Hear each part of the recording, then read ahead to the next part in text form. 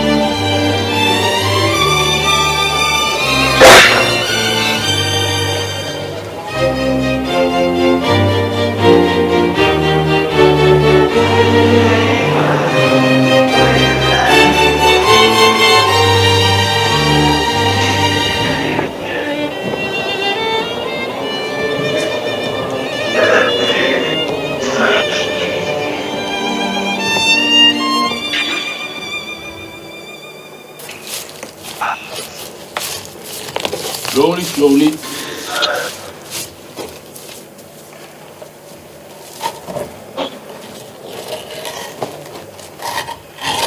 Oh là là!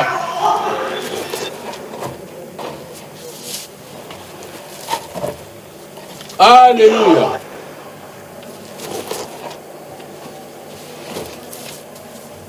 Tveria, Jerusalem, John! I'm coming.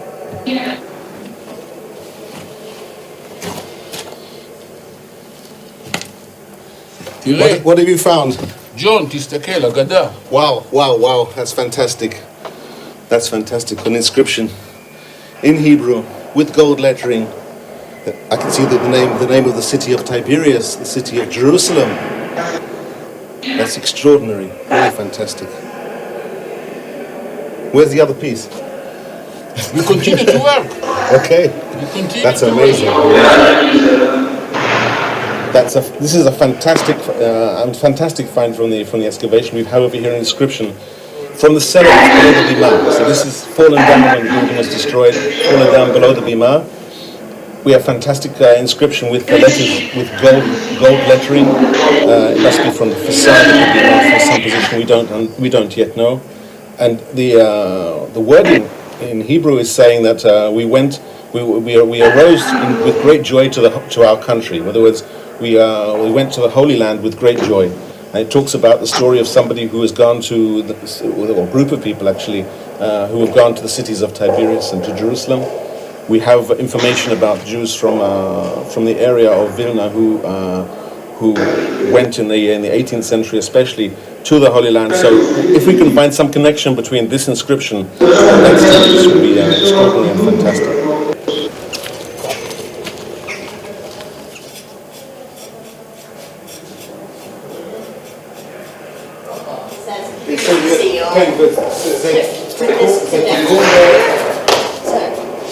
That's it. That's a continuation. Here it is.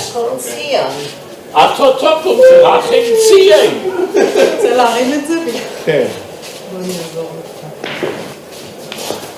That must be very heavy.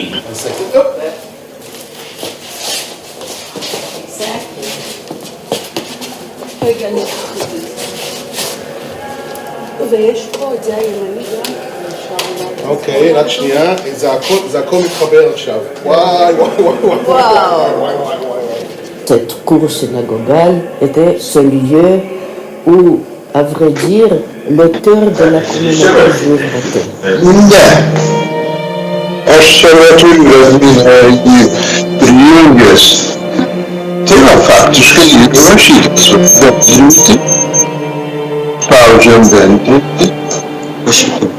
Ici, c'était le rendez-vous et c'était formidable l'égalité de ces deux nations. After the Germans left Vilnius, Ще студенти се целя. the Schulhaus, so we could see that the building was still standing there. It was possible to restore it, of course, like we restored all units. But they left it standing like that. The Soviet decided to demolish it. It was demolished together Labai sunku įsivaizduoti, kad šitos didelės erdvės visą tai išdalyną. Labai siauras užstatymas namas prie namo.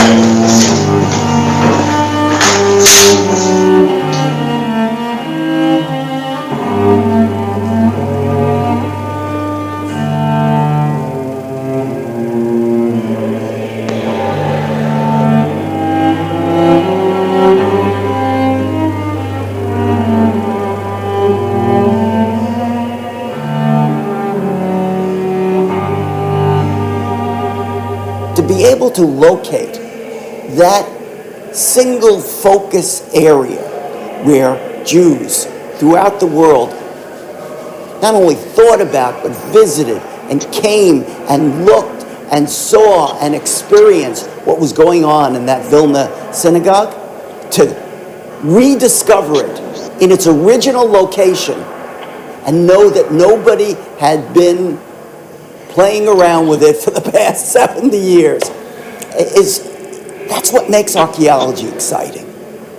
And it's what makes, what I think, the archaeology of the Vilna synagogue unique. Yeah, you can see these are bricks of the Great Synagogue. Each bricks are very typical of the period, which have finger marks of the person who made them. So you get this very sort of tactile feeling of the person who made the bricks. So you put your fingers in those ridges. It's the first time somebody put their fingers in the ridges for 3 centuries. It gives a sort of human feeling to it. Jidugat or Yiddish gas, as it was in Yiddish, would have started around about where I'm standing. It would have reached to around about here. Would have been the width of the street, and then would continue all the way through Stickfield Street on one side to Vokitru Street, German Street on the other side. So that's the lines changed completely. I was born in that yard. Oh, you were born in the yard? You went to school in the yard? You were born in the yard? No. I was born there. Two houses yeah, here which were built 1963. That's right. And this kindergarten was also built 1963. You have found the basement of the columns. That's right. Yeah. 2 of them. We found 2. And what is the size? Oh, the width, they're about 1 meter, 1 meter 50 in diameter. Oh. That's big. And the bima. How deep? 2 meters below the ground. 2 meters? 2 meters down and another 7 meters up. This was the most important place in all Litvak Jews.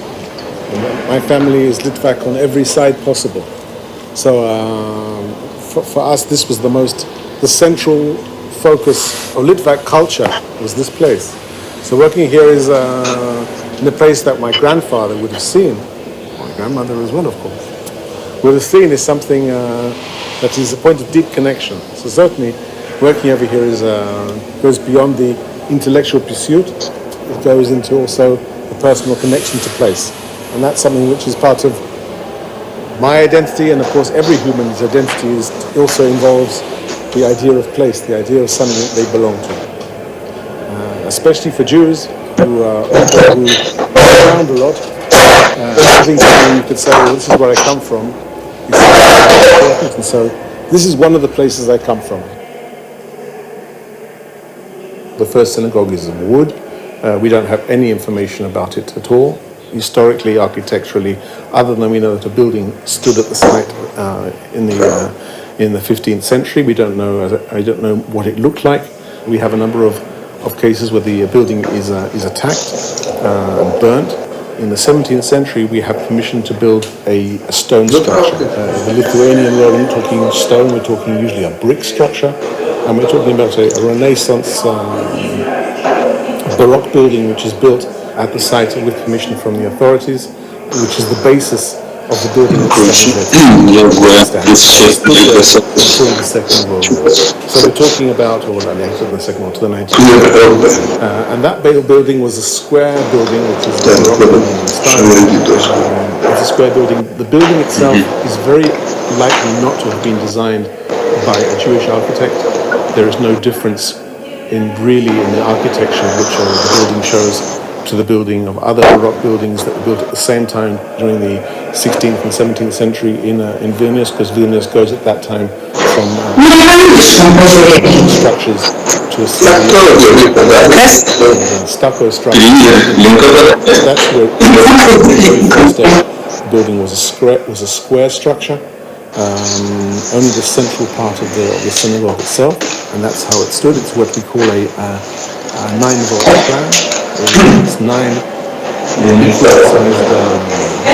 crossvolts forming a square, and in the central square you have the bima, usually held up by columns which go right from the floor to the ceiling. The unusual aspect of Vilna synagogue is that it's because of its size, the bima is then enclosed within those pillars rather than the pillars being part of the bima itself. Kind of structure, and falls into a large group of other synagogues of the same type and of the same period. But usually what people could see was the gable decorated with two colonnades, two rows of columns, and according to its architectural style, this gable was probably made in the beginning of the 19th century. It's a kind of dialogue with the Cathedral of Vilnius, which was built in the late 18th century, also in classical style, with very prominent portico with huge columns. So the gable of the great synagogue with its columns always says, I am a cathedral for the Vilna Jews.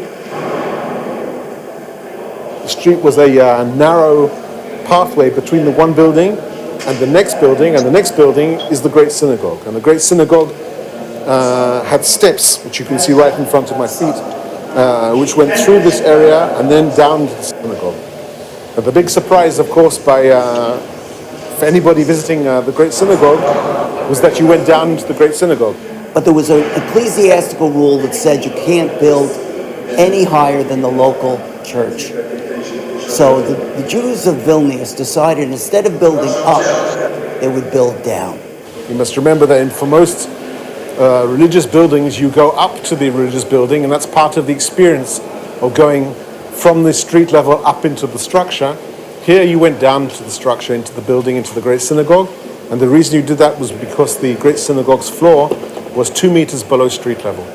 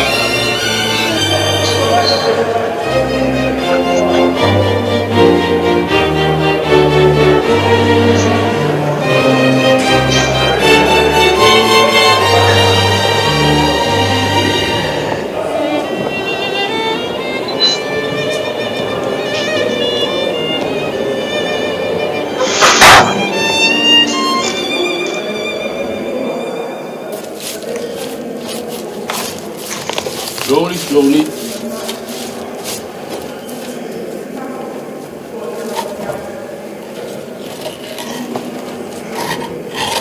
Oh là là.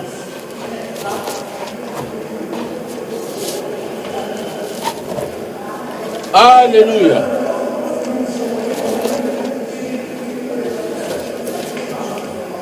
Tveria, Jerusalem. John! John! I'm coming.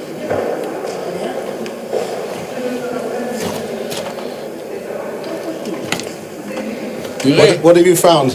ג'ון, תסתכל, אגדה. Wow. That's fantastic. That's fantastic. An inscription in Hebrew with gold lettering. I can see that the name of the city of Tiberias, the city of Jerusalem. That's extraordinary. Really fantastic. Where's the other piece? We continue to work. Okay. We continue That's to amazing. This is a fantastic from the cellar below the bima. So this is fallen down when the building was destroyed. Fallen down below the bima. We have fantastic inscription with the letters with gold lettering. It must be from the facade of the bima from some position we don't yet know. And the wording in Hebrew is saying that we arose with great joy to our country. In other words, we went to the Holy Land with great joy. And it talks about the story of somebody who has gone to, or a group of people actually, who have gone to the cities of Tiberias and to Jerusalem. We have information about Jews from the area of Vilna who went in the 18th century especially to the Holy Land. So if we can find some connection between this inscription and that story, this would be extraordinary and fantastic.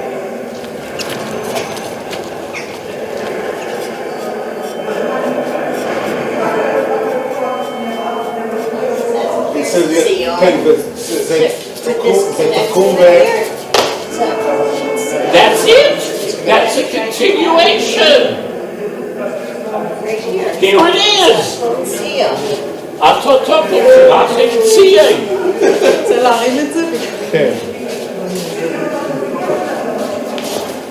That must be very heavy.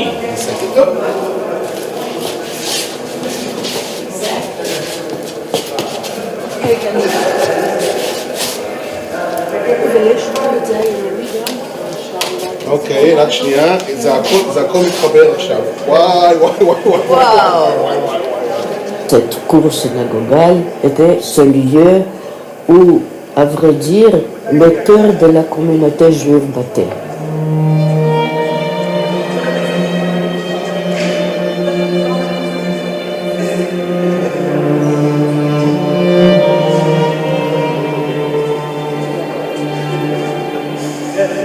Ici, dans la cour synagogale, c'était le rendez-vous du sacré et du profane, et c'était formidable parce que c'était l'égalité de ces deux notions.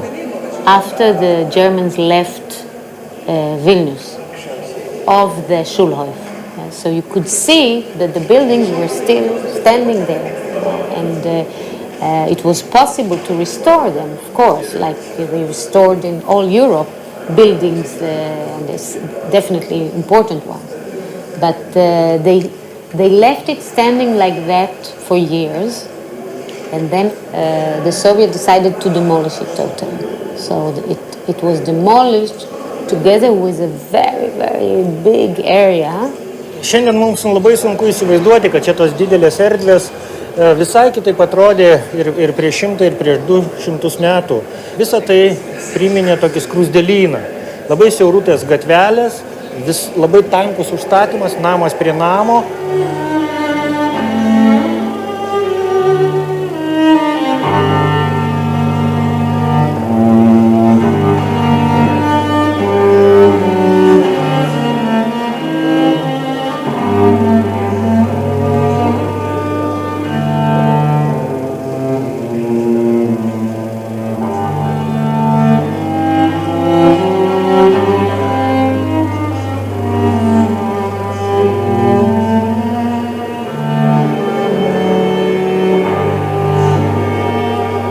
to be able to locate that single focus area where Jews throughout the world not only thought about but visited and came and looked and saw and experienced what was going on in that Vilna synagogue, to rediscover it in its original location and know that nobody had been playing around with it for the past 70 years. That's what makes archaeology exciting. And it's what makes, what I think, the archaeology of the Vilna synagogue unique. Yeah, you can see these are bricks of the Great Synagogue. Each bricks are very typical of the period, which have finger marks of the person who made them. So you get this very sort of tactile feeling of the person who made the bricks. So you put your fingers in those ridges. It's the first time somebody put their fingers in the ridges for 3 centuries. It gives a sort of human feeling to it.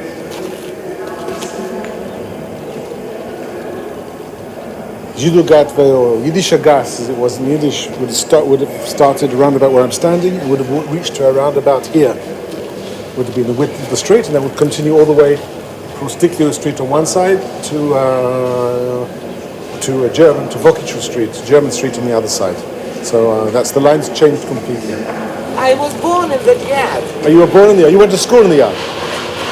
You were born in the yard? No, I was born there two houses here which were built 1963. That's right. And this kindergarten was also built 1963. You have found the basement of the columns. That's right, yeah. 2 of them. We found 2 this year. And what is the size? Oh, the width, they're about 1 meter, 1 meter 50 in diameter. Oh. That's big. And The bima. How deep? 2 meters below the ground. 2 meters? 2 meters down and another 7 meters up. Okay. This was the most important place in all Litvak Jews. And my family is Litvak on every side possible. So for us, this was the central focus of Litvak culture was this place. So working here is in a place that my grandfather would have seen, my grandmother as well, of course, would have seen is something that is a point of deep connection. So certainly working over here goes beyond the intellectual pursuit. It goes into also a personal connection to place. And that's something which is part of my identity, and of course every human's identity also involves the idea of place, the idea of something they belong to. Especially for Jews, who are people who move around a lot, having something where you could say, well, this is where I come from, is something which is important. And so this is one of the places I come from. The first synagogue is of wood. We don't have any information about it at all, historically, architecturally, other than we know that a building stood at the site in the 15th century. I don't know what it looked like. We have a number of cases where the building is attacked and burnt. In the 17th century, we have permission to build a stone structure. The Lithuanian world, we're not talking stone, we're talking usually a brick structure. And we're talking about a Renaissance Baroque building which is built at the site with permission from the authorities, which is the basis of the building that stands there, or doesn't stand there today, stood there until the Second World War. So we're talking about, until the Second War, to the 1950s. And that building was a square building, which is a Baroque building in style. Square building. The building itself is very likely not to מישהו אמר 1-3, רציתי להזכיר את 2. קודם כל שומעים אותי? זה מה שומעים אותך נהדר ואתה נראה בסדר. רואים אותי? זה הכי חשוב, אני צריך להקריא הרצאה עוד מעט. בשבילי אתה נראה מצוין. אבל אתה מסתכל מירושלים, לא מווילניוס. וילנה וירושלים חד המה. ירושלים דליטה, טוב, איך אומרים ביידיש? הזוכן ווי. טוב, אז קודם כל... זוכן ווי, נצלח, הזוכן ווי, נו. איך זה ליסן פון צורס. And that's how it stood. It's what we call a... שטפונסקי זו גיבורן. It's 9 מהפעם הבאה ננהל את הישיבות שלנו רק ביידיש. נו, לא מרומהרים. נתתי סמינר מדעי ביידיש עם חבר יקר שהלך לו לא. מי זה היה? ויויאן טיישברג. איך אומרים? גלויבניש. בבקשה. אמרתי גלויבניש, אני לא מאמין. כן, כן, היה קשה מאוד. טוב. הקיצר, אז אני מבין שאנחנו כבר אחרי שעת ההתחלה. זו שעת ההתחלה ושלוש. to colonnades, to rows of columns. טוב, בסדר, אז זה מה זה, אתה יושב בראש בישיבה שלי, נכון? כן, כן. 19th century.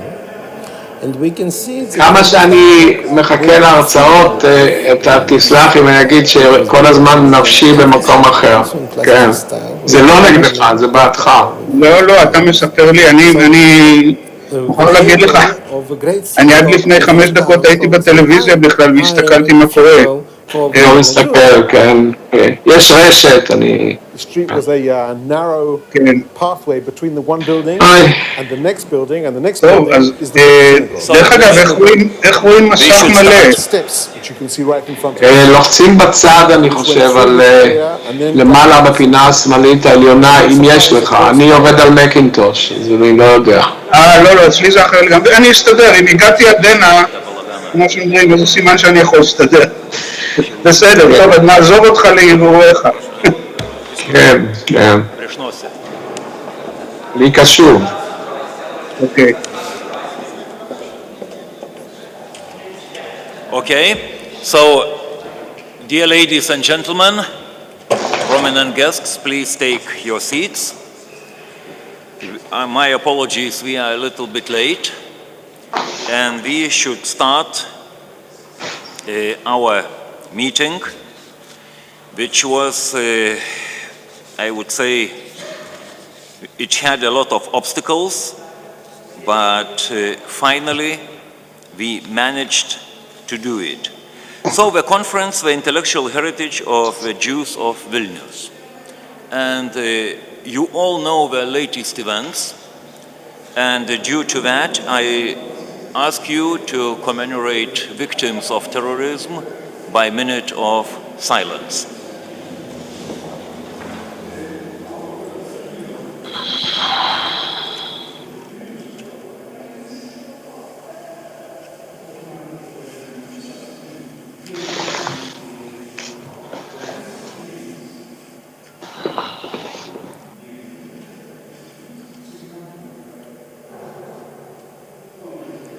Thank you. So, dear guests, Your Excellency Ambassador, it's a great pleasure to have a conference for cultural heritage of Jewish, and this must be a nice starting point of joint collaboration between Israel Academy of Sciences and Lithuanian Academy of Sciences. This conference had a lot of obstacles, and one of the obstacles in the beginning was the pandemic. Actually, we were thinking to organize conference to commemorate Gaon, Vilnius Gaon anniversary, but you know, pandemic changed our plans, and finally we shifted this to a heritage conference, but nobody expected that terrorists will attack Israel. And this gives, to my understanding, this gives a big meaning to our conference, that it's not only joint Israel-Lithuanian small resistance to the terrorism, but I hope that all together we can win and terrorism will lose and we can live nicely and peacefully. Due to the war in Israel, another obstacle was that prominent researchers from Israel Academy of Sciences were not able to come, but they gave a strong will to give their talks, and their talks will be given remotely. So high tech will win. So this our joint event with Israel Academy of Sciences is our joint efforts to fight terrorism and for freedom of Israel, and I think that we will, I'm sure, not thinking, I am pretty sure that we will win. Also, we must be quite sure that all Lithuanian people are together with Jewish people. And the historical remarks, we have been occupied by Russians for 50 years, and the nations which are fighting for their freedom, we stand with them. We stand with Ukraine, which is over 1 year fighting the Russians. It's a Putin terrorism, and it's amazing that Iran is supporting Putin and Iran is supporting Hamas. So that's a, I would say, evil axis. So also we must remember the Lithuanian and Vilnius Jewish community. And when we were discussing with colleague what we should tell, that Holocaust left a huge imprint on Lithuanian history. Without Holocaust, Lithuania could be, and Vilnius could be, not only northern Jerusalem, but could be maybe another London or New York, with finances, industry, and other things. So this was a huge tragedy for Jewish nation. And also, at that point, I would like to remind the Tom Snyder book. You know it, I'm sure, Bloody Lands. And the history could be completely different if this occupation have not happened in Lithuania. So I am sure that we have a lot to discuss, and this event is the first one, together with Israel Academy of Sciences, but I'm again pretty sure that not the last one. And we will try to make it traditional meetings and discussions. And to organize this conference, as I mentioned, it was a lot of obstacles, and I need to thank, and we decided to thank in the beginning of the conference, to the people who contributed a lot to this meeting. So first of all, thank you very much, Your Excellency Ambassador, for supporting this idea. Thank you very much. Huge appreciation. And this is for you. Also, financial support. It was great financial support from lawyers company, Markevičius, Jarastičikas, and partners. So you will pass it.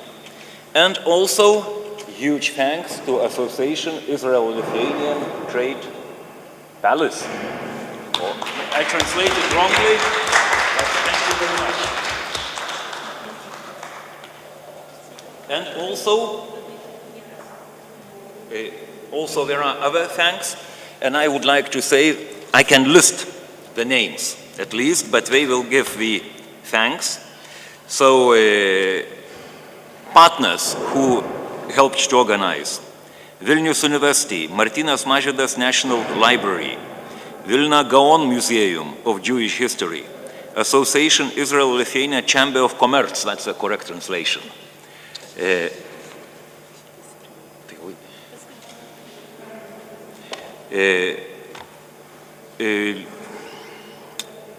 There are so many, but I am a bit lost. The Lithuanian Jewish Litvak community, support of Lithuanian Research Council,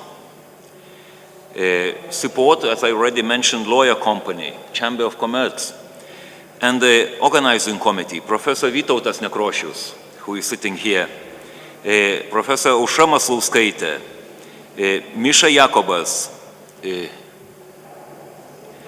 Faina Kuklansky, and personally Professor and member of Academy Vladas Algirdas Bumelis, Mindaugas Kvietkauskas, Lara Lempertene, Jurgita Verbickiene, and also in the beginning was Yasha Marka Zingeris, who passed away. So thank you all who helped to organize that. So technical staff, Aurika Bogdanovic, Diana Bernard, also the Israel Academy International Relations Officer, Neta Peretz, which with communication and work helped us a lot. You gave the whole heart for this conference. Thank you very much, and I hope this conference will be successful. And I will try to say a few words. Am Israel Hai. Is that correct? Yeah. So thank you very much. That was a very short introduction. I do not want to steal your time from lectures. So, Excellency Ambassador, the floor is yours. Thank you. Thank you very much, Professor Baniz, and thank you all for the efforts in coming to this conference. I had my speech ready on Friday, and as you mentioned, we were in touch and talking about this conference for actually years. First, it started with COVID, and then it was postponed. And then you came with these really beautiful ideas for panels and discussions. Things got very different since Friday. Unfortunately, on Saturday morning, Israel was attacked by Hamas, which is a terror organization. The same Hamas that you all know that is also sponsored by Iran, and it's the same Iran that, as you rightly mentioned, is helping Russia in its war against Ukraine. Those are very, very difficult times for Israel and for Israelis. In almost 3 days of war, we lost more than 900 people. We have 25,000 people in hospitals, and it is important to say that most of those people who lost their life are citizens, children, babies, elderly people, Holocaust survivors. All of them were brutally murdered in their homes. So this is a very, very difficult time, and our military is, of course, operating, but nothing can bring back those people. This is also the reason that the guests from Israel couldn't come, as flights were cancelled. I would like to share with you maybe just one thing from the speech, because I am grateful for you for still keeping it. I think that it's important. Many people worked very hard in order to make it happen. And I think that the message that is coming out of this conference is very important, because it is connected to the Jewish spirit and the Litvak spirit. And this is a spirit of resilience. Unfortunately, this is not the first time that Jewish people out of Israel or in Israel needs to stand for their life. And as you mentioned before, we will survive and we will prevail. Abba Kovner, that probably will be discussed later, was a prominent Lithuanian Jewish poet and a partisan leader. And he said, in every Lithuanian Jew, no matter how modest his circumstances, there burns a fire that lights up his inner life. In his heart and soul, there is a Jerusalem of the Spirit. This is exactly the spirit that we are talking about, that you will discuss here, and that we'll keep together. I want to thank you very much, Professor Baniz, and I want to thank you, Vitatos, for really putting so much effort into it, and I think that your connection with our Academy of Science are extremely important.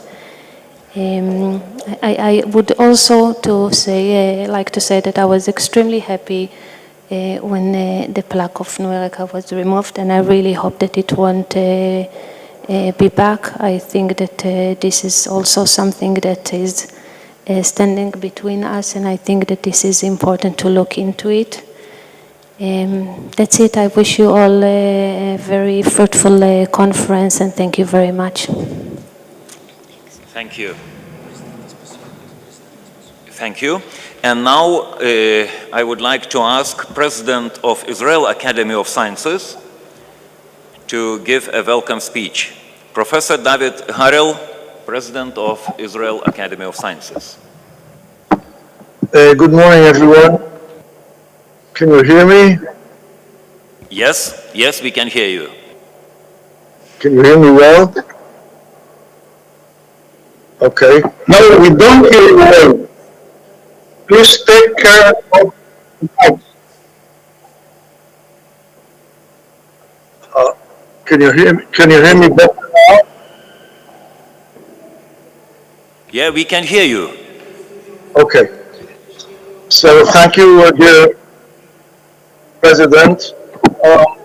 First of all, I would like to apologize on behalf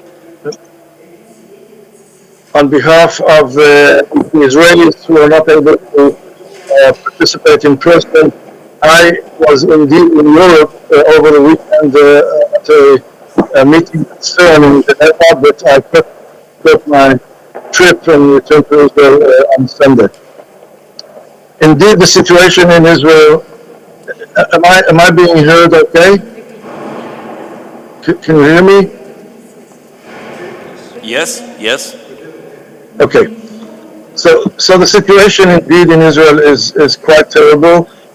What makes it worse is that we do not have a responsible and trustworthy government taking care of the situation, which is something that many of us have been complaining about for a long time. So all I can do is pray together with us all that the situation will improve and that things will be taken care of by responsible people, which does not seem to be the case right now. I'm sure that, like many other of the Israeli participants here, we all have personal connections to people who have undergone terrible atrocities. In my own case, two of my grandsons are now fighting in the south, one in the Air Force and one in the paratroopers. And I think maybe in all our names we should send deep, heartfelt sympathy to the families of those killed, the families of those wounded, and the families of those who are kidnapped, and the many who are still missing. So definitely, whatever the case, things will be different in Israel, and I think also in large parts of the world from now on. It is not an exaggeration to compare the shock and the surprise and the results with what happened in 9/11 in New York City. And if you make a small calculation of the numbers, already the number of people killed in Israel by the Hamas terrorists is many orders of magnitude, maybe 10 times greater than the number of people killed in the 9/11 event, if you take the size of the population into account. However, the show must go on, and with pain and deep grief, I will give my opening remarks here, which I prepared, of course, before the devastating situation unfolded. So, dear President of the Lithuanian Academy of Sciences, dear Professor Israel Bartal, the key scientific figure from our academy involved in making this happen, dear Mrs. Hadass Wittenberg-Silverstein, Israel's ambassador to Lithuania, dear lecturers, esteemed guests, colleagues, and friends. I'm deeply honored to join you in Vilnius, of course, joining you now by remote, for the opening of this conference, which will explore the intellectual heritage of Lithuanian Jewry. We are proud to collaborate with the Lithuanian Academy of Sciences in organizing and leading this collaborative effort, the first but definitely not the last such collaboration between the two academies. Vilnius, or Vilna for us, is known as the Jerusalem of Lithuania and serves as evidence of the significant intellectual and spiritual impact of the Jewish culture in Eastern Europe. During the later Middle Ages, Vilna became a hub for Jewish intellectuals, wise men, poets, and scholars. When discussing Jewish intellectualism in Vilna, it is impossible to overlook the Strashen Library, established in the 19th century, This library was not just a place to collect and store Hebrew texts, rather it was a shining symbol of culture and knowledge, attracting Jewish intellectuals from across Europe. The area's prominent yeshivas, significantly the famous one in Volozhin, not only drew students from various places, but also fostered a tradition of thorough Talmudic study and deep and lively discussions. The Jewish press was a center of creativity and enlightenment in Vilna. Newspapers such as HaKarmel and Hazman played a crucial role in nurturing a literary culture that thrived in Hebrew and in Yiddish. And of course, Vilna was a significant place for renowned personalities such as Avraham Sutzkever and Chaim Grade, who played vital roles in Yiddish literature during the 20th century. However, the most important figure relevant to our topic was no doubt the towering legendary Vilna Gaon, a Gaon Vilna, known for his brilliance in Talmudic studies, Kabbalah, and much more, and whose work has had a profound impact on Jewish thought and learning ever since. These luminaries and institutions rendered Vilnius far, far more than just a city. It became a symbol of Jewish intellectual vitality, which extended far beyond its borders. Throughout Eastern Europe, Jewish communities had existed for centuries, living alongside their non-Jewish neighbors. However, this coexistence was disrupted, of course, by the arrival of the Nazi troops in 1941, all but shattering the relationships between these groups. The current partnership that is developing between our two academies is based on previous joint efforts. Several years ago, Professor Nili Cohen, our former president, traveled to Lithuania and established an agreement between our institutions. The agreement represented our common pursuit of knowledge and research, and the present conference, as mentioned, originally planned for 2020 to commemorate the 30th anniversary of the Vilna Gaon's birth, is its first outcome. The Gaon himself was almost unparalleled in his brilliance, which surfaced at an extremely young age, but he is also known for his amazing diligence. He was set to sleep but 2 hours a day in 4 half-hour portions, about which there is a plethora of explanations. Professor Itamar Procaccia, a prominent scientist at our Weizmann Institute, is from his mother's side a direct descendant of the Vilna Gaon. A few days ago he told me that there is a story in the family according to which the Gaon would constantly have a sharp stick fixed vertically in front of him when studying in order to awaken him abruptly should he nod off towards sleep. During this conference, we will also be reminded of the crucial role that general secular learning played in the Vilna Gaon's worldview. In his commentary on Proverbs in Aderet Eliyahu, he voiced his belief that wisdom is vital for the well-being of both body and soul. I quote, "Wisdom is the remedy for the soul is the remedy for the body," end quote. The Gaon viewed knowledge as more than just decoration, but as the essential substance that enlivens and preserves human life. His words convey a strong conviction that learning is a fundamental necessity of existence, an urgent requirement without which individuals and society cannot truly thrive.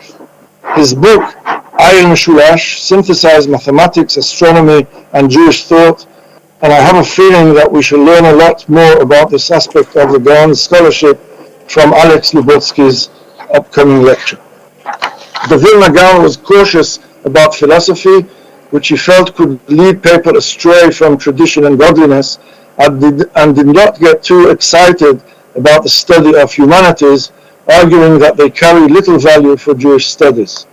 However, he was nevertheless a staunch advocate for translating scientific texts into Hebrew, thus providing more Jews with access to secular knowledge. In fact, he proactively encouraged the likes of Rabbi Israel Shkrov to do exactly that.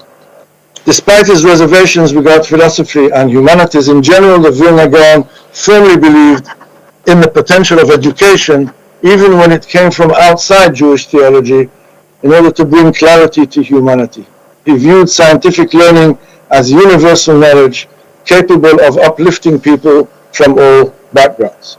Over the course of the next 2 days, we shall delve into the history of Vilna as a hub of Jewish education and scholarship. Our journey will take us through centuries, from the yeshivas where rabbis debated to modern schools offering secular studies. We will explore how the Haskalah movement and other changes expanded access to learning and literature. Additionally, we will investigate how ideas originating from this exceptional community spread globally. Vilnius embodies the blending of old and new, tradition and modernity, and secular Jewish culture that synthesizes generations. This serves as a model for Jewish life and living within the environment. Can we restore this rich spiritual heritage today? A crucial facet of this, which I believe emanates implicitly from the Vilna Gaon's legacy, is that of academic collaboration. Events like the present one serve as a reminder of the importance of pursuing knowledge together, in our case mirroring the rich intellectual history of this city. When researchers from various nations collaborate and openly exchange their knowledge, we make progress towards a more equitable and democratic society that benefits everyone. And as long as we are on the topic of democracy and society, we must also remain alert and wary when it comes to the unusual social and political changes taking place globally as well as locally in our own countries. Of course, this part of the speech was written before the terrible events that unfolded this week. Much will become worthless if we, the inhabitants of our beautiful planet, are unable to maintain peace among ourselves and to uphold basic liberal values of equality, tolerance, and freedom. And so I must also mention the political situation unfolding in Israel. Again, this is prior to this week's events, which is already having dire consequences on the very democratic fabric of the country and on the subtle relationships between the various parts of its diverse population. Within my role as president of our academy, I am worried. No, I am greatly worried about the negative impact the situation is already having on Israeli science, education, and culture, and I'm resolved to stand up against governmental attempts to make things even worse, which are still being made as we speak. Suffices to mention our Minister of Education's attempt at hostile takeovers of the Israel National Library and the Council for Higher Education. I pledge to fight these as best I can. However this may turn out, I am sure that the present event will serve as a valuable source of inspiration and knowledge for all participants. Many thanks again to the Lithuanian Academy and its staff for this wonderful cooperation. Apologies again for the fact that we are not personally present. Many thanks again to you, Professor Baltal, and to dear Netta Peretz, without whose amazing and untiring work none of this would have been possible, especially under the new devastating situation. Hats off to you, Netta. Thank you all very much.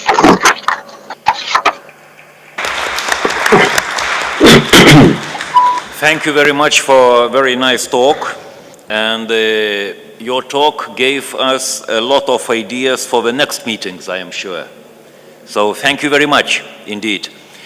And now my apologies for technical problems. Due to that, we can have a small music break, and I invite Rachel Avital Katz from Jerusalem Music and Dance Academy, accompanied by Ina Vishniauskaitė from Čiurlionis School of Arts.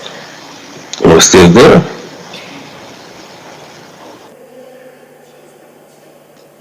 You are here, yeah. Mm-hmm.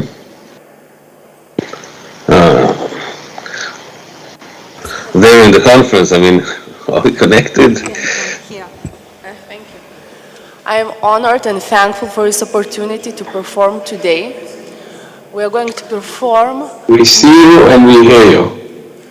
Nigun from Suite of Baal Shem. Do you see the conference? I can't hear anyone, I mean, except for the Israeli participant. Netta, אנחנו מחוברים? Yeah, we are. Just let's wait a minute or two. אם אתה שומע אותי, אני שומע, כן, שמעתי עד עכשיו. אני פרטיסיפנט ישראלי. של הכנס. זה אני לא יודע. אני שומע...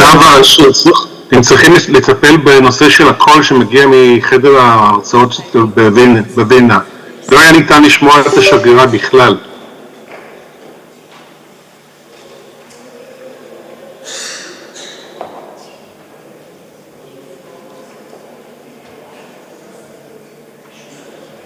Is it okay now? I asked to be short, but I have a few things very important to say. So, how I said, I'm going to perform Nigun from Suite of Baal Shem, composed by Ernest Bloch, Jewish composer. Nigun is a melody that is supposed to make prayer stronger. It constitutes the journey of the soul towards sacred. Originally, it was composed and dedicated to composer's mother. But I have to say that after what I heard, what happened on Saturday morning, after all these horrifying events in Israel, I felt crushed, and I think that most of Israeli people are feeling the same, and not only them. And suddenly I felt I couldn't perform. The hands were heavy, and violin was impossible to pick up. And then I understood that I have to find a new meaning for this piece, because art cannot be meaningless. So today I want to give it another dedication, and I am dedicating for all those fallen, innocent people who were murdered violently. Thank you.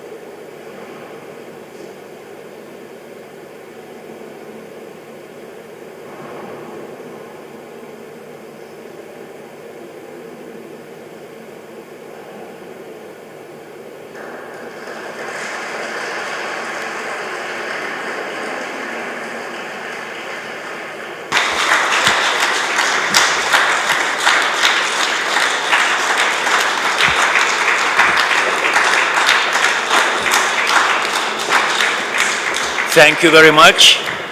So, dear ladies and gentlemen, we are strongly behind the schedule, and I would like to invite the first opening lecture, Professor Benjamin Brown, the Hebrew University of Jerusalem, and the talk title is Vilna Gaon's Theopolitical Legacy. So, are you with us?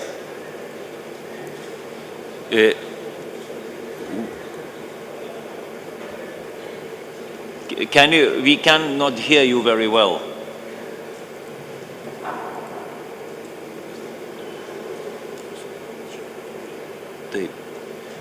Do you hear?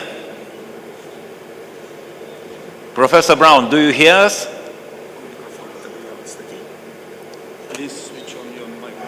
Please switch on your microphone.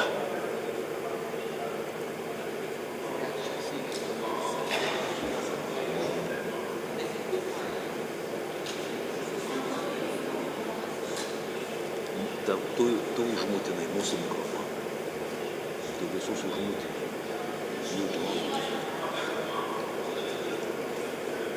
Įjunk mikrofoną.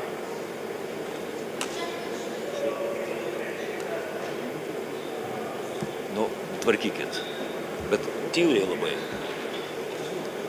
Pagarsinti reikia.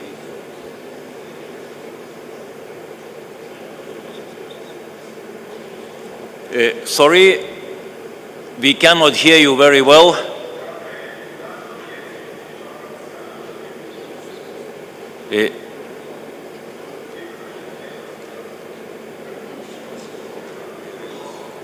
Got to mute everyone. Vieną mikrofoną reikia.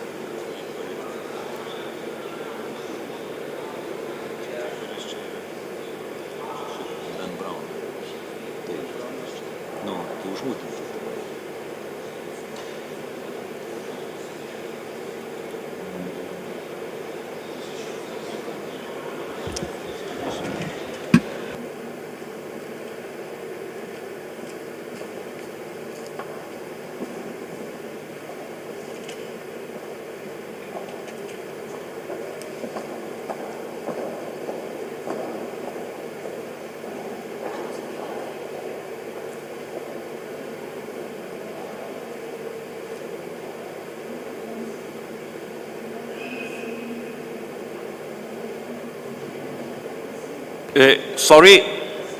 Sorry interrupting you. We hear you very badly.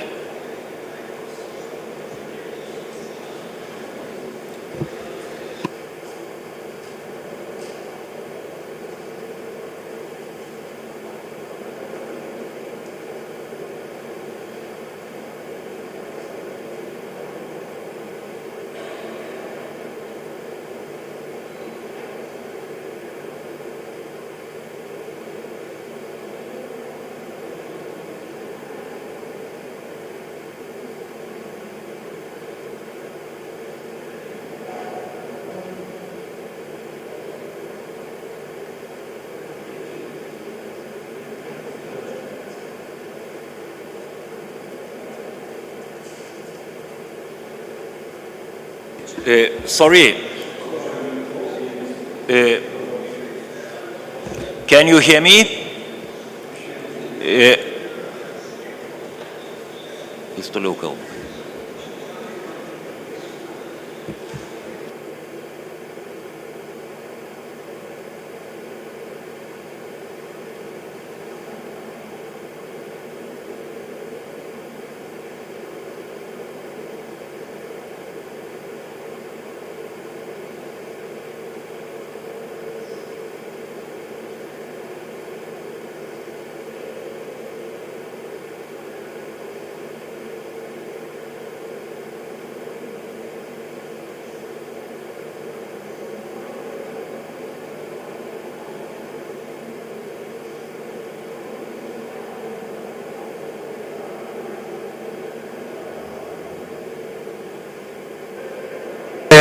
מוצא חברתי ולא למוצא כלכלי ולא לרקע כלכלי ולא לעיר מסוימת כזו או אחר.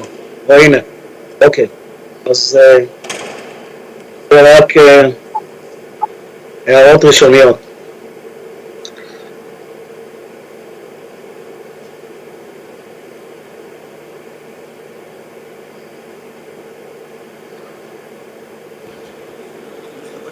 So, dear colleagues, dear participants, so can you hear me? Yes. Yes. Yeah, great. Professor Benjamin Brown, Hebrew University of Jerusalem, please, the floor is yours. Thank you. I must join my colleagues and say that the situation here is really uneasy, and news are devastating, and every few hours the numbers increase because of the deceased, but it's not only that the show must go on to double, I think, but this beautiful enterprise that drove us to continue learning together and our lecture series. I'll speak about the theopolitical legacy of the Vilna Gaon, and once again the lecture was prepared before the events. The Vilna Gaon was not a philosopher. Indeed, he appears to have loathed philosophy. Like his knowledge of the sciences, his knowledge of philosophy extended no further than the Renaissance. He was limited to work in Hebrew. In all likelihood, he was also unfamiliar with the political philosophy of his time. Vilna Gaon himself never developed a systematic political theology. In fact, there was no Jewish thinker in his milieu to have done so. In the Middle Ages, political philosophy was treated somewhat dismissively. There were even those who termed it wisdom's little sister. The Vilna Gaon surely inherited something of this disdain. As such, he probably did not bother to delve too deeply into the realm of political thought. Therefore, in answer to the question of the Vilna Gaon's political theology, we could simply conclude the lecture here and say there wasn't any. But the truth is that there was something there. When we examine the Vilna Gaon's commentaries on the Hebrew Bible, we find some locations in which he proposes theopolitical ideas, even where the biblical text does not seem to lend itself to this line of thinking. Some of these ideas are predictable, but others are genuinely innovative. A few even seem to echo Enlightenment concepts, including the establishment of sovereignty through the consent of the governed, in the spirit of social contract theory, opposition to tyranny and governments based on fear, a certain view of the rule of law, and even a utopian aspiration to a regime founded on something other than force. We'll begin by examining these ideas. I will then present two of the basic values that underlie them all: political elitism and anti-violence. Finally, I look at these ideas' further development by Lithuanian rabbis of the 19th and 20th centuries and ask to what extent this development was inspired by the Vilna Gaon. As we know, the idea of social contract was first elaborated in Hobbes' Leviathan and in the works of Locke and Rousseau. However, the idea that the government's legitimacy is derived from the consent of the public considerably predated Hobbes. In European philosophy, this idea may be found in the writings of Marsilius of Padua, Robert Bellarmine, strictly in reference to secular government, and others. In truth, the first glimpses of this idea may be found in Greek philosophy, but also in much earlier Jewish sources, such as the Talmud and even the Bible. However, none of these Jewish sources see a contradiction between the government that draws its power from the public and government that subjugates the public through intimidation and threats of brute force. Quite the opposite. The rabbis interpret the commandment, thou shalt set the king over thee, to state that, quote, fear of him should be upon you. They even praise non-Jewish kingship, for, in the words of Pirkei Avot, were it not for the fear it inspires, every man would swallow his neighbor alive. Likewise, they describe the exilarchs, the heads of the Jewish autonomous jurisdiction in Babylon, Shagola, as deriving their authority from the blessing, the scepter shall not depart from Judah. Building on a homonymous meaning of the word shevet in Hebrew, denoting both scepter and whip, they interpret this blessing as follows: these are the exilarchs in Babylonia who subjugate the Jewish people by the whip. The writings of the Vilna Gaon reflect a different orientation. In one of his commentaries, he links on the distinction between the words melech and moshel, king and ruler. According to his consistent approach, in Hebrew language contains no two words that are thoroughly identical in identical meaning. As such, he seeks to differentiate between these two words. His conclusion departs from the classic distinction between monarchy as a hereditary dynastic regime and republican government as non-hereditary. For the Vilna Gaon, the distinction is based on the level of consent enjoyed by the sovereign. As he puts it, a king, melech, is one whom everyone will be inclined to serve and to whom they will give a crown of kingship. He adds an interesting point, quote, in truth, the king himself is equal in his qualities to the rest of the people. His advantage is that everyone has appointed him over them and will accept his yoke for the yoke of his kingship. Unquote. In other words, the king does not receive the mandate from heaven, but rather acquires his power through the consent of the governed. By contrast, a ruler, or moshel, is one who has attained his status by force. Quote, and a ruler is one whose kingship has come to him through dominance, who is stronger than everyone else and has conquered a certain land or people who will then be under his rule. From what follows, it is evident that the Vilna Gaon prefers government based on consent. However, he acknowledges that in the absence of consent, government based on force is also legitimate. He adds that God's rule over the Jewish people is based on consent, as the Jewish people agreed to accept God's kingship, while God's rule over the Gentiles is based on force, as they did not willingly accept his authority. In the long-awaited messianic future, quote, everyone will be inclined to serve him and give him a kingdom crown. Therefore, it is clear that the ideal is government based on consent, even when the government in question is that of God himself. Elsewhere, the Vilna Gaon devises another taxonomy that resembles the first in its underlying perspective, although it makes use of slightly different categories. In his commentary on the book of Job, he states that the rectification, tikkun, of society may take place by three different means. The first of these means is ruling, based on the public's respect for the ruler, which has an element of willing consent. The second is fear. This is when the people do not respect the sovereign, but, quote, he strikes fear into the hearts of the people, for he is powerful and aggressive. The third means is peacemaking, for when one makes peace between his fellow men, his words are heeded by all, as in the words of the Gaon. The Gaon claims that the first two kinds of government, based on the respect of the ruler and fear of the ruler, exist in the world. However, the third, based on peace, does not exist in practice. Quote, for this world is full of hatred and jealousy and competition.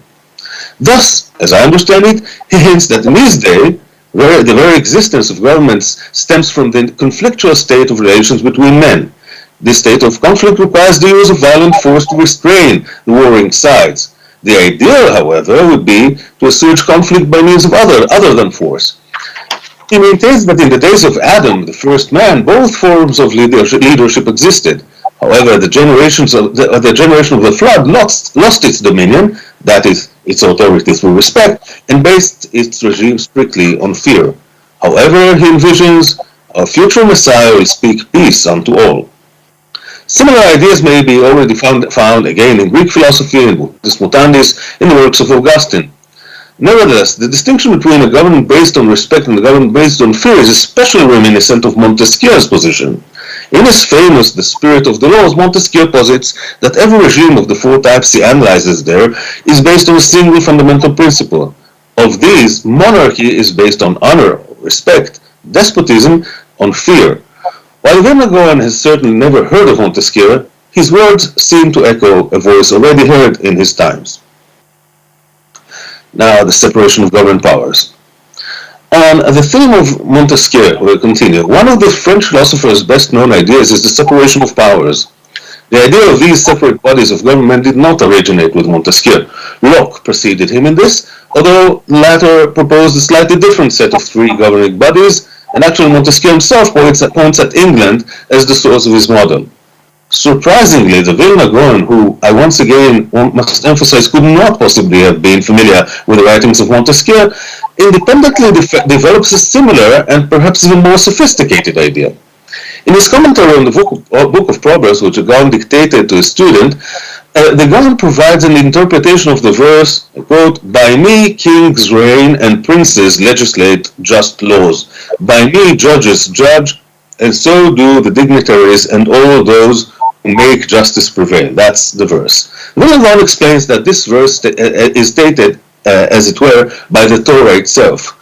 From this premise, using his characteristic approach, he distinguishes between the four terms used by the Bible to denote authority figures. I will not weary you here with these precise definitions. Instead, I will simply note that for the Gaon, the four terms that describe four bodies of government. These are the legislative body, comprised of the heads of the Sanhedrin, Nesiim, in the land of Israel, the executive body, represented by the king, the judiciary, comprised by the Dayanim, or judges, and the fourth body, tasked with the enforcement of the law and staffed by the police. He referred to as Nedivim, dignitaries. According to Vilna Gaon, they are assigned the name Nedivim, dignitaries, because, quote, the officers must be men of dignity and not cruel or avaricious. Thus we find that the king is subject to the legislative body, while the police are subject to both the legislative and the judicial bodies. Interestingly, in this sense, the Gaon comes closer to the modern judicial system than does Montesquieu, as today we require that the law enforcing bodies, the police and the enforcement authority, not be subordinated to the political rank and file of the executive body. The Gaon reminds us that this verse is narrated in the voice of the Torah itself. It is the Torah who declares, by me, kings reign. Its intent is that the entire system should operate according to the Torah, for, quote, all lawmaking and instruction are from the Torah. In Western political theory, there are two models of the trias politica, the model of absolute separation of powers and that of checks and balances, in which each body has oversight over the others. The Gaon appears to come down with the side of checks and balances. In his schema, the legislative body oversees the king while the judicial body oversees the enforcement body. It should be noted that the institutional structure is entirely original. It does not strictly correspond to rabbinic sources, in which the Sanhedrin was both the legislative and the judicial body. After the Sanhedrin ceased to exist, the Amoraim appear to have viewed themselves in the same way. They understood themselves as having inherited the Sanhedrin's function, although with curtailed authority. In the words of Talmud, were acting upon their agency. We have not found a rabbinic source that suggests that the king was subject to the supervision of the Sanhedrin and the sages, except in going to war. Thus, the Gaon's approach also demonstrates originality in its departure from the rabbinic literature he revered so much. Alongside the separation of governing powers, it is worth noting an additional point made by the Gaon here. The king is subject to the heads of the Sanhedrin, and the police are subject to the judges, who are also halachic authorities. The Gaon makes point of saying that correct order of business is when the Torah scholars are at the top of the political pyramid. After all, both legislation and practical execution must be according to the Torah, as all lawmaking and instruction are from the Torah. We may see this as an expression of intellectual political elitism in which elite leadership is made up of Torah scholars, a form of theocracy, if you will. In his commentary to the Book of Job, the Gaon establishes that the acts of legislative and judicial powers, the king and the advisors, kings and the advisors, must be directed primarily at tikkun haolam, the active preservation of the social order. Here he focuses, he asserts that when each of these branches ceases to concern itself with tikkun haolam, and instead dedicate its efforts to less worthy goals such as wars and personal gains, the society will deteriorate. His words sound like a sharp criticism of the kings and judges of his day. I quote, "The rulers and leaders of the country manufacture weapons for themselves and say that this is the tikkun haolam that they were appointed to perform. The truth is, however, that it is quite the opposite, for their whole intent is to make name for themselves, and the judges on their benches distort the law, amassing money from the bribes that they receive to exonerate the wicked and convict the just." Furthermore, he adds that the government should not go to war based on personal motives. Wars of this kind aimed to benefit the sovereign even as they went against the interests of the nations were all too common in the pre-national era, including the Gaon's day. This is yet another expression of the Vilna Gaon's distaste of the use of violence as a political tool. Now, the rule of law. Montesquieu writes several times that the rule of law, he doesn't use this term, is one of the criteria that distinguish monarchy from despotism. The monarch, with all his authority, is nonetheless subject to the law, even when he himself is one who legislates it. Likewise, he is subject to the principles of natural law. By contrast, despot acts not according to the law, but according to his own whims. He does not fear criticism of his actions, and as he suppresses all opposition through brute force. In Montesquieu's views, nations under despotic rule will rebel only if the despot violates religious laws. But if the prince only breaches natural law, they will accept it because, quote, "the prince is not assumed to be a man." The Vilna Gaon, however, maintains that even the despot cannot allow himself to openly violate natural law. In this, the despot is not motivated by normative considerations, after all, despots flout every law and every moral norm, but by pragmatic assessment that the governed will be unwilling to accept a violation of this kind. For this reason, Pharaoh decreed that the Hebrew midwives kill the babies discreetly, without their mother's knowledge, so that his murderous intent to kill Hebrew babies would remain unknown. To this, the midwives responded that the Hebrew women always managed to give birth before the midwives' arrival, and therefore they could not carry out Pharaoh's order. This situation prevented Pharaoh from implementing his scheme, for once the baby was born, he could not be killed discreetly. When Pharaoh died, the Bible tells us, the children of Israel sighed, a sorrowful sigh. The Gaon explains in the same line, and I quote, "After Pharaoh died, and there was not yet a king in Egypt, every man did whatever he wanted without the jurisdiction of the law. And so, because the king of Egypt died, the children of Israel sighed by reason of their bondage, and they cried." In the eyes of the Gaon, as in the eyes of Hobbes and others, even the most iron-fisted authoritarian government is preferable to chaos. One of the more brilliant justices of Israel's Supreme Court, Moshe Zilberg, himself of Lithuanian Jewish extraction, wrote that the rule of law also includes the rule of law over the legislature. Admittedly, the Gaon does not use normative language here, nor does it discuss the nation's right to rebel. His statement is merely descriptive. In a situation of this kind, the nation will presumably rebel. But still he understands that the sovereign who makes the laws is himself restricted by certain laws. Thus, we have seen that the Gaon's work contains nascent theopolitical ideas that are, as I understand them, close in spirit to the social contract, separation of powers, and the rule of law. These are basically modern ideas, even if they maybe have some medieval or even ancient precedents.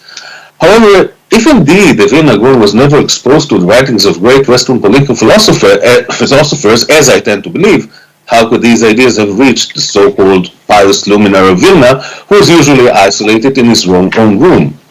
It is hard to know. I can offer some nice speculations, but prefer to leave this as an open question. At any rate, however, it must be stressed, these ideas, interesting as they are, do not form a political theology. The sources I cited here are cherry-picked from the Gaon's vast corpus of writings, most of which barely touch on the subject of politics. However, even if these few sources demonstrate that the Gaon at least approached the theopolitical discourse and was not thoroughly indifferent to politics. Now, let's move to later generations. The Gaon's theopolitical ideas did not gain much influence on later generations and are not quoted by subsequent thinkers. However, some of the fundamental values underlying these ideas would later serve as a basis for continued theopolitical thought in Lithuanian rabbinic world. Today I will discuss two of these values, which I will term in brief intellectual political elitism and anti-violence. We saw that the Gaon's intellectual political elitism in his discussion of the four bodies of government, where the king and the police should be subject to the religious authorities, the heads of the Sanhedrin and the local judges. This hierarchy reflects the Gaon's view that Torah scholars and rabbinic elite as interpreters of the divine word, who is best able to transmit divine revelation to the public. This approach, which appears in many of the Gaon's writings and those of his circle, reflect the ideal of the Talmid Chacham, or Torah scholar.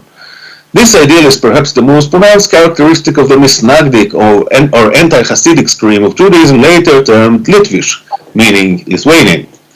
However, in these circles, one usually runs into a cultural elitism, seeing the Talmid Chacham as a cultural paragon that was not translated to the political sphere. Only in the 20th century, the notion of cultural elitism related to Torah scholars would be vested with a political form in the doctrine of Das Torah. This doctrine is based on the principle that the great Torah scholars are qualified to rule not only on halachic matters, but in the words of the Chafetz Chaim, on all matters of the world, for the collective and for the individual. In fact, they are considered as leaders of the society. Early indications of this position may be found as early as in the writings of Rabbi Naftali Tzvi Yehuda Berlin, the Natzib, the head of the Volozhin Yeshiva, and one of the Gaon's intellectual successors. However, this doctrine largely developed alongside the schism and orthodox theory of the question of Zionism. Zionism's opponents, who would unite in the form of a Agudat Yisrael movement, could take pride in a crucial advantage. The first rank of rabbinic leadership was on their side. This support was a crucial asset for the movement. At the head of the party, Agudat Yisrael placed a committee of spiritual leaders, rabbis, and Hasidic rabbis who were tasked with setting its ideological course. This committee was known as Moetzet Gdolei HaTorah, the Council of Great Torah Scholars. This body based its authority on the idea of Das Torah, claiming that the Torah had something to say on every one of life's questions, and therefore great Torah scholars were imbibed not only with the Torah's explicit instruction, but with its very spirit, could and should issue rulings on non-halachic areas. This doctrine was largely developed at the Lithuanian sector of Haredi Jewry, which set tremendous stock in Torah study and intellectual achievement. As such, it emphasized the authority of the outstanding Torah scholars whose primary strength lay in Talmud study or halachic decision-making. The doctrine of Das Torah quickly became one of the central pillars of Agudat Israel. Even today, it supplies the normative basis for Torah scholars' authority over Haredi politicians and political parties, as well as in other questions of the individual community life. I've written about this doctrine in the past, and so I won't linger on it here. I will simply say that, as strange as this may sound, I see this doctrine as representing an Orthodox Jewish reincarnation of Plato's Republic. Yes, if we think about it, Plato's philosopher kings are also intellectual elites purportedly invested with higher moral qualities like Torah scholars as portrayed by Lithuanian Haredi discourse. Thus, these two ideas are not all at distance from one another as they both set an intellectual elite at the head of their political regime. Now let us proceed to the second tier political value in the works of the Gaon, anti-violence, especially opposition to violence in the political sphere. I will examine anti-violence in the 20th century Lithuanian rabbinic thought, that is to say, I will now skip forward in time to the 20th century, 100 years, if not more than 100 years after the passing of the Vilna Gaon. In 2009, Professor Eli Holzer published a fascinating book titled A Double-Edged Sword, Military Activism and the Thought of Religious Zionism. This book, published in Hebrew, examines the attitudes of 20th century religious Zionist thinkers with regard to the use of military force. Also shows that many of the most interesting early religious Zionist thinkers maintained a decidedly reserved stance towards the use of force. Indeed, they even viewed religious Zionism as the moral brakes of the broader Zionist movement, including in military activism. There are even certain religious Zionist thinkers who showed ambivalence towards nationalism itself in general in light of its reliance on violence and force. It was only later, as pre-state Jewish settlement and the Zionist movement began to grapple with what was called then the Arab problem in the land of Israel, that the religious Zionist approach shifted and ultimately reached what he sees as hawkish line it maintains today. The first sections of Holzer's books, dedicated to the period before the State of Israel was established, discuss the following rabbinic figures: Rabbi Yitzchak Yaakov Reines, Rabbi Avram Yitzchak Kook, who, on another hand, was decidedly enthusiastic about the outbreak of World War I, surprising. Rabbi Aaron Shmuel Tomers, known as by the pseudonym Echad HaRabbanim HaMargishim, feeling rabbi, Rabbi Yehuda Leib Fishman Maimon, Rabbi Yitzchak Isaac Herzog, and Rabbi Moshe Avigdor Amiel. To various degrees, these rabbis tended to espouse an anti-violent approach. Interestingly enough, all were of Lithuanian origin, not from the modern country of Lithuania per se, but from the Lithuanian Jewish cultural sphere, which also included Latvia and Belarus. From these, only Tomaz was a full-fledged pacifist. All of them understood that the occasional use of violence, including war, was a necessary evil. However, they aspired to an idea that would avoid war and violence as much as possible. This balanced approach also largely characterized the Vilna Gaon's position. A similar approach can be found among many prominent figures in the Haredi camp. I will concentrate on three particularly interesting Haredi rabbis: the Chazon Ish, Rabbi Moshe Feinstein, and Rabbi Shach. It would be emphasized that these were not ordinary rabbis. All three stood at the forefront of 20th century Haredi leadership. I will begin with the Chazon Ish. Rabbi Avraham Yeshayahu Karelitz arrived in Israel in 1933. At that time, he was not yet known as one of the great halachic minds of the 20th century. In the mid-1930s, workers' unions sought to promote the ideal of Jewish labor, requiring Jewish employers to employ Jews even when Arab workers offered their services at lower price. In light of the fast-growing conflict between Jews and Arabs in the land of Israel, this norm was perceived as a necessary form of political, economic, and security standpoint. The Chazon Ish supported this move with some limitations. However, when the workers' unions prevented entrance by Arab workers into Jewish settlements and sometimes even violently punished employers who wished to hire them, the Chazon Ish expressed the expression of these measures, his opposition to these measures. At the end of the halachic decision, he added the moral: the path of the Torah is to maintain peace with every man and treat him forgivingly. Fear and desire of revenge are fundamentally inappropriate with this reflect erroneous understanding of human nature. Evildoers are not always responsible for their actions, and so there is no sense in getting angry with them. Therefore, because society must be protected from their doings, such punishment must be levied with great sorrow and fear, and free of any trace of personal resentment, but thoroughly and effectively. It is only when innate human carelessness is liable to lessen the thoroughness and effectiveness of punishment that the enforcer must draw on anger and revenge in order to adequately fulfill his function. However, under the constant supervision of the intellect, and he must not deviate from the specific goal to which they are directed. This is probably stated in reference to punishment of Jewish employers who defied the unions. That is to say, the moral principles of anti-violence is applied here to the political arena of labor relations. The second figure I would discuss here is Moshe Feinstein, also one of the greatest halachis of the 20th century. Feinstein, who was born in Belarus, was a distant descendant of the Vilna Gaon. He remained in Russia after the Bolshevik Revolution, and it was there that he began to serve as a rabbi in 1921. After many years of persecution, harassment, and silencing, he emigrated to the United States in 1937. There, he achieved prominence as one of the greatest halachic decisors of the new continent. In a 1923 homily, while still in Russia, Feinstein discussed the wicked qualities of man which spur him to commit evils such as murder, theft, or adultery. In his examination, the mechanisms that allow man to carry out these evils, that allow man to carry out these evils, Feinstein also discusses the moral concepts of society. As an example, he cites societal attitudes towards murder and theft. According to Feinstein, society denounces individual acts of murder, but praises acts of killing in war, which are themselves no more than murders on a mass scale. By the same token, while society deplores individual acts of theft, it allows itself to commit mass thievery, also known as taxation. In a view reminiscent of certain critical theorists, Feinstein concludes that our surprising, not to say disconcerting, willingness to accept state violence as opposed to individual violence stems from a kind of manipulation in which language plays a crucial role. I quote, "We find that our denunciation of murder denunciations of murder simply have to do with the name by which it's called.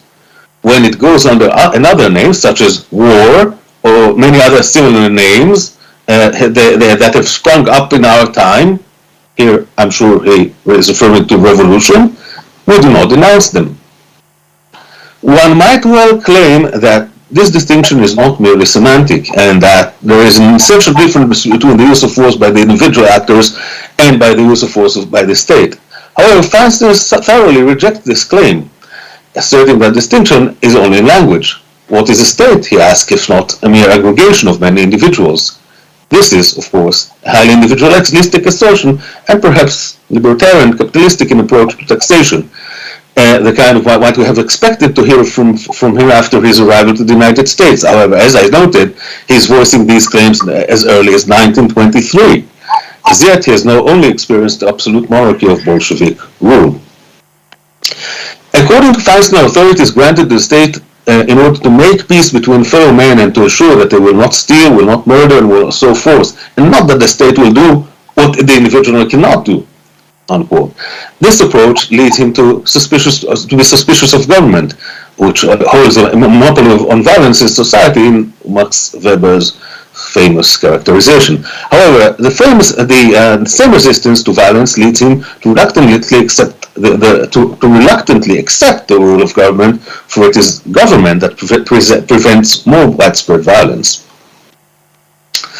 Rabbi Elazar Menachem Shach, the head of Ponevezh Yeshiva and the most prominent leader of the Israeli Haredi Jewry from 1970s to 1990s, also despised violence, and general political violence in particular. Although he himself was certainly combative in his leadership of the Haredi public, this aggression was political and social, not physical.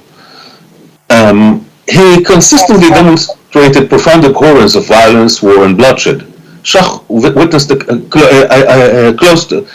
bloody sites of the bloody sites of the two world wars, among other brutal conflicts, and he felt an obligation to sound the alarm of the damage caused by war.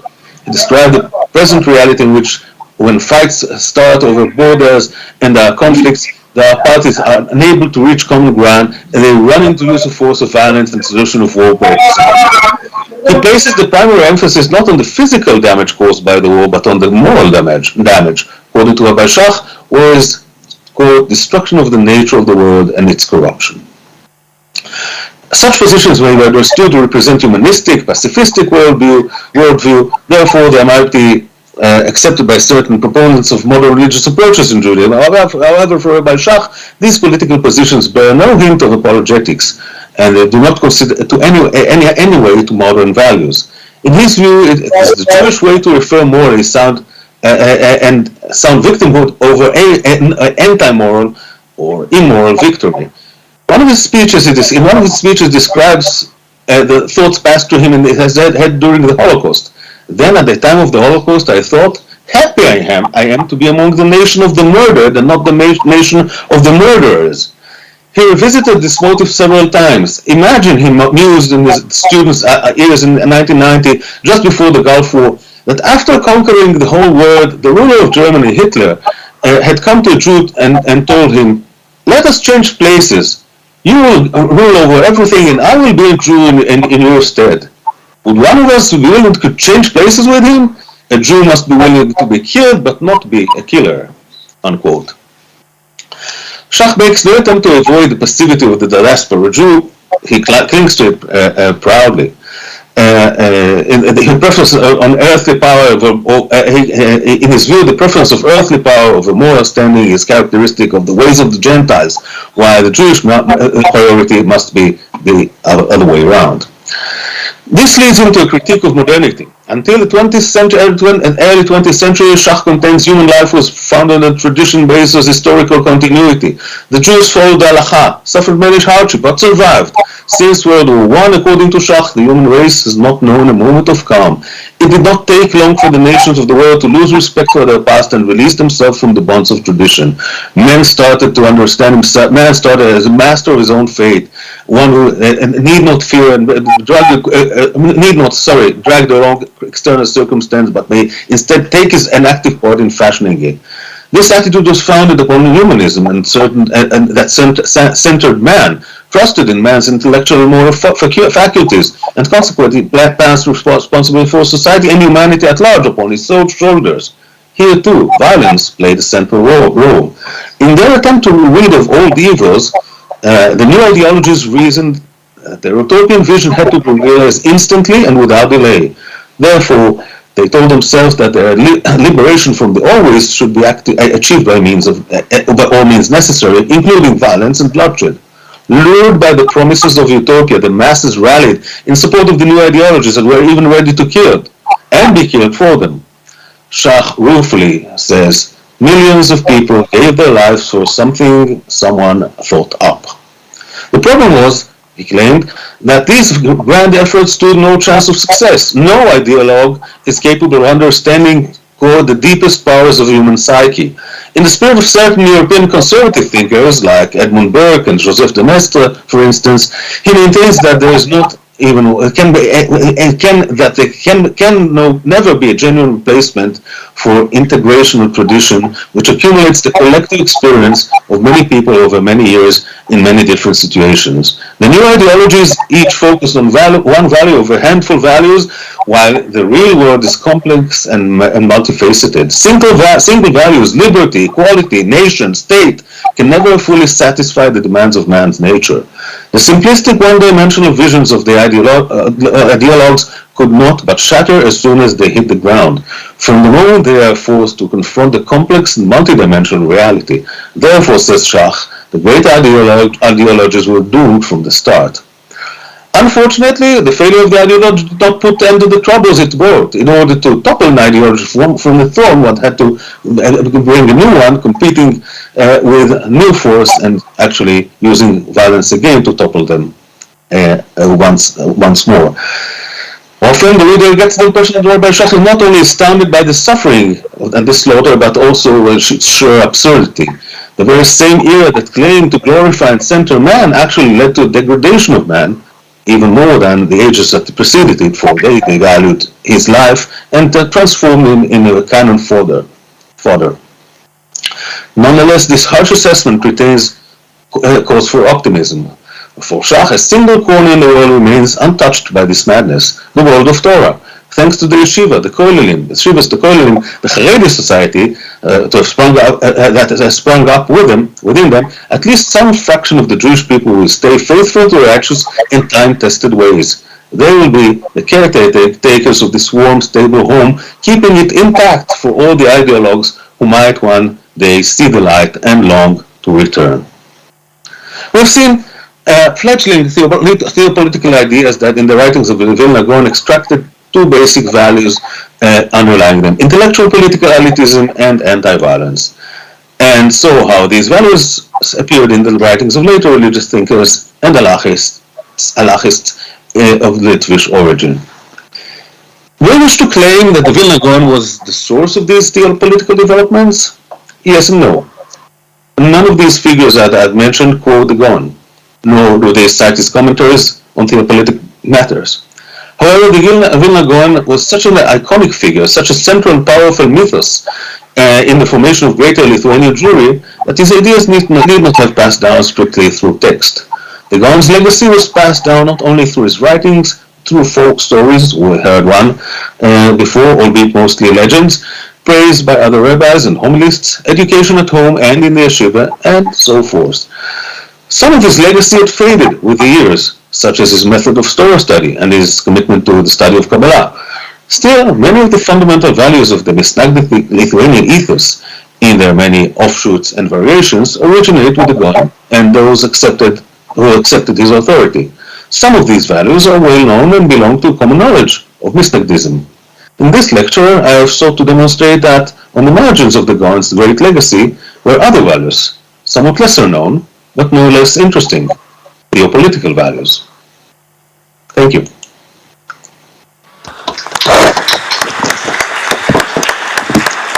Thank you.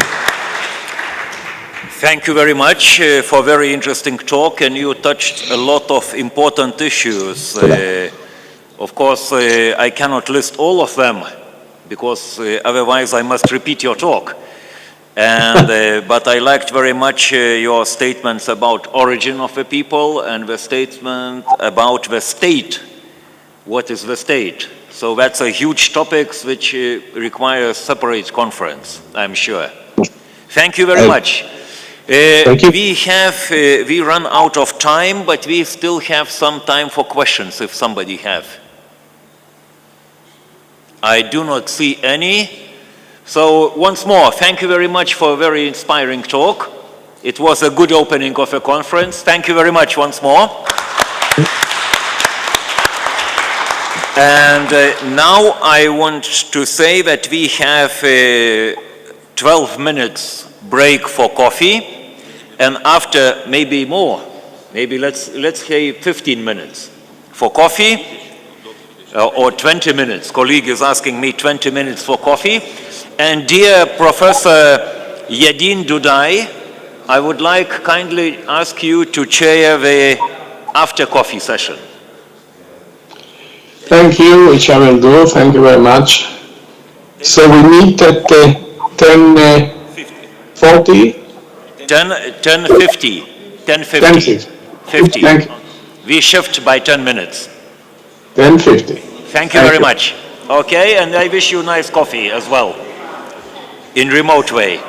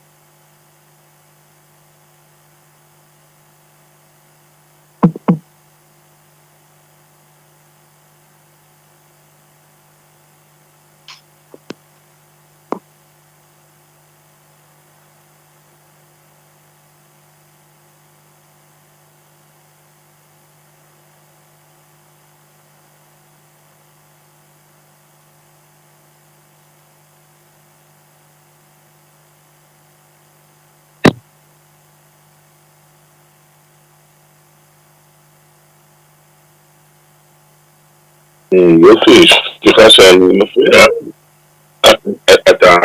אתה שומע את ההרצאה בווילנה? אבל אני לא שומע, מתי התחילו לדבר?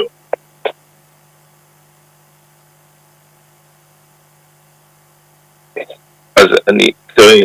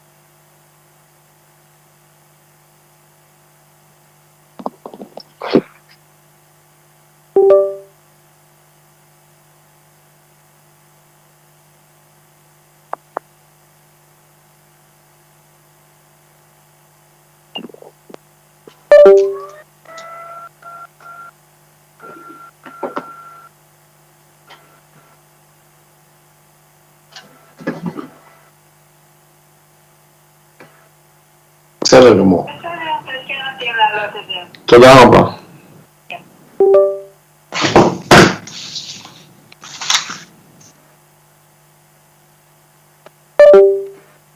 May I start?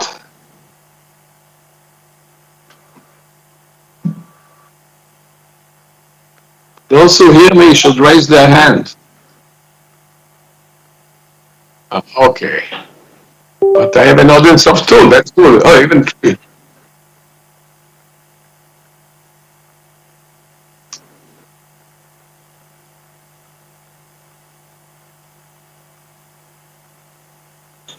אלכס, אתה נראה עייף. אלכס, זה 3 בבוקר, לא? כן.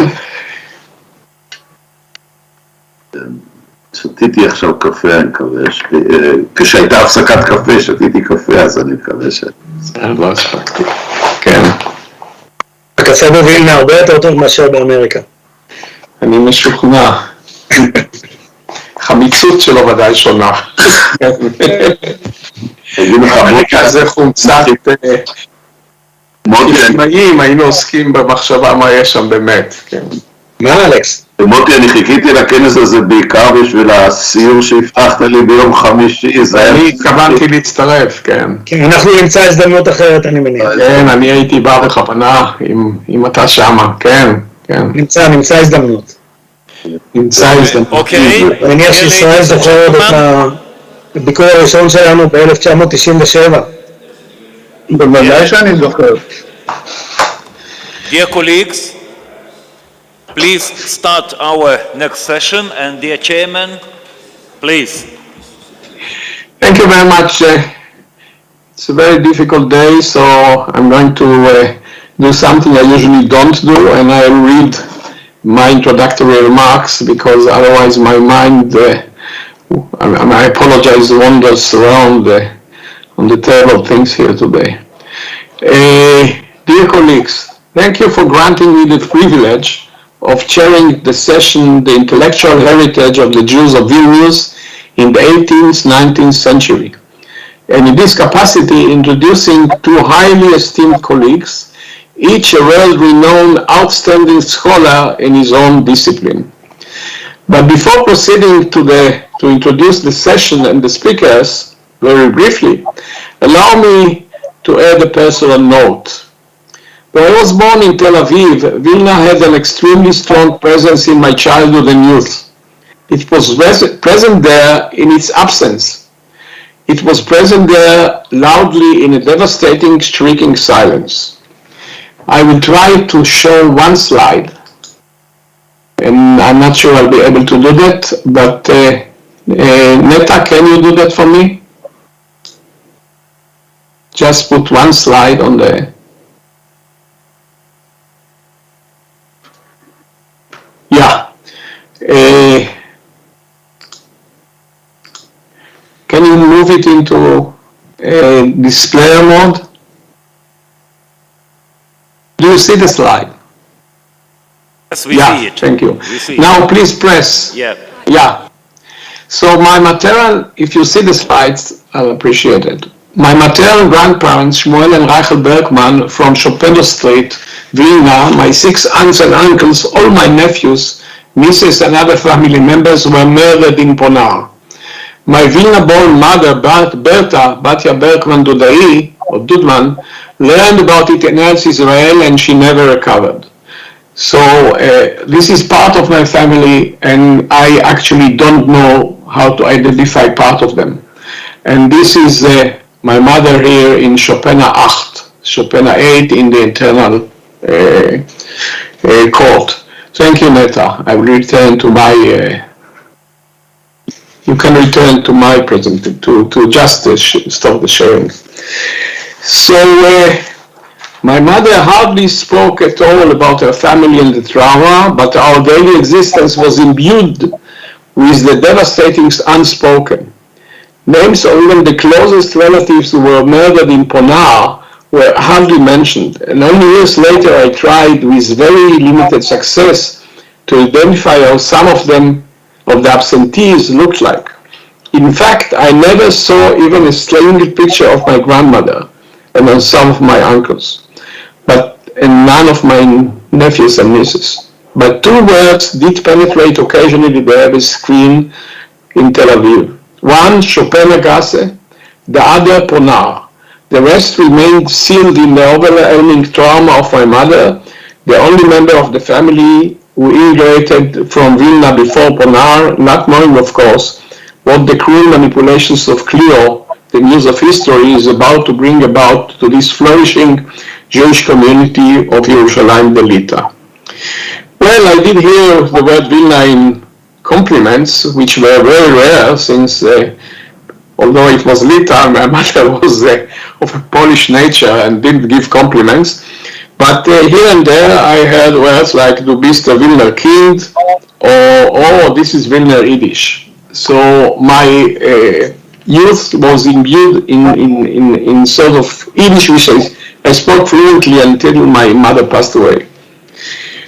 And I don't have an opportunity to do it now. I did try to present a scientific seminar in Yiddish with a colleague of mine, which was not very easy, and he passed away as well. I was hence belonging to Vilna from my first days in the world, but I wasn't in Vilna. Vilna was in me. It was there in its absence, in its terrible traumatic loss and its Jewish cultural inheritance, Yerushalayim Delita. When my late mother was born in Vilna, between 1/3 and 1/2 of its population was Jewish. It was an important center of Yiddish and Hebrew literature and media. It was a bustling source of Jewish newspapers, literary magazines, popular science journals, and children's publications. In fact, I learned only later, when I grew up, that two of my nephews were journalists in Vilna, as young journalists. And then more than 100 synagogues and cloisters existed, hundreds of Jewish educational institutions, and in the audience there are people who are much more knowledgeable about them than me. I visited the place three times, and tried to find some remnants and where is Chopinagasse, and even the houses, and I intend to do it again. As a Jew living in contemporary Israel, one of the most intriguing aspects of Jewish life in Vilna in the 80s and early 20th century was not only the co-development of multiple heterogeneous facets of Judaism, from varieties of the ultra-Orthodox to the rich spectrum of secular, in that respect mirroring a single world Jewish center in the constant evolution of restless Jewish culture, but the observation that in the sharp divisions encountered today in Israel did not necessarily hold. An example that often comes to my mind, even much before this conference, is that early pillars of Jewish orthodoxy, the most famous example is the Gaon, were not separated from the outset from the literacy of secular thought, science included. The two talks in this session illustrate this well. The keynote lecture is delivered by Professor Israel Bartal, Professor Emeritus of Jewish History, a member of the Israel Academy of Sciences and Humanities, and the former Dean of the Faculty of Humanities at the Hebrew University of Jerusalem. Professor Bartal served as the chair of the Historical Society of Israel for many years. Since 2016, he is a member of the Israeli Academy of Sciences. Professor Bartal taught at Harvard, Johns Hopkins, McGill, University of Pennsylvania, Rutgers, as well as Moscow State University and the Central European University in Budapest, that I think doesn't exist anymore. He is a veteran student of Eastern European Pinkasim, that extremely rich and admirable source of information about. I was amazed by what I learned about Pinkasim, and there's a lot to talk about Israel when we meet again. And in 1990s, he published a second revised edition of Israel Halperin's Pinkas Vad Arba Aratzot. Arba Aratzot, by the way, is the street in Tel Aviv close to where I grew up. In 2010, in collaboration with Professor Gershon Hundert and Professor Adam Teller, initiated the Pinkasim project that provides digital access to the minute books of Jewish communities, Pinkasei Kehila, Pinkasei Kahal, of Ashkenazi Europe and Northern Italy. He is the author of several books, including The Jews of Eastern Europe from 1772 to 1881, University of Pennsylvania Press. The title of his talk, Each Generation and Its Scholars, The Changing Faces of the Historian Gaon, offers an updated review of 2 centuries of changing historical narratives concerning the Gaon and his time, and calls for a closer look at the Gaon in his real time and place. ישראל, בבקשה. Thank you very much. For over 2 centuries, writers, historians, and intellectuals have reflected on what part the Vilna Gaon played in the modernization process that transformed the nature of both European Jewish society and the rest of Jewish diaspora. Rabbi Elijah ben Solomon Zalman, remembered for posterity as the Gaon of Vilna, was a great Talmudic scholar who lived and flourished in 18th century Vilna. He was inscribed in the memory of 19th and 20th century Jews as an icon of the many diverse and sometimes opposing religious, cultural, and political Jewish factions and schools of thought of the period.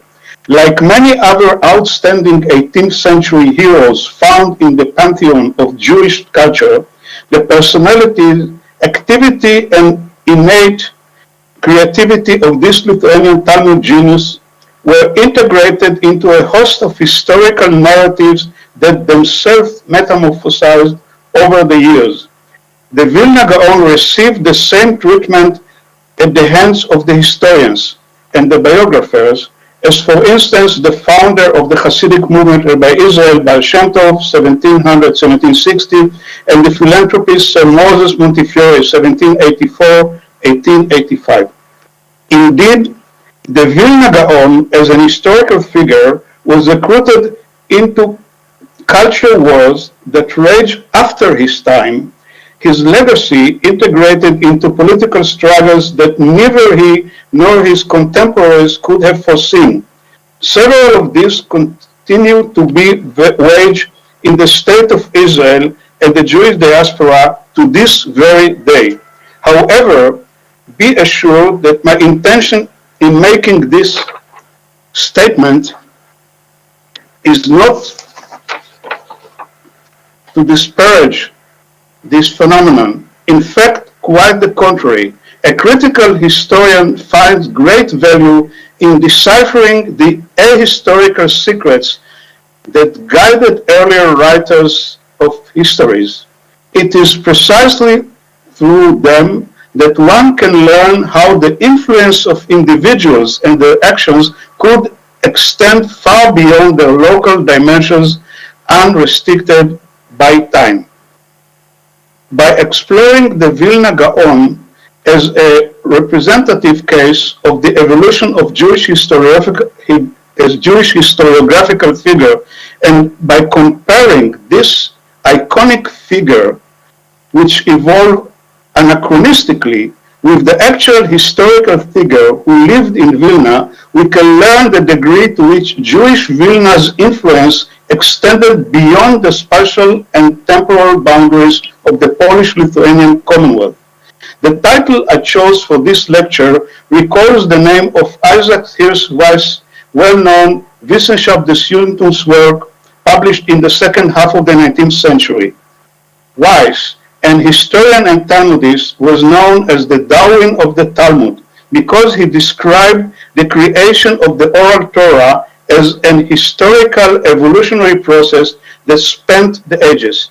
In its time, Weiss's approach engendered a religio-cultural debate that gave birth to several important written responses. On the one hand, it did not conform to the orthodox approach that rejected the attempt to historicize Jewish law. On the other hand, it firstly opposed the scholarly positions adopted by those associated with the Reform movement and the radical Haskalah, Jewish Enlightenment movement, who deemed Talmudic literature outdated and flawed. The scholars with whom I will engage in the generational context in this talk include the Gaon and his ever-changing image over the years, as well as the researchers and scholars who each in their own time and place and according to their beliefs and opinions reshape the image of the Vilna scholar.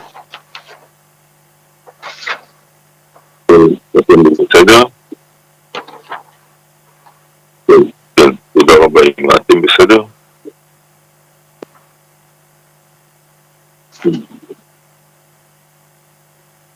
אנחנו Can I continue? Can I continue, please? Yes, please. Can I continue, please?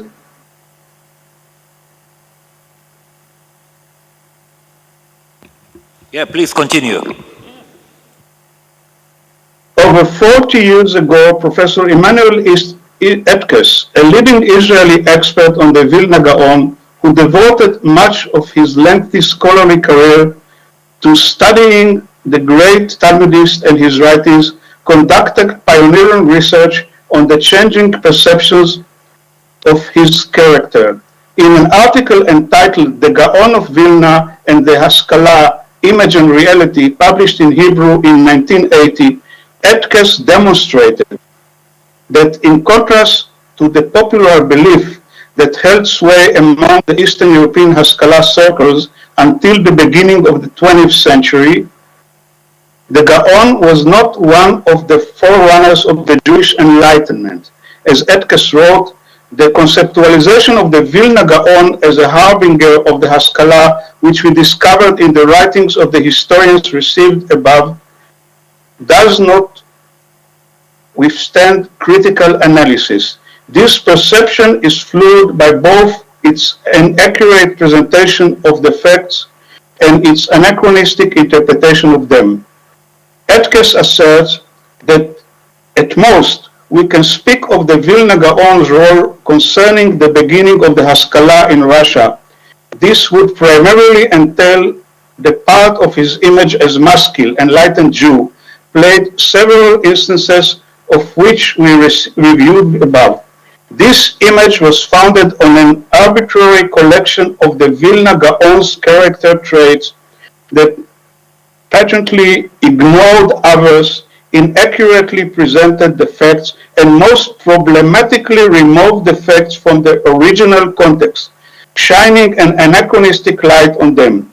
This image does not teach us about the Vilna Gaon's actual connection with the Haskalah, but rather about the deep need of the Maskilim had to ascribe their approach to an impeachable source, placing it on the shoulders of giants. In other words, the Vilna Gaon did not influence the very birth of the growth of the Haskalah movement. However, after the movement arose due to a host of other factors, in retrospect, the Maskilim nurtured the image of the Vilna Gaon maskil and utilized it. End of citation.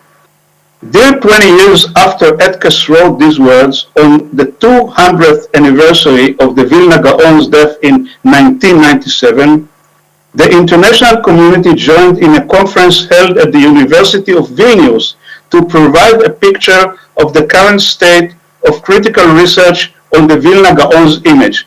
The conference proceedings, published in the conference volume published in English in 1998, The Gaon of Vilnius and the Annals of Jewish Culture, addressed a diverse collection of schools of thought, religious streams, and movements, from Hasidism over the centuries to Lithuanian Jewish Orthodoxy to 20th century national religious Zionism. In my lecture, The Vilna Gaon as a Portender of Zionism, Pseudo-Epigraphy in the Service of the Movement, I followed in Etkes's methodological footsteps, proposing that we examine the Gaon's image in national religious Zionist historiography in the same way Etkes has examined the image of the Gaon, the colossal Lithuanian Talmudist, in the writings of the Maskilim. Among other things, I wrote the following. I cite, national movements attempt to rewrite the past of the people. Some even say that modern nationalism equips its people with a past that had never been. The modern national Jewish movement is not an exception. Certain figures from the pre-national past are reconfigured in the national memory in accordance with the new national criteria, given an anachronistic overall, and inserted into the new pantheon. The case of the Vilna Gaon, the epitome of a religious scholar of extraordinary intellectual capacity and accomplishment, may illuminate the way a personality from the pre-national period has been inserted directly into the center of the national religious portrait of the past. End of quote. To the best of my knowledge, the most recent study of the historiographical evolution of the Gaon's image was published about a year ago in Dr. Arya Morgenstern's The Rivlin's Family and the Messiah at the Gates of Jerusalem, Hebrew. Morgenstern, a veteran Israeli academic, specializes in the history of the pre-Zionist Ashkenazi settlement in the land of Israel. In his book, he undertakes a critical discussion of conflicting versions of the historical essays about the very specific phenomenon, the immigration to the land of Israel in the early 19th century of hundreds of Lithuanian scholars who saw themselves as the successor of the Vilna Gaon. Morgenstern described the sea change that took place in how the Gaon's image was molded and how its influence was perceived in the 40 years preceding the publication of his book, writing, and I cite, "Let's begin with the evolving scholarly perception of the Gaon's image, which until my studies was never even remotely considered to be a messianic one. And suddenly, in recent years, a profound change has occurred among the scholars researching earlier perception of the Gaon's character, from studies about the Gaon and his disciples through to other thoughts, or to other studies which we will presently discuss that step by step establish the Gaon as a messianic figure. In this chapter, says Morgenstern, I will discuss the earthly aspect of this messianism, which was expressed in the Gaon's decision to emigrate alone to the land of Israel, believing that this ascent, Aliyah, would help to hasten the redemption. The fact that this attempt to emigrate failed was also pivotal, for this failure brought about a strategic shift in the thinking of the Gaon and his disciples about how to bring about the redemption, as we will see below. The scholars to whom Morgenstern is referring are not historians, but experts in Jewish mysticism. They rely upon the connection he proposes between the Gaon's revealed and hidden teachings and the historical events in the 18th and 19th century. Morgenstern's novel understanding of the Vilna Gaon's part in the modernization process of Jewish society underwent engendered a lively and lengthy historiographical debate both in Israel and North America, in which I had the good fortune to play a significant part. For a few minutes, let's try and forget about everything that happened in Vilna, in Lithuania, in Europe, and around the globe after 1797. I will now describe in short the world in which the Gaon's fellow city dwellers. The community of Vilna lived in the year the Gaon died. While it is extremely difficult to erase our knowledge of the social changes, political movements, religious denominations, and literary works that shaped Jewish society over the last 2 centuries, it is crucial to do so in order to distance ourselves from the background noise that can interfere with our ability to reconstruct the actual historical experience of an Eastern European urban Jewish community in the early modern period. Vilna, the ancient capital of Lithuania since 1323, was by the 18th century a flourishing city in which multiple religious and cultures had encountered one another for centuries. It was an important hub in the religious, cultural, and linguistic networks that expanded alongside one another across the span of Europe. In Vilna, Lithuanians, Poles, Belarusians, Germans, Jews, and Karaites lived side by side, and the city also functioned as a religious center for Catholic Poles and the Belarusian Orthodox Church. During the hundreds of years that has passed between the foundation its foundation and its annexation by the Russian Empire a few years before the Vilna Gaon's death.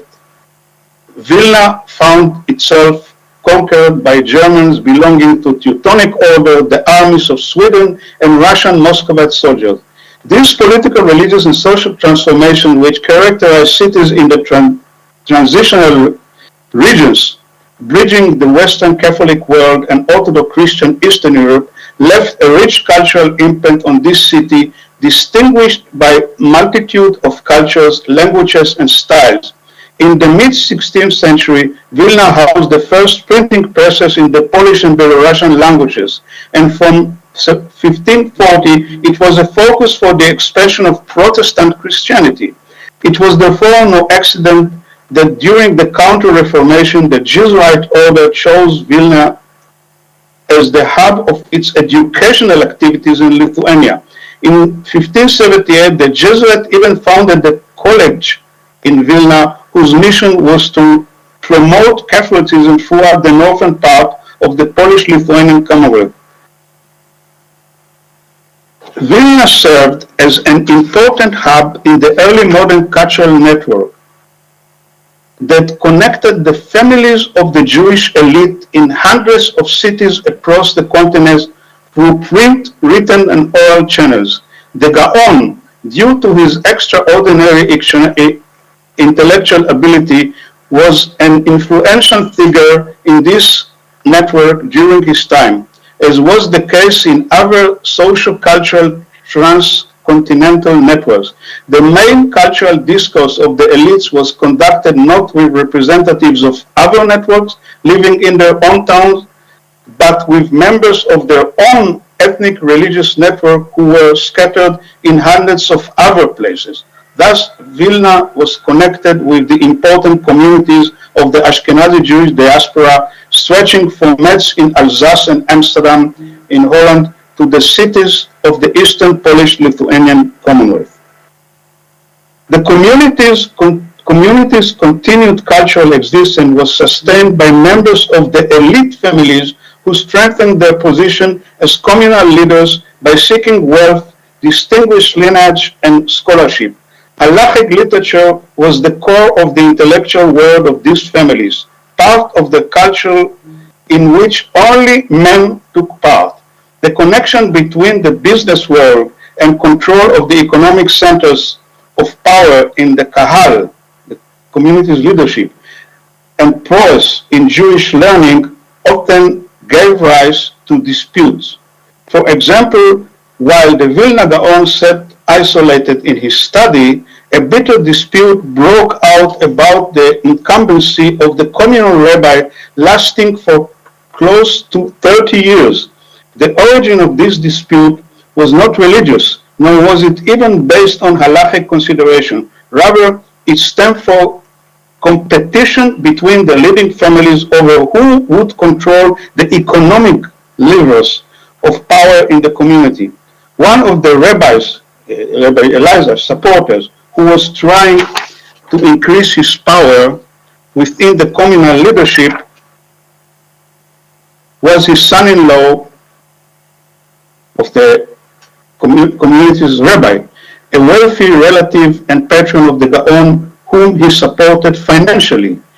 In these power struggles that stirred up the Jews in the city, each of the opposing Jewish side was supported by their own allies in the Polish aristocracy, a ploy typical of communal and supracommunal political machinations in the 18th century there. Thus, even though the Gaon distanced himself from the public affairs, as it is said in the sources, he was nonetheless identified with one of the internal political camps in the turbulent internal politics of the community. According to some historians, including Adam Teller, the Gaon's virulent opposition to Hasidism did not stem merely from their different approaches to Kabbalah, but rather also from his unyielding belief that the movement's early leaders did not offer, and I cite, a proper source of spiritual authority for Jewish life. The Lithuanian Talmudists secluded in his room, also fought a social war against the Hasidim because he perceived them to be competing with the leadership model he represented in an era in which there was, an aside, a decreasing status of the communal rabbinate. End of quote. In the last generation before the partition of Poland, some members of the Lithuanian Jewish community's intellectual elite were not satisfied with studying the traditional Jewish texts that had been at the heart of all intellectual endeavors in the Ashkenazi diaspora until then, and began developing an interest in studying philosophy and the sciences.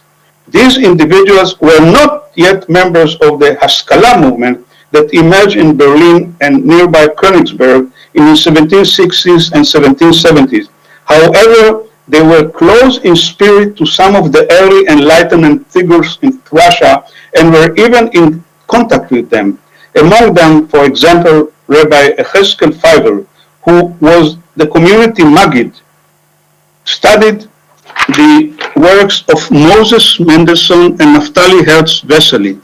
The Vilna magnate, Rabbi Elijah of Tzvi Pessels, cousin of the Gaon father, who supported the Gaon financially, paid in advance to print the Beur composed by Mendelssohn and his circles, a translation of the Bible into German with a rationalistic commentary. Indeed, HaMe'asef, the organ of the Berlin and Königsberg Haskalah, had several subscribers in Vilna. Rabbi Shlomo of Dubno, who was a tutor in Mendelssohn's household in Berlin, and his partner in the Beur project arrived in Vilna in the early 1780s and was supported by the aforementioned Joseph of Ben Elijah Pessels. This gentleman also corresponded with David Friedlander, one of the wealthiest Jews in Berlin, who would later head the radical branch of the Prussian Haskalah. These connections between the members of most distinguished and wealthy elite families in Berlin and Vilnius and the cultural trends emerging in Berlin and Königsberg can explain similar trends emerging in scholarly circles in Vilnius.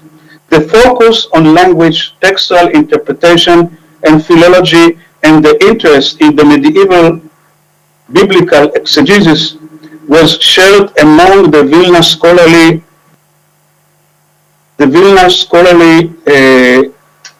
scholars and participants in Mendelssohn's Beur project. The scholarly circle that was active in Vilna between the 1770s and the 1790s combined wide-ranging erudition in rabbinic literature with an open approach to the science. Its members included, in addition to the above-mentioned section of wealthy and distinguished families, physicians who studied in Western Europe. The writings of Dr. Judah Halevi Hurwitz, a physician serving the Vilna Kahal during the Gaon's later years, were admired by Moses Mendelssohn and Naftali Herz Vesely, as well as by the Lithuanian rabbis. Everything we raised to this point existed in the old world order in which the Vilna Kahal had flourished. However, most historians of the post-partition period did not attempt to perform the forgetting exercise I proposed earlier. Rather, they tended to interpret the historical period of the Gaon and the Vilna of his time as preparatory stages for the future that was to come. They struggled to discern that the connections between Western and Eastern Europe were not necessarily destined to lead to what transpired later, and that there were alternate paths along which the influence of Western Haskalah may have been able to spread to the eastern reaches of the continent. These paths, however, did not fit in with the radical modernist discourse that shaped the perspectives of 19th, 20th century historians who studied Eastern European Jewry. These historians, most of whom championed radical ideologies and belonged to innovative political movements, or who alternatively adopted traditionalist orthodox stances, could not imagine a world in which enlightenment was on the rise and at the same time a feudal economy and corporate social and cultural order persisted along with pre-modern mindset. The Jewish parallel to this form of enlightenment is referred today by historians as the so-called moderate Haskalah. The alternative paths that introduced enlightenment into Eastern Europe were hidden from the historians' eyes, which were blinded by the notion of progress expanding eastwards across Europe in a linear deterministic path serving the centralized states and the radical enlightenment. This path evolved as a historiographical convention from the writings of 19th century ideologues through the studies of most 20th century historians. Social, economic, political, and cultural networks overlapped across the expanse of Europe at meeting points between them. Transformations unfolded, profoundly changing the ethnic groups involved, including the Jewish ones. The historians immersed for over 2 centuries in chronicling various narratives about diverse movements,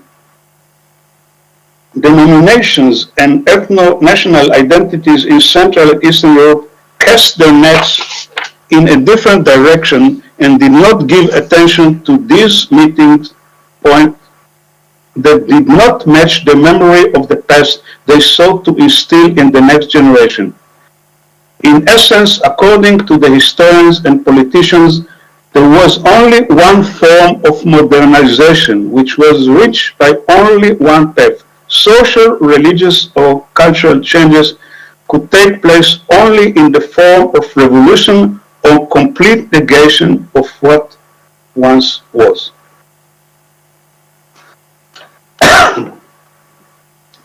Let me give you only one example of such a historian, the radical Marxist Zionist great historian Raphael Mahler, who wrote about the Vilna Gaon as follows. In providing this rationale for the need to learn wisdoms, chokhmot, that is sciences, the Vilna Gaon preceded the Maskilim, just as he paved the way for the Haskalah movement with his plans for correcting the educational system and by his championing the status of the study of Tanakh and grammar. It is no wonder, writes Mahler, that several of the harbingers of the moderate Haskalah, such as Rabbi Baruch Shklov, Rabbi Shlomo Dugno, and Rabbi Menashe from Ilya, looked up to him and were also his followers. However, adds Mahler, regardless of the apparent similarity, the Haskalah movement could not have progressed without ridding itself of the medieval worldview upon which the Vilna Gaon established Judaism foundations. A long-term compromise between the two opposing views of the old and new world of ideas was not at all possible. Indeed, long after the death of the Vilna Gaon, his name and his Torah teaching became a banner for the Orthodox Jewish Zealots camp, which mobilized all its remaining strength to stand in the breach on behalf of the old Judaism to witness the emerging and rising Haskalah. Surprisingly enough, it was already with the onset of early Haskalah movement in Eastern Europe that the Gaon of Vilna was first recruited into the camp of the heralds of Jewish modern nationalism. As the sun set on Eastern Europe Jewry's corporate autonomy, the moderate faction of the Maskilim became more and more determined to find and strengthen the threads connecting Jews who had drifted apart and factions that were fighting among themselves, with the aim of harmonizing the different currents of Judaism. These Maskilim sought to define how the contributions of diverse camps to preserving historical continuity could lead to a shared future. They were also eager to reveal the camp's reciprocal influence on one another, notwithstanding the fierce disputes and bitter rivalries.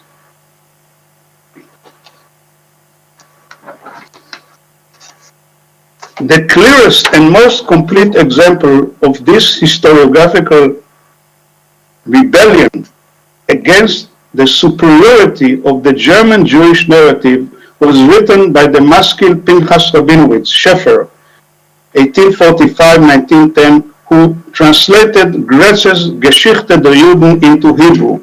While working on the translation, Rabinowitz's dissatisfaction grew about the marginalizing and insulting position Goethe had allotted to Polish and Russian Jewry in his work. As a result, the project increasingly became one of rewriting and not merely translating. Scheffer, who was one of the members of the Chibat Zion, Love of Zion movement in Warsaw, even planned to write an entire book that would replace Goethe's final volume. In this work, Rabinowitz proposed integrating the Vilna Gaon into a harmonious national narrative. The Gaon would serve as a central pillar of the new historiography in the spirit of the moderate Haskalah, bridging Vilna and Berlin, granting the Ost and West equal standing. Rabinowitz assured early 20th century history European Hebrew readers that he, unlike Goethe, planned to allocate sufficient space to address all three of the movements that had transformed Eastern European Jewish society, declaring, and I cite, "These are the faces of the generation that preceded the generation in which Hasidism, in its two primary streams, the Bestian and the Chabad, grew, and the Gaon of Vilna, literal interpretation of the Torah. I will devote a separate essay to the history of these two movements and to the new Haskalah movement born in Berlin."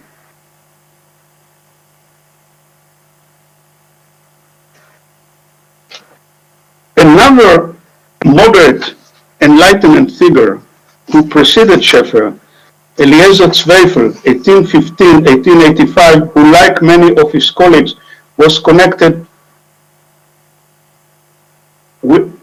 concerned by the youngest masculine support of radicalization at the beginning of Tsar Alexander's second regime, devoted his book Shalom al Israel to conceptualizing Hasidism, Mitnagdim, and the Haskalah as unifying the Jewish nation. As Shmuel Feiner, the Israeli historian, wrote, the three socio-ideological streams, Hasidism, Mitnagdim, and Haskalah, were examined in this book from a perspective of the degree to which they fit in with the harmonistic Haskalah. Zweifel believed that this was a calling and mission in life, to mediate peace between the factions that were squabbling without any real reason.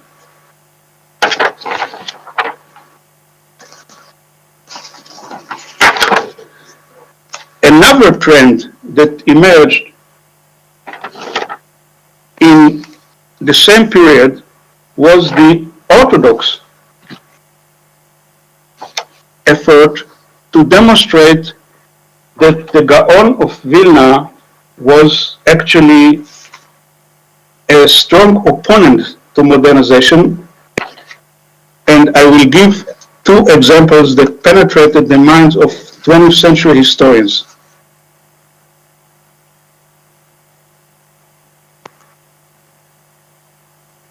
Can you hear me? Yes. שומעים אותי? אני שומע. כן, בהחלט.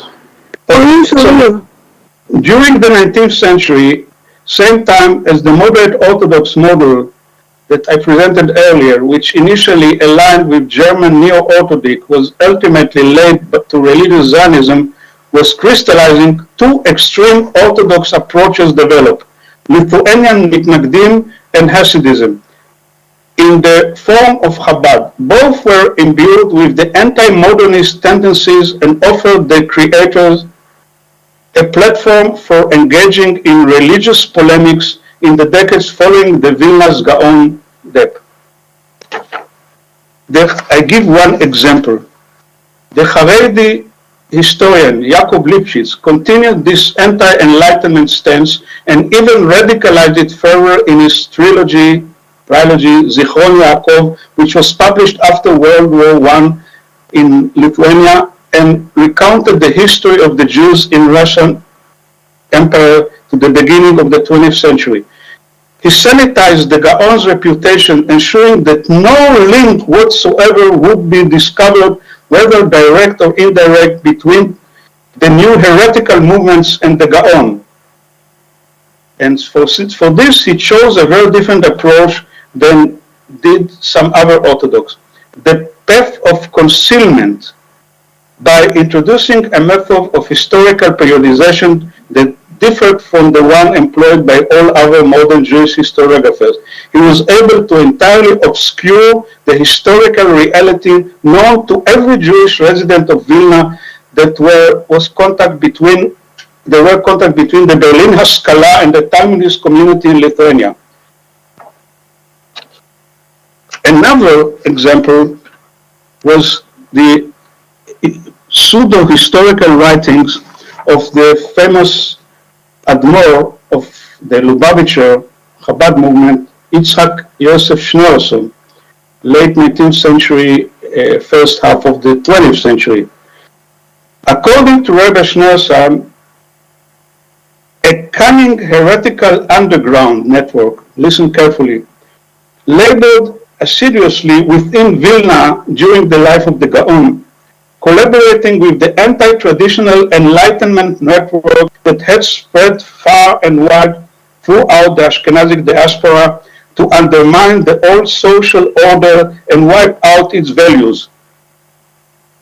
The Vilna Gaon, who was old and weak, I cite, was unable to stand in the breach against them. Instead, he followed the advice of his relative Joseph Pessels, I mentioned earlier, who worked in concert with Moses Mendelssohn's secret agents.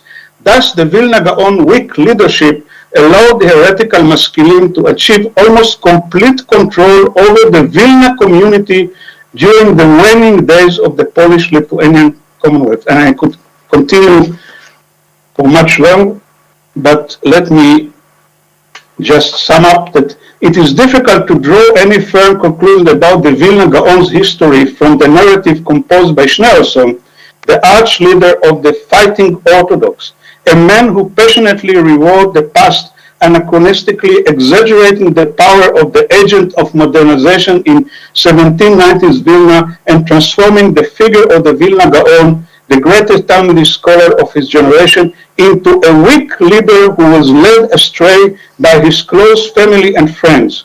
We can, however, learn from this episode much about the perception of modernity and the way in which contemporary Haredi orthodoxy traditionally conceptualized the world. Let us return for a moment for the exploration of how the Vilna Gaon was recruited to be a harbinger of religious nationalism, this time with a depiction taken from a later period when he was fashioned the possessor of redemptive messianic vision. As I have argued earlier or elsewhere, this is an image that is not found in the historical writings of previous religious historians, but emerged very, very late in time, actually in the beginning of the 20th century.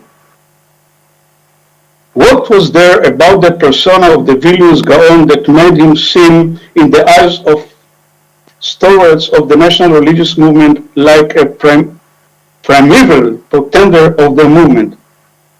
At first glance, no historical figure is further removed from Zionism, a modern movement with a conceptual worldview carved from 19th century European national movements. The Vilna Gaon, both in terms of his personality and his way of life, was the very embodiment of the exemplary denizen of the Ashkenazi Jewish religious and social milieu over the past few centuries discussed above. He was the epitome of the religious scholar whose sole pursuit was Torah, who was a member of the elite of that unified Torah erudition, family, lineage, and wealth. In addition, the Vilna Gaon rarely took part in public life in Vilna and held no formal position in the city's Jewish community. The fascinating phenomena in which an extraordinary 18th century scholar was ripped out of his immediate historical context and appropriated by contemporary religious nationalism, a political cultural movement that appeared on the world stage after his demise and that was fundamentally different than his spiritual world, rested upon, as in the cases discussed earlier, the selective and creative use of troves of historical texts we possess about this extraordinary figure. However, even more remarkably, the nationalization was carried out through a dialogue with the prior counter-history invented by the scholars of the Haskalah and the Wissenschaft, who also uprooted the Gaon from his own historical period. ישראל, הפעמון היה לציין שיש 3 דקות. Okay, so let me just get to the final chapter, which discusses the historical image of the Gaon in contemporary to date, last study on the Gaon and the conclusion. The final historiographical stop at this point in the hunt for the historian's Vilna Gaon is Yale University's New Haven, Connecticut.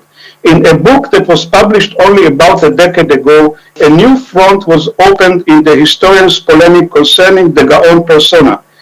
In The Genius, Elijah of Vilna and the Making of a Modern Judaism, the American Jewish scholar Eliyahu Stern presented the scholar from Vilna as a figure of enormous influence upon the development of modern Judaism. The Vilna Gaon, claims Stern, was not a man of the old world fighting to protect tradition, but rather a modern man who influenced the way in which Jewish history was shaped in the New Age. In Stern's words, and I cite only one paragraph, from the birth of the State of Israel to the Jews' involvement in radical anti-statist modern political movement, to the creation of a robust, vibrant Jewish life in the United States, Jewish modernity derives much of its intellectual dynamism, social confidence, and political assertiveness from an astonishing source, the brilliant writings and untamed personality of Elijah ben Solomon. Indeed, Stern asserted that the Vilna Gaon was a harbinger of Jewish modernity, appeared of the critics of the thesis as provocative and lacking in any scholarly basis.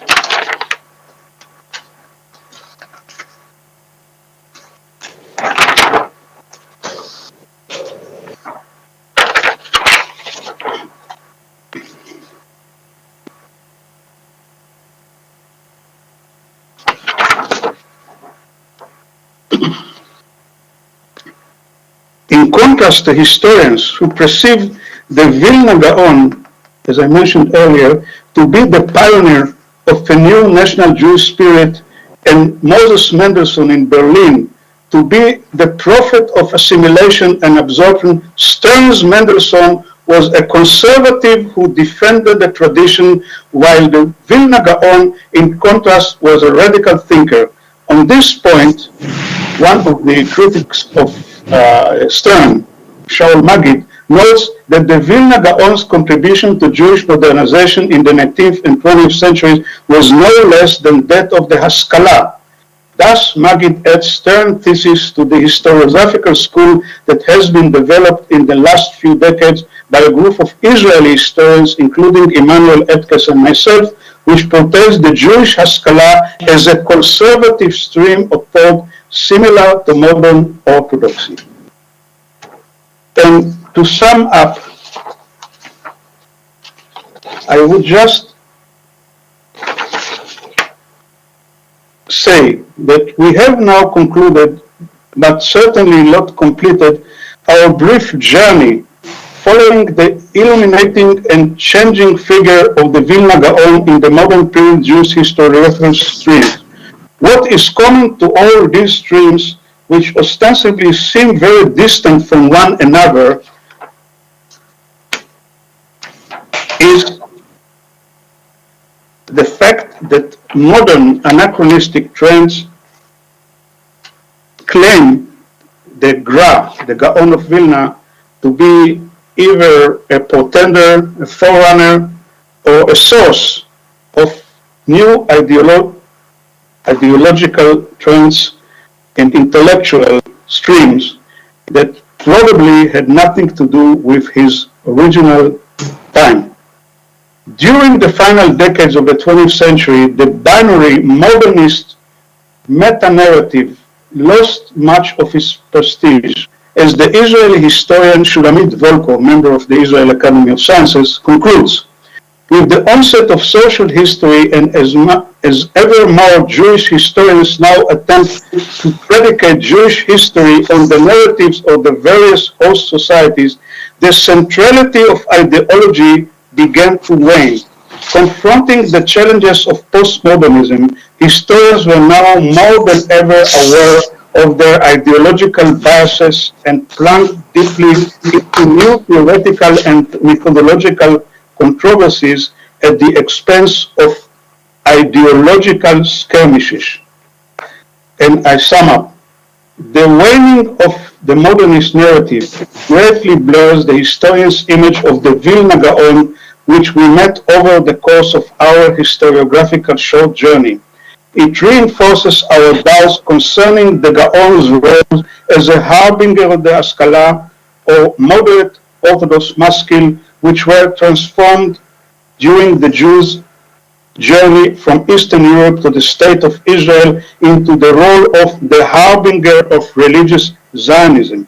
And to our great surprise, notwithstanding this significant transformation, the historian's Vilna Gaon has still not been liberated completely from the anachronistic bonds of either the modernist narrative or from the anachronistic chains of orthodoxy, which still protect him from the new movements. Thank you very much. Thank you very much, Israel. I just remind the audience that we will have a discussion time according to the program, after the second presentation in this session. And I have a question, but I'll ask them. And we'll proceed to the second speaker in this session, Professor Alex Lubotsky. Professor Lubotsky is Professor of Mathematics at the Weizmann Institute of Science, and Maurice and Clara Well, Professor of Mathematics at the Hebrew University in Jerusalem. He's also a member of the Israel Academy of Sciences and Humanities. Professor Lubotsky is a mathematician doing research mainly in group theory and its connection with number theory, geometry, combinatorics, and computer sciences. He has published over 160 papers, one textbook, and 3 research books that won awards for research, international awards for research books. He is also a member of academies of sciences in the United States and Hungary, has received a number of awards, including the Erdos Prize, the Rothschild Prize, the Israeli Prize. He holds the honorary degree from the University of Chicago. Professor Lubotsky was a member of the Israeli Parliament, the Knesset. I'm not going to hold it against you, Alex. And the president of the Israeli Mathematical Union, which counterbalances the first statement in this sentence. I can think of nobody better fitted than Professor Lubotsky to talk about the mathematics of the Vilna Gaon. He will present and discuss a mathematical books entitled I Meshulash. Understand that this is a triangle, but he will probably explain, based on the Vilna Gaon's notes and published posthumously, thus casting light on the knowledge and attitude of the Gaon toward mathematics and astronomy. without further ado, I'm pleased to invite Professor Lwotsky and בבקשה, Alex. You are muted. Thank you very much, and let me try to share, let's see if I know how to do it.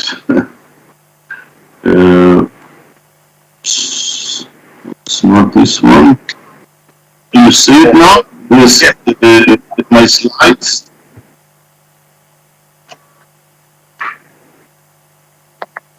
Do you see it? We see it, but it's not in the center. Oh yeah, it's the mathematics of the Vilna Gaon. Yes, it's okay. Do you see it? I see it, but only hidden by something. Maybe the organizers can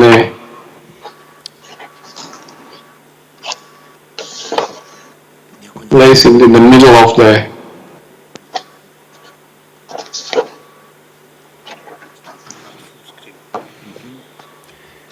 Yes, we can see it, but now it's better. Now it's better. It's better.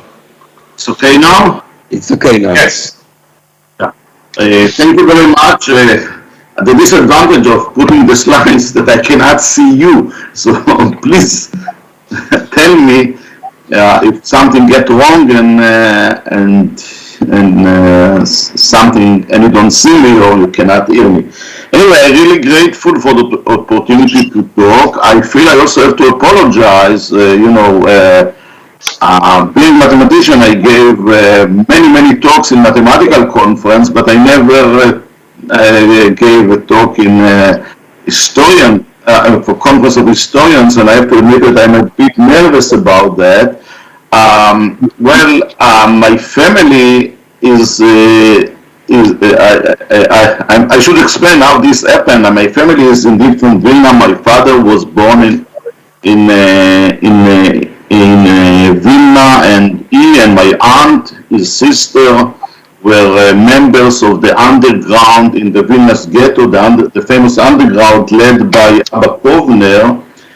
And unlike what Professor Dudai said, in my family we talked a lot about Vilna. Vilna was very much on the table, and I heard many stories from my father, and I actually visited Vilna twice, once even before it was allowed for Israeli citizens. I somehow managed to get to Vilna. This is a story by himself, and something like 10 years ago in a tour led by Professor Moti Zalkin, which was really something to remember.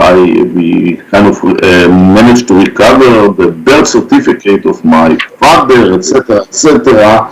Anyway, when I heard, I kind of now apologize how I got into speaking in this conference. When I heard that there is a conference, a joint conference of the Israeli Academy of Science and the Lithuanian Academy of Science, I approached Professor Bartal and told him, I'm from Vilna, I would like to be involved.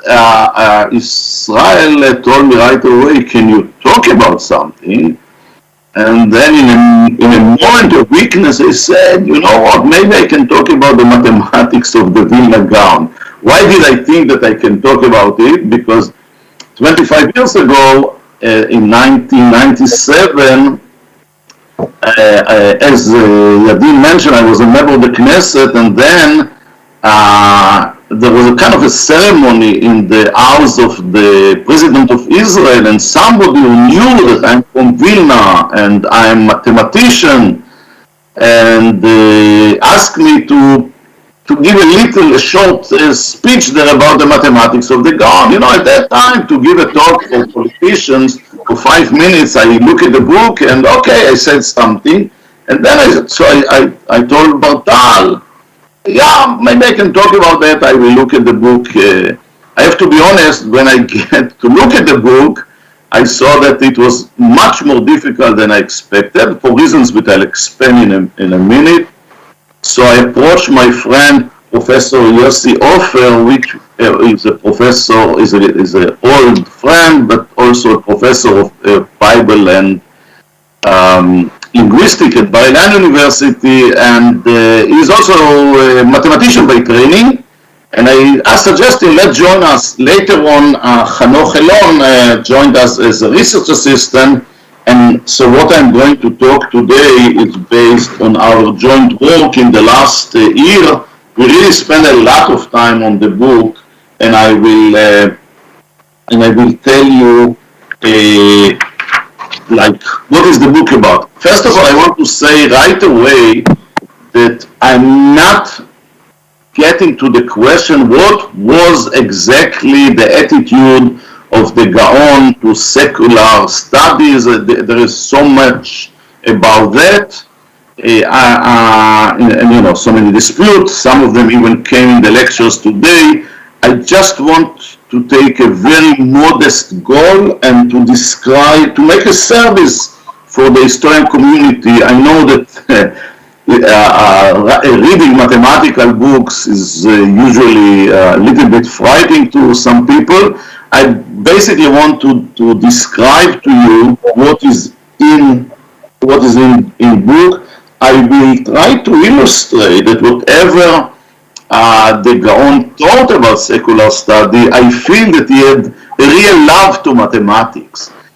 Some you can see it from this book, but you can also see it from another book of him, which I'm not going to discuss, the book Maaseh Choshev. The Maaseh Choshev is a very interesting, but maybe a bit strange book, because this book gives the list of number 1, 2, 3, 4, etc. And for every number, the Gaon brings all the places in the Talmud and Midrashim and the Chazal literature which mention this number. It's not clear somehow why he did it. In fact, it's even interesting to note that in one of the askamot which are given to that book, again, that book was published after the Gaon passed away, the author seems to apologize for the fact that the Gaon spent his time on that, and he said, well, he did it while he was sick, and the doctor ordered him not to learn Torah, so that's what he was doing at that time. It kind of reminds that some sources claim that the book that I'm going to describe, Ayin Meshulash, you can see the book on the left-hand side of the slide, was written only when the Gaon went to the toilet. Well, there is some intellectual effort in it, and difficult to believe that this is true. Anyway, let me go and describe what is the book about. So the book is called Ayin Meshulash. The name was not given by the Gaon. This is kind of a brilliant, I think, name. Was given by Rabbi Shmuel from Lukniki, I hope I pronounced the name correctly, who published the book in 1839. By the way, there were two other editions. In 2002, Avinoam Soleimani published only part of the books for some reason, but in 2005, Rabbi Eliezer Karlibach in Israel published a new edition of the book, which from the outside looked like the original one. Look at the slide. The original book looks like that. Ma'amar Shmini, as you can see it, I will tell you a little bit more about that later, but the right hand side is the original text of the Gaon, and the left hand side consists of explanations of the original text. What is the book about and what is in it? So the book consists of 4 understatements. Simanim, they are numbered from Aleph to Taf, and it contains information on basic algebra, basic trigonometry of triangles, namely trigonometry of the plane, and about circles. There are it brings some application to real world problems. I will say a little bit more about that. Problems which are on the earth, let's say, assume you want to compute the height of a mountain, how would you do it, etc., and several astronomical problems. And there is a small part on three-dimensional trigonometry. The book was divided by the publishers, not by the Gaon, into 11 chapters.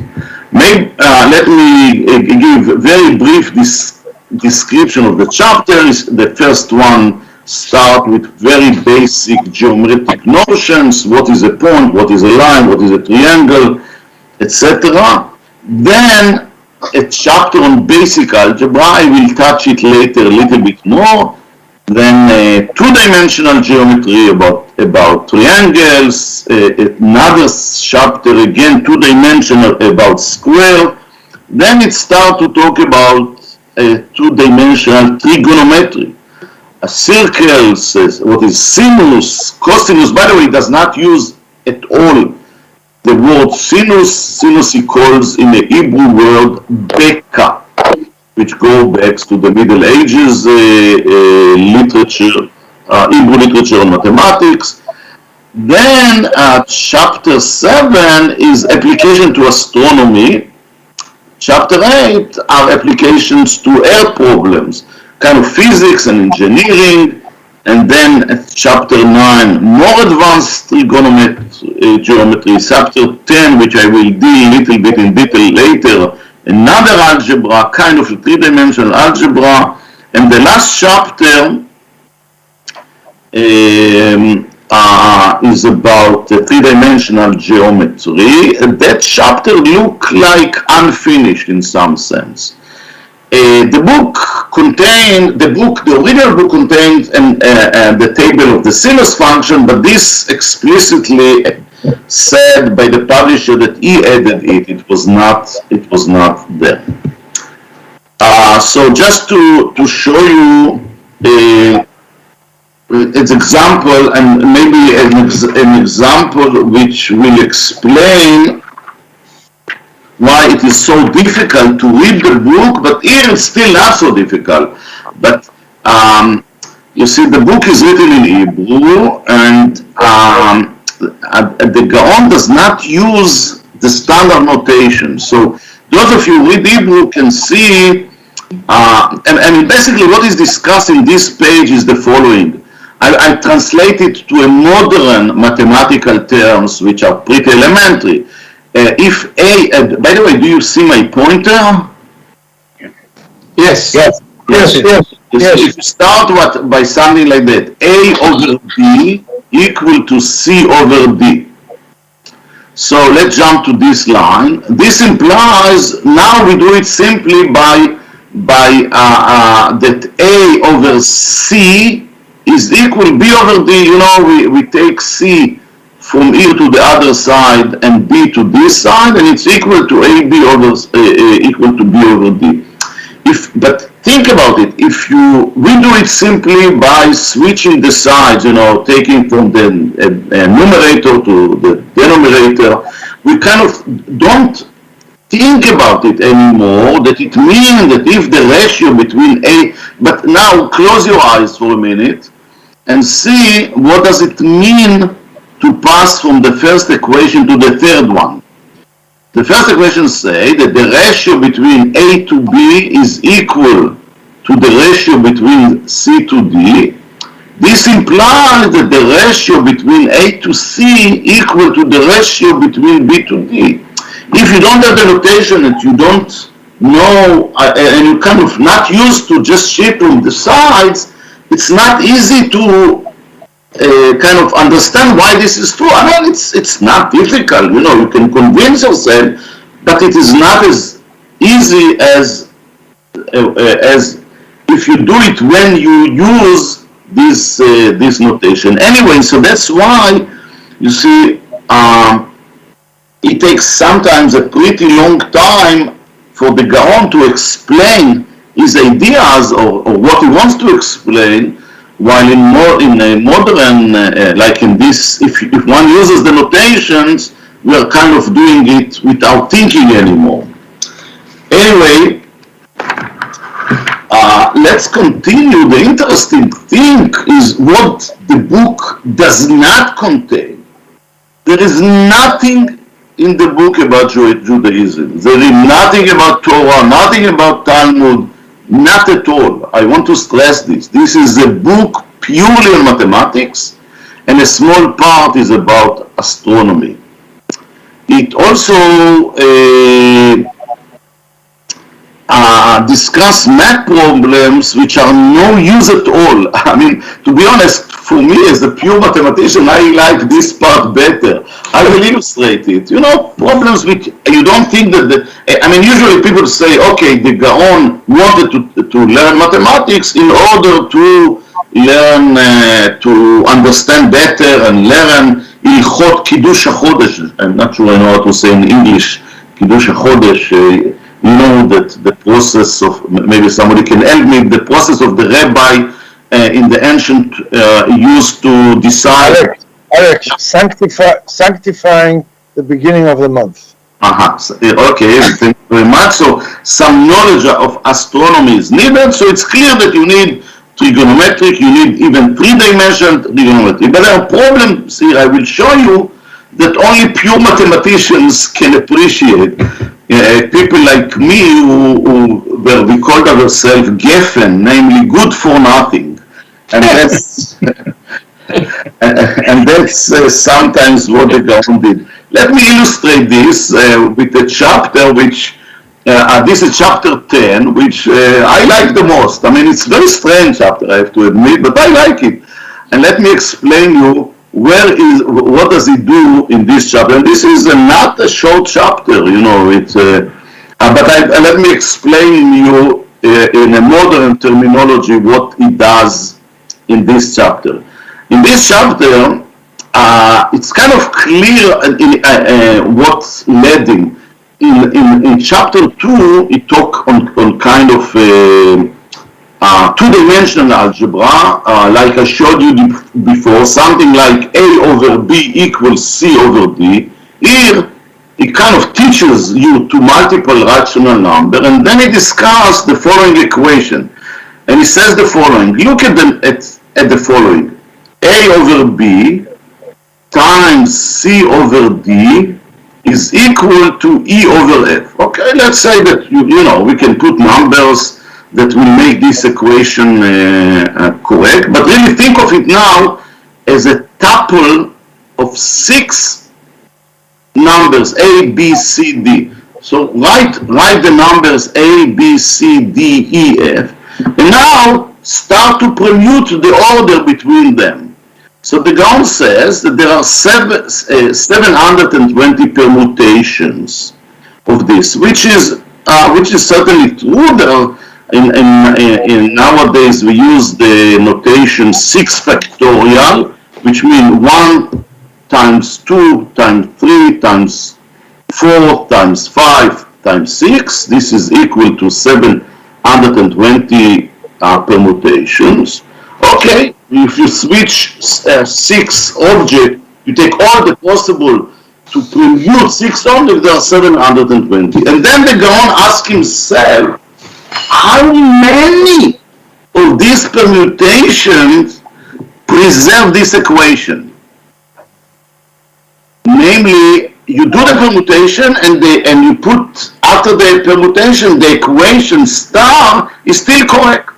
Namely, if you switch between A to B and you put B here and A here, then the equation is probably not correct in general, right? But there are some which will be correct. For example, if you will switch the role between D and E, you know, then it is correct. And he explains that there are exactly 72 of these presentations the equality preserved, and he even brings the table of all of them. You see this table? Well, it doesn't talk about A, B, C, D. I translated it to the way we think about this, but he said if you start with Aleph, Bet, Gimel, Dalet, A, Vav, but if you take B, Aleph, Dalet, Gimel, Vav, A, still the equation is correct. Look at it. Because what it does is switch between A and B, is switch between C and D, and is switch between E and F. You just kind of, you kind of replace everything to the opposite. Instead of A over B times C over D equal E over F, we take B over F, B over A times D over C times F over E, and the equation is indeed still correct, and it give you, I really cannot imagine, I'm sure, I'm not a scholar enough in the Torah to say, but I'm sure that this has no application to anything which is relevant to Torah study or Talmud or something. I think that the Gaon just was playing with this, and he liked these combinatorics. There is some tradition in the old Jewish book in mathematics to play some with some combinatorics. By the way, here, I don't have time to read it, but here he basically says that if, you see, in this equation, let's say that you know 5 out of the 6. Think of it. If you know 5 out of the 6, you can calculate and compute what is the 6th one, right? This is like an equation in one variables, which can easily be solved. So I have to admit that reading this, I have a lot of sympathy. I see, for the Gaon as a math lover, and as I mentioned before, it seems like he had a love to numbers, etc.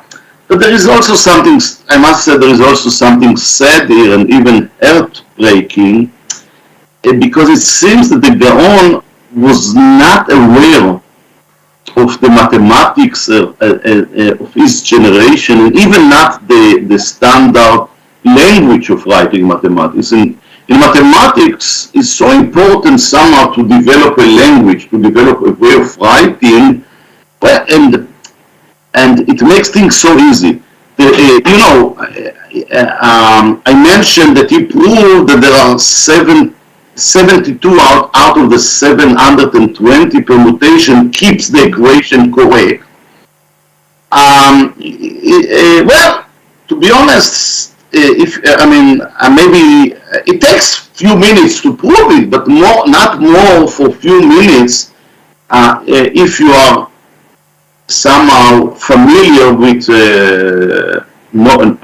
current knowledge of high school, which was certainly known at that time. So somehow the fact that the Gaon was not aware of all this made his mathematics and his books and his book less valuable. I would say Alex, did he make any attempts to generalize this to more numbers, different equations? No, I think that from his point of view, the book in the two-dimensional algebra, was a preparation to the two-dimensional geometry, and this he kind of considered as three-dimensional. If you think about this equation, for example, and in fact this is an hint to those who want to solve it, think about it, and each one of you, and try to prove why there are exactly 72. David, for you it will be an easy exercise, maybe for others a little bit more.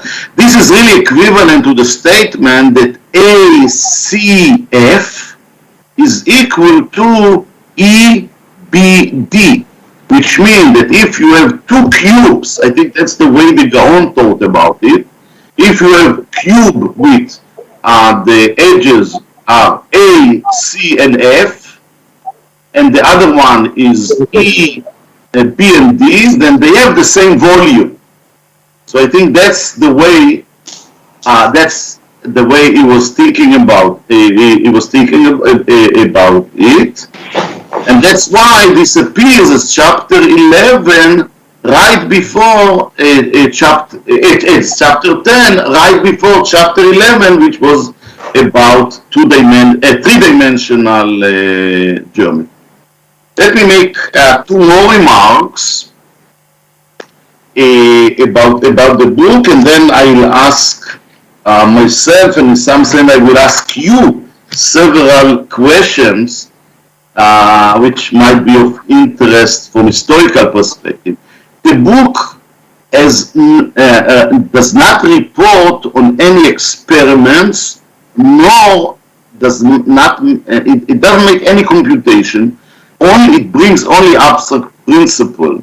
Even with respect to statement like that, he said, if you want to calculate the radius of the Earth, it really gives you a method to calculate the radius of the Earth. This is not new. This is something that already the Greeks started and knew to do. If you want to know the distance to the moon, so he says, what is the mathematical way, the formulation to do it?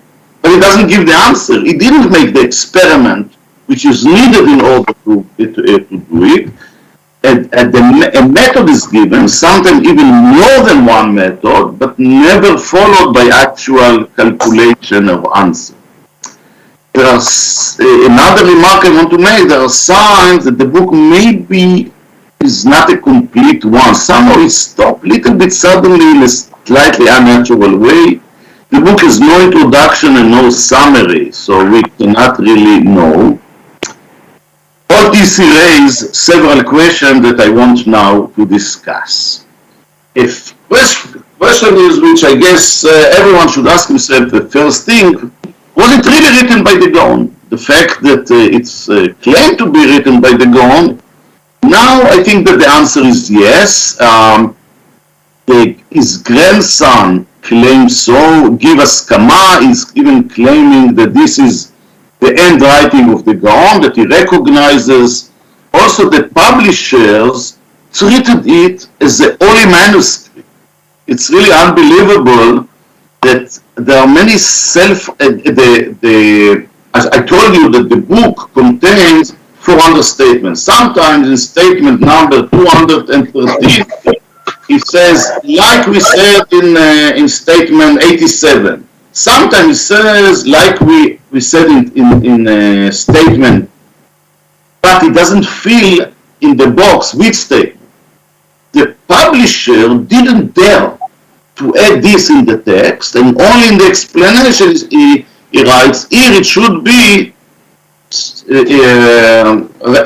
a reference to statement 67, etc. So clearly he really treated this as an holy text. And we don't, okay, I think we strongly believe that indeed it's written by the Gaon. It's not clear when in the Gaon lifetime it was written. There is no indication that we could find. One source said that all the Gaon writing were done by age 40, and after that only via his students, but that might be a different issue here, which we are not sure. Actually, there are also some signs that perhaps, I stress perhaps, not all was written at the same time, because it changed, sometimes it changed name. For example, to the diagonal of a circle is sometimes called diagonal, alachson in Hebrew, and at some point later on he called quarter of the circle. Somehow not always using exactly the same terminology. Both of them are suitable, but maybe there was some maybe took a break between writing the first part and the second part. Another interesting question, which is this really a book, or maybe these were just notes written for self-learning? And if it is a book, for whom? Who is the reader? Who is the potential reader? If you want to say no, there are very good reasons to say that this is not a book. Why? The Gaon did not write books in Judaism. You know, all his writing were first of all done by students, and all of them were usually notes on other books. You know, he wrote explanation to Mishlei, he wrote notes to the Shulchan Aruch, and then people published it. Why would he bother to write a math book? Clearly, even those who believe that he was very much for mathematics, why should he himself bother to write a math book? On the other hand, to say yes, there's some structure of a textbook, of a teaching book. Very frequently, he writes, if you want to know, as I mentioned before, if you want to know the distance to the moon, do that and that. Okay, now there is I don't want to say dramatic, but dramatic for us. I wrote it on the slide, maybe just an internal book for his students. Now, for this, suddenly, in the last few weeks, we got some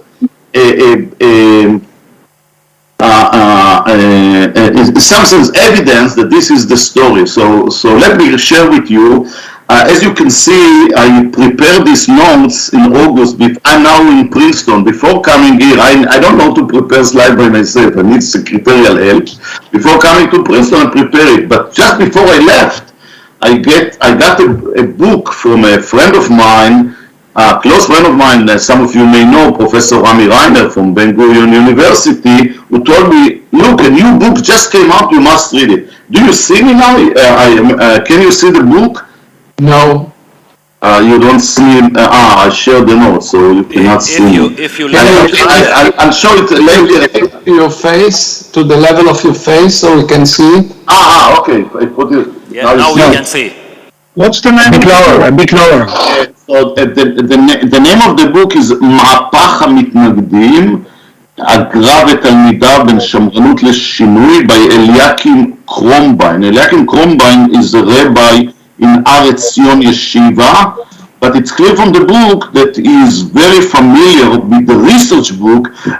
Many of your names are mentioned in this book as well as rabbi. And I find it as a fascinating book because his main resource of study is really the Torah of the Gaon. You know, he analyzed very carefully some of the books of the Gaon, and his knowledge, I mean, he compared it to what other historians said, but his kind of knowledge is really from within the Torah of the Gaon. I really recommend it. It just came out a few weeks ago. So I read it, and suddenly on page 24, there is a statement. He quotes. Let me even not give you all the details. He quotes a sentence which is kind of from Reb Chaim from Volodyin, you know, the student of the Gaon, who says that I asked the Gaon, don't call me the student of the Gaon, I asked him to teach me Torah, to teach me Talmud. He refused, but the only thing he agreed to teach me was Cheshbon and Dikduk, mathematics and grammar. The only thing he agreed to teach me. Now, Krombein in the book puzzles really about this sentence. How could be that the Gaon refused to teach Reb Chaim Volodyin? First of all, by the Jewish law, a Rav, a rabbi, is not allowed to refuse to teach. Simply like that. And secondly, how can be that a statement like that can be said by this student of the Gaon, and he discussed this issue in length, how to understand this statement. But he doesn't touch the second part. The second part said that he was willing to teach him mathematics and grammar. And suddenly we understood, among all the thousands of books of the Gaon, there are two books which are really singular, Ayil Meshulash and his book in grammar. He has a book in grammar, which is also kind of a pure book in grammar. And maybe that's the meaning. Maybe maybe to teach Torah, he expected the student to study by themselves, coming to the questions. But this was a textbook, maybe even for Volodin, and for other students, take this and learn this, mathematics. So now we strongly believe that bingo, that is really the goal of this book, is a kind of a textbook for his students. Let me pass to the third question, which is even more interesting one, and maybe here we have only partial information, and I hope that some of you maybe can help us, because this is a background in a way. What are the sources of knowledge of the Gaon in mathematics and in astronomy? This is probably the most interesting question. Experts tend to think that he didn't use books in foreign languages, and that he only kind of read Hebrew and Yiddish. The book uses dozens of mathematical terms in Hebrew, following some Middle Ages tradition by Abraham, Bar Chia, Ibn Ezra, etc. So probably he had some Hebrew math book or books, but we don't know, and we don't know which one. There is no use of Latin terms. For example, I mentioned before, he used the Hebrew book term beka for sinus of an angle. Tangent he called nogea in Hebrew, etc.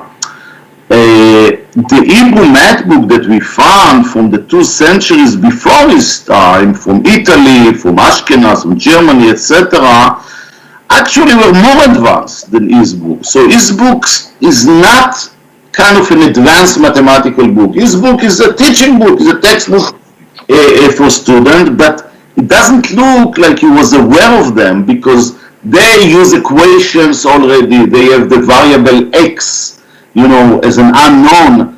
So a statement like he said that if you know 5 of the numbers in that equation that I showed you, you can recover the 6th one, could be formulated as solving an equation. He does not use this.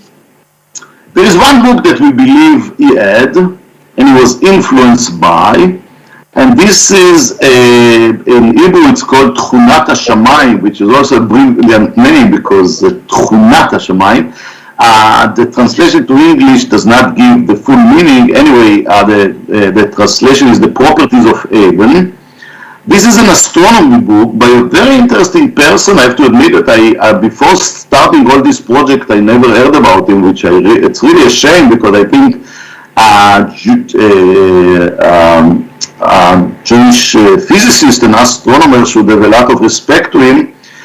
This is an astronomy book by Rabbi Raphael Levi Hanover, who lived more or less in the time of the Gaon. It is mentioned explicitly in Aliyot Eliyahu, which is the book about the Gra, and in his stories about him, as well as on the book Pnei Tevel, which is attributed to Mendelssohn, that the Gaon was reading this book. This is the book Tchunat HaShamayim, and this is Raphael Hanover. I'm grateful to Eran Raviv, who seems to be the expert on the history of Rabbi Raphael Levi Hanover, who provided this photo. And well, it is even claimed in this Aliyot Eliyahu that he read the book when he was 8 years old. The book was published only when the Gaon was 37, but I must say that the book was published, the book of Raphael Hanover, without the permission of Hanover. He was very upset about the fact that, and it was published from notes which he gave to his students. Maybe he gave to his students a good number of years before, and maybe one of these notes arrived to the Gaon when he was 8. But this is a highly non-trivial book, so I don't believe that the Gaon could really read it when he was 8 years old. The Gaon was really Gaon, was really genius. You can see it from the book, but it's difficult to distinguish between legends and the reality. Anyway, the book, or תכונת השמיים is mainly about astronomy, only very few pages about mathematics.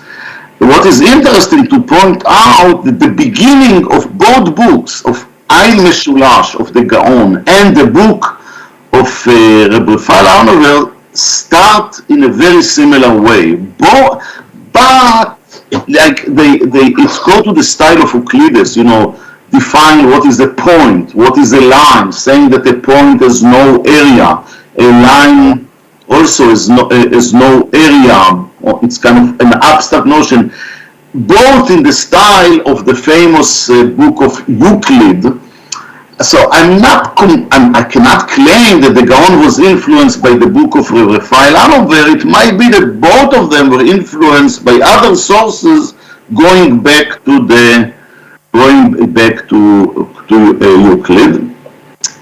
But while we are pretty sure that he was influenced by that book, we were not able to find other books that we can say, wow, he learned. It's, as I said, he uses terminology of math books, so he clearly had other books. Another possibility that he learned it from some people. Maybe there were some mathematicians or scientists in Vilna at the period, and he learned from them, not through book. Anyway, that's something which we are very interested, but we couldn't really find a suitable answer. Ben Zion Katz bring a speculation that his student, Baruch from Sheklov, was the one to teach him algebra. This doesn't, I have to say, we couldn't find any support, and also I think that saying that Baruch from Sheklov was really his student is a bit exaggeration. Baruch said, I visited him, but I don't know, maybe. What is interesting that Baruch from Sheklov writes that the Gaon encouraged him to translate the book of Euclid to Hebrew, which indeed he did. By the way, it really shows you that the Gaon has a lot of respect to science and mathematics, and frankly, reading the book, I kind of wanted to stand, behind his shoulder and see his way of thinking, and maybe sometimes tell him, please just do this in this notation, things will be easier. But he clearly has some love to it, I think, beside the ideology. Just he loved numbers, he loved the intellectual challenge. Amazingly, there was an Hebrew translation of Euclid, which was done much before, but it was done by Moshe Ibn Tibon and his nephew Jacob Ben Machir. I'm finishing Yadim in less than 3 minutes. Yes. Much earlier, but it was not published in print till 1704, and then already published. So it's clear that the Gaon was, and as well as Baruch Sheklov, were not aware of it. Anyway, I want to say we do not have a satisfactory answer about his sources.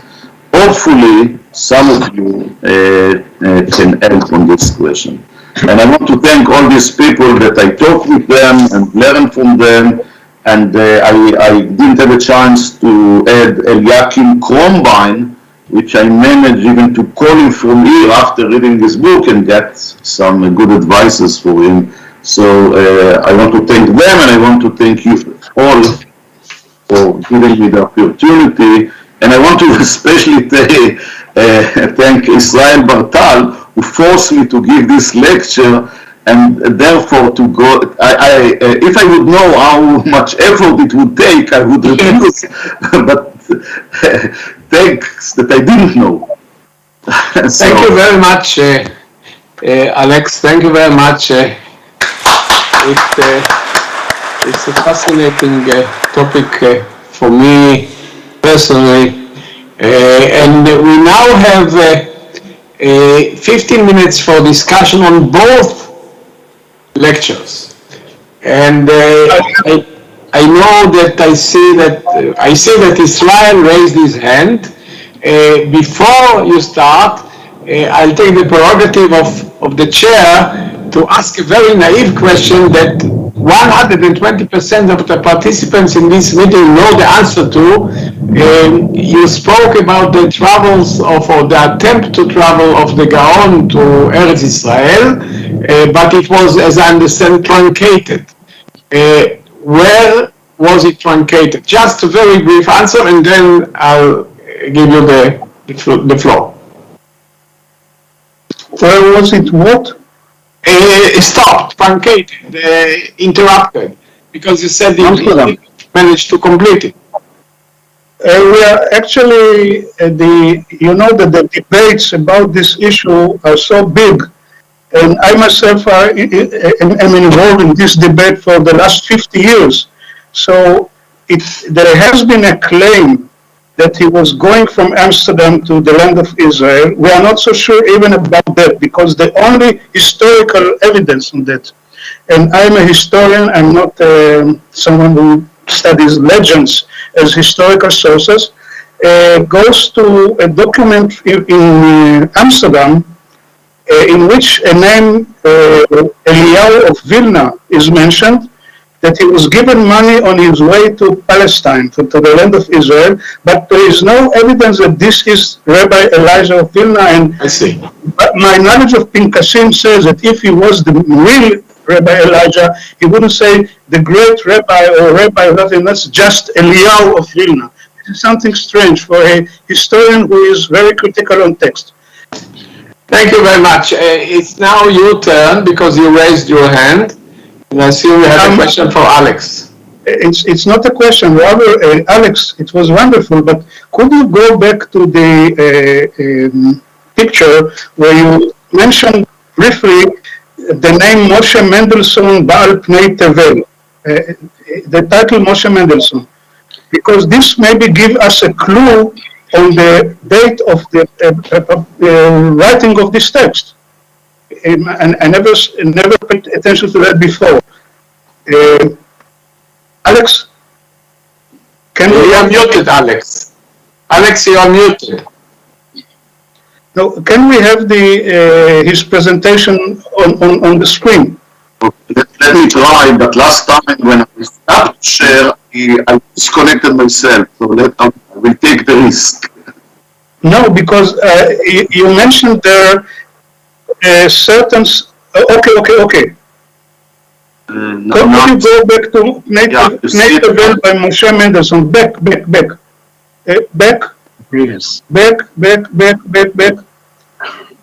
It was not here. No, okay. I know where it will just a moment. You mentioned it along with other sources.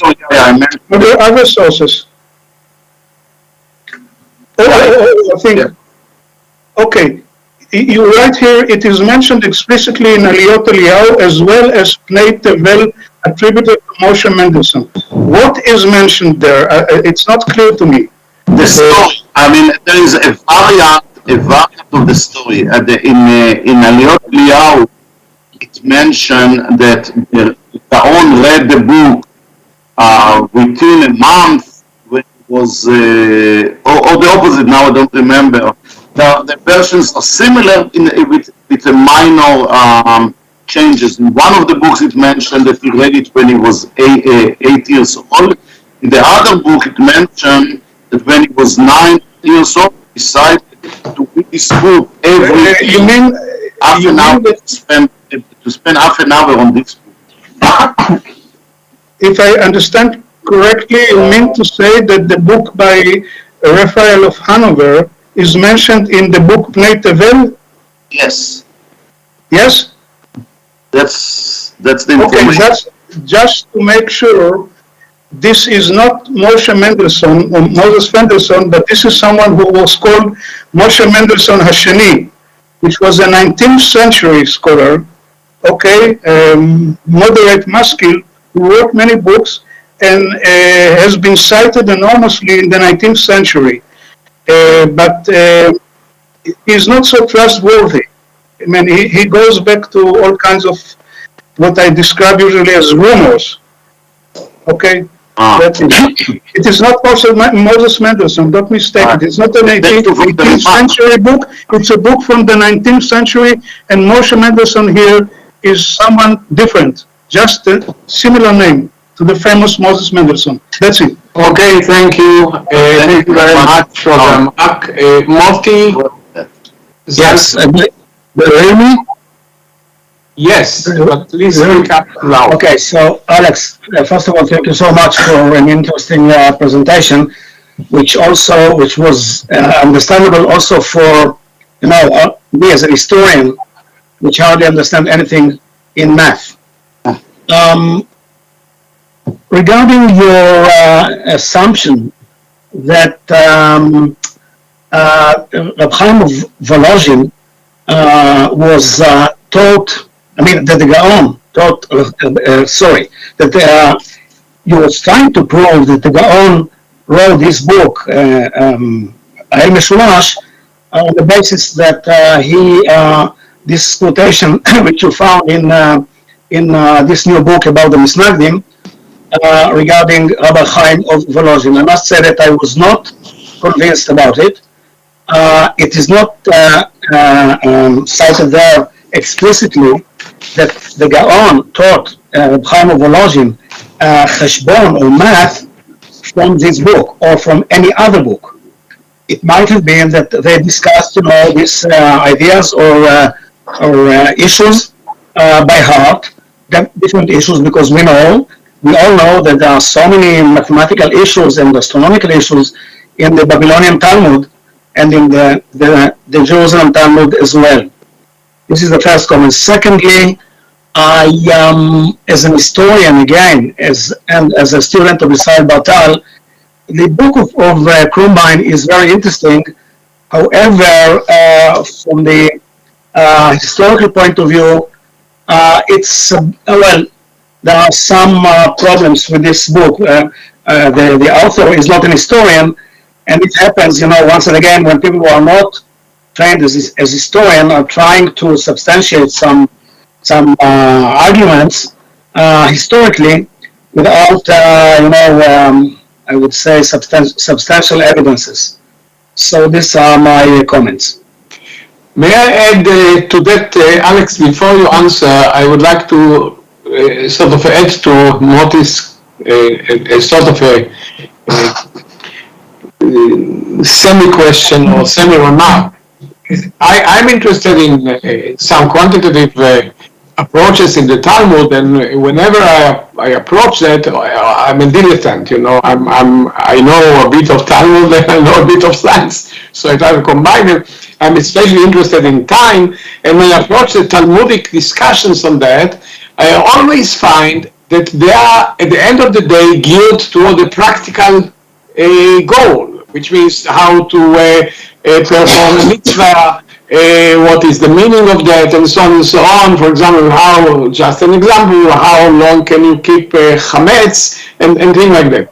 But as I recall, you said that the interest of the Gaon was theoretical with no ends to it. Is this, I did understand you correctly? I rest my case.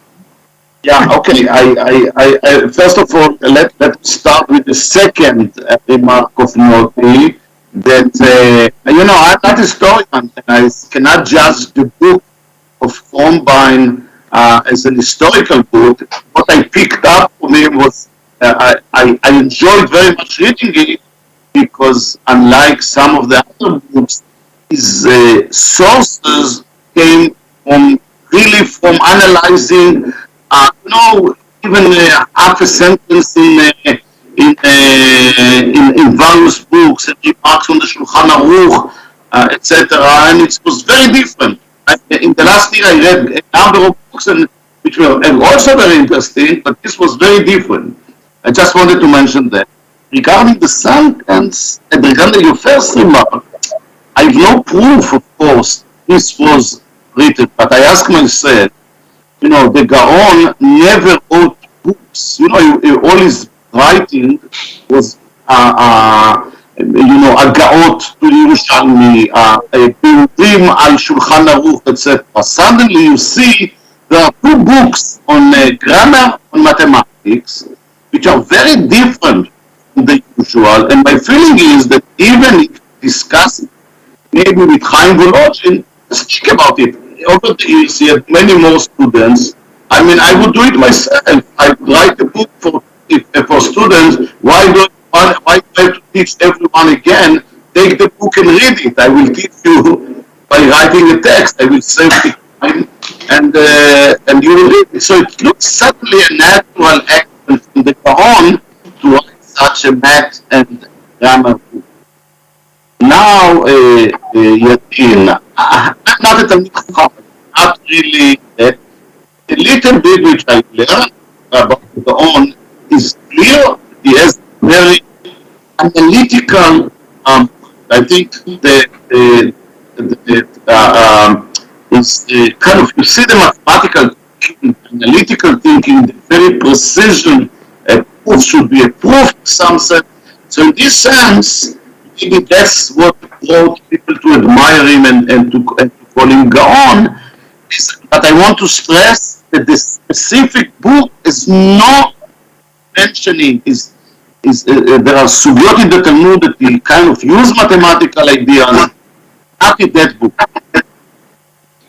Israel, I would like to strongly support Alex with this claim that this is kind of, if you like, a methodological teaching, if you like, textbook.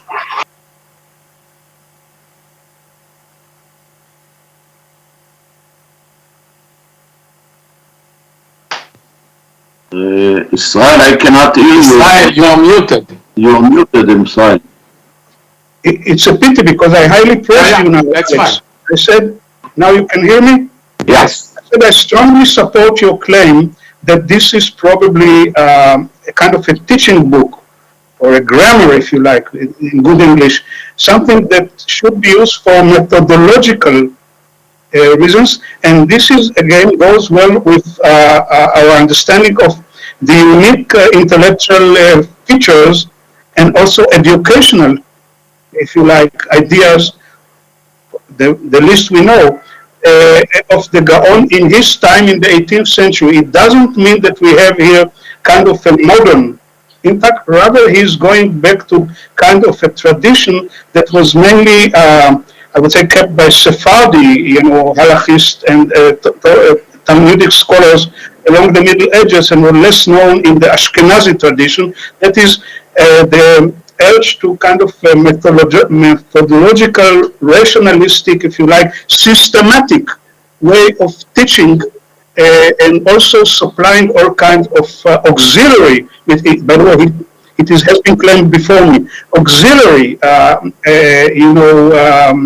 aids for the student of Torah, if you like. So he wouldn't say, he is not supposed to say it in the book. And I think you are right in having in mind this, because he never wrote a book other than that kind of books. However, I'm still suspecting maybe this is kind of a, something that his son did, kind of arranging it or collecting it. So we don't know what in this book is, 18th century and what is early 19th century, but this is another thought. So if I take your words, it means that had he been living today, he would have supported strongly Limudei Liba. As usual. Any more remarks, questions, ideas, or complaints from the audience? Yavin, can I add a comment? Sure. Just a second, I must that we have some. In the book, I was kind of feel that the Gaon himself did not have the power, which is really pity. I didn't hear because I was unmuted and muted. So please, who was speaking last? Me, Moti. Moti, I don't see you, but please go ahead. I have some problem with my camera. I just want to add something. This book, Al Mishulash, when it was composed, the author itself, if I'm not wrong, testifies that he had to collect the material from all different sources, and the other students in the Shiva hall or study hall were very, they actually laughed at him that he is dealing with nonsense, more or less the same. I mean, he uses more or less the same, more or less of this term, because this was not considered by them as a real study. And the other issue, which comes with my hesitations regarding that this book was actually used by the Gaon to teach Reb Chaim, is that this book is not mentioned by the Gaon's sons when they, they published their own writings. I mean, not all of them at the same time, but this book is not mentioned there.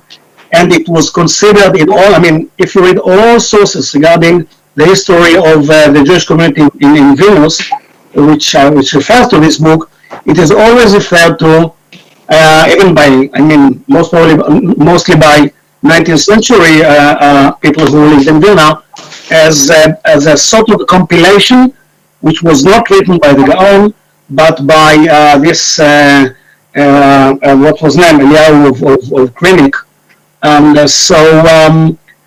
Assumptions are interesting, but we historians must be, convinced. So, but anyway, thank you again for this most interesting. Moti, I must say, I can jump, but Askama, there is an Askama, grandson of the Gaon group, and he writes, I don't have it in front of me, but I believe he writes explicitly that this is the Ktab Yad of Gaon. Yeah, I understand that this discussion can go for we are done in 1.5 minutes according to the delays. Yeah, according to the delays. Yeah. So that's why I am, because I hope we will start in... We have 1 minute to go. And this 1 minute, okay, the last minute. If there is a burning question or remark that it will be done in 53 seconds, then we are good. And if not, I think that I don't see any hands raised, especially except Moti that already spoke. So I wish to thank very much both speakers, Israel Bartal and Alex Lubotsky. I really appreciate your presentations. I think the rest of us as well. And I think that I'll give the floor to the conference room to declare on lunch. Thank you very much, Mr. Chairman. You did perfectly your job, and of course, excellent speakers, and discussion which we had was very interesting. And now I would like to wish all of participants to have a lunch, but quite quickly, because we have only 35 minutes left for lunch. So please do it, and we will start 1:30. As I will check the program. Yes, we will start at 1:30, and chair of a session will be academician and honorary consul Vladas Algirdas Bumelis. So much information. We have 35 minutes to take a food. Thank you very much. See you. Thank you very later. much.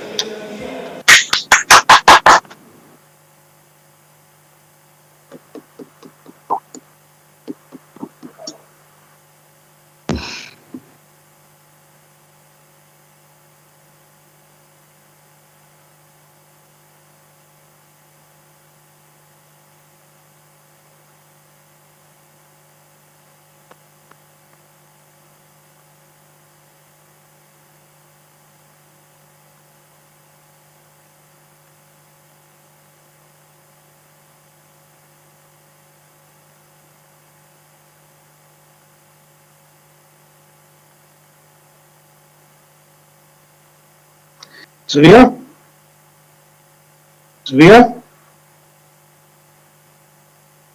את שומעת אותי?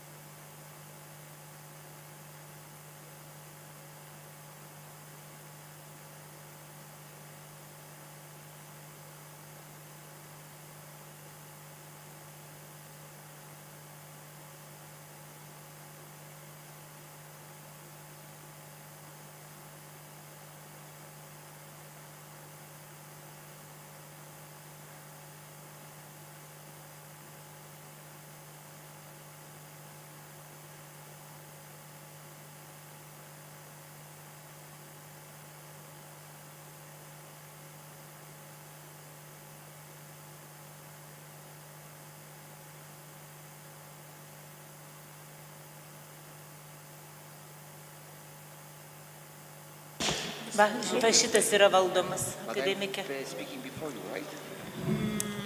No, Your presentation is the next one. Her? Yeah. Mine. Yours is the next one. Mine's the first. Yes. Bet čia akademikė valdoma šitas yra. Kol šitas neišjungtas, negalės akademikas įsijungti. שלום המשרד, שלום עליכם.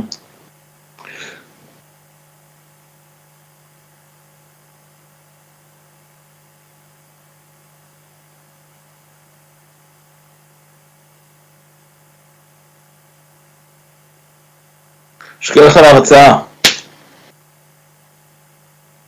אתה מיוט, אתה מושתק. ישראל, אתה מושתק. קראתי 10% מהמאמר. עכשיו אתה שומע אותי? אתה שומע אותי?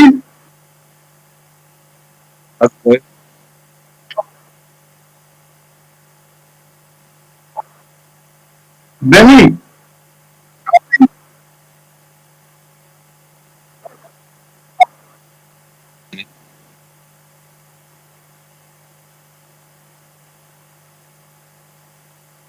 בני, אתה שומע אותי? לא? מוזר. לא שומע, כן. שומע אותך, ישראל?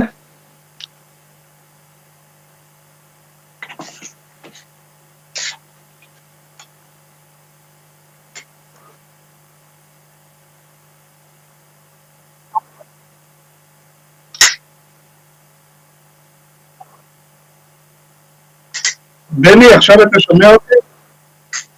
כן? שומע? אבל אני לא שומע אותך? עכשיו? עכשיו בסדר. קודם כל, תשאר כוח על ההרצאה שלך. יש לי קטע בהרצאה שלי שאני מתייחס לעניין החברתי-מדיני שלו, אבל כמובן לא קראתי את זה, כי אצלי הרי קראתי לקט של 10% בערך מהדימויים של הגר"א בהיסטוריוגרפיה. כן. קודם Jau tiek atidirbau, kad galit jau ir 3 dienas pasirodyti.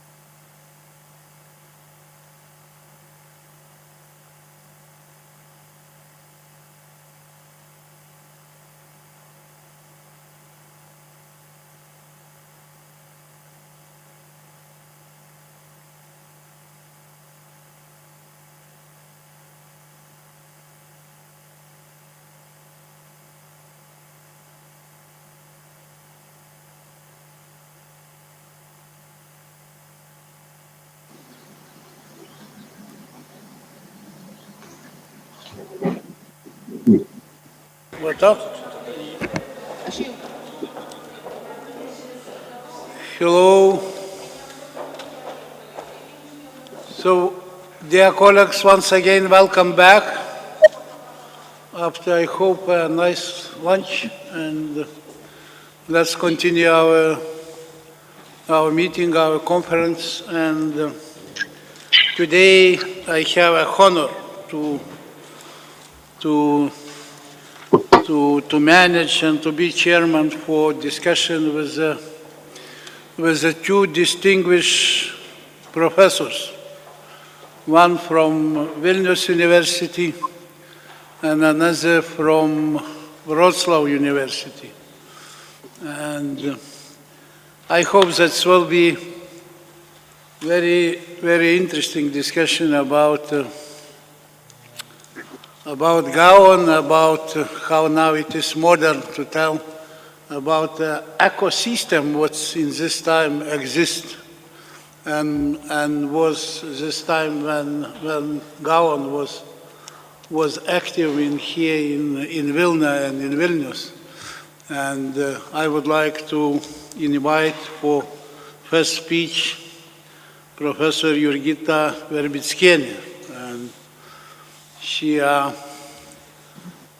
distinguished professor in Vilnius University, and she is in Faculty of History of Vilnius University, and also she is heading a Center of Studies of History and Culture of Eastern European Jewish.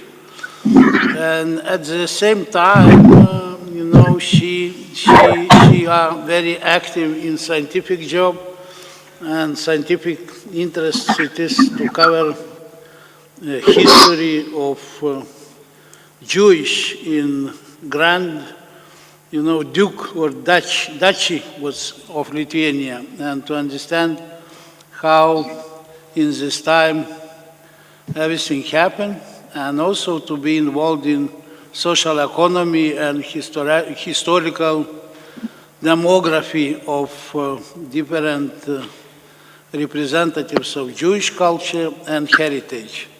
So I would like to ask Jurgita to give for us some speech and some presentation, and I hope that after that we will have a good discussion about after these two presentations what will be done right now. So please, Jurgita. Thank you very much, Professor, for the kind introduction. And I would like just to make a check out with my colleagues that sadly I cannot see nearby me, but only their screen.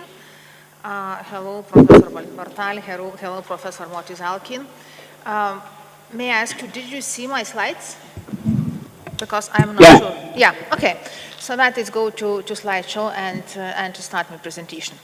So if something went wrong, please stop and tell me. Kodėl jų nerodo per visą ekraną? Ne, čia eina from beginning. Okay, so if you see my slides, so let's be like that probably. If it's comfortable for you, it's okay for me. So today I want to apply to microhistory approach to a group sources which are usually studied to determine this distribution of communities in the state, the number of their members, or using historical demography methods. In this presentation, I will try to present a research based on the analysis of the two Jewish censuses. The first one that was implemented in the 1764-65, and another more for comparison, implemented in 1784.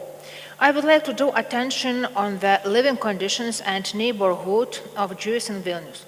In my understanding, analysis of living conditions via the characteristics of rented or owned flats in correlation with the family structure and number of household members could show us the needs of collective or individual places outside the living flats to the Torah studies.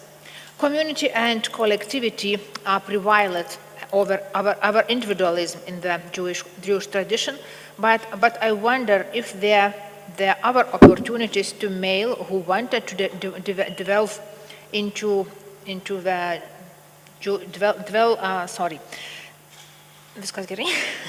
dwell into the sacred text to do this in own homes. And it is likely that even in early modern Vilnius, these traditions remain largely unchanged. It is not usual approach to analyze intellectuality and its place in a community with such unique status as Vilnius, but in this paper I propose to make a connection between the living conditions of families and the traditional needs to focus on the study of the religious text as often as possible. I am to distinguish not the structure of a Jewish household, but the patterns of their life in the neighborhood, with the understand that individuals tend to live according to their rank and opportunities in the relevant environment and vice versa. However, the questions remain important there how to determine indicators that could speak about their living conditions without having the financial history of many of the Vilnius Jews. I tried to ask in which part of the city and in what type of houses are located, and according to that principles, the groups of neighbors they are formed and how they could recognize them. The density of the Jewish population in a specific part of the city is one of the multi-layered questions under research if we try to evaluate the living conditions and ecosystem. Professional skills as a possible way of earning for the everyday expenses are as well important criteria for the understanding of social structure of community and its intellectual potential. The sources which I will use while describing the Vilnius Jewish community in the first census of the Grand Duchy of Lithuania, as former research shows, together with my teams, this census is accurate and could present a fair, realistic pictures of the members of your community and their life in the city.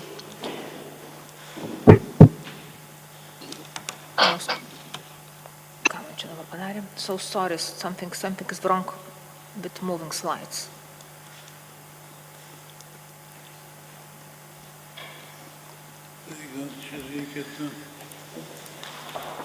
Yeah, okay, now you can see? Okay, so, nu vat jo.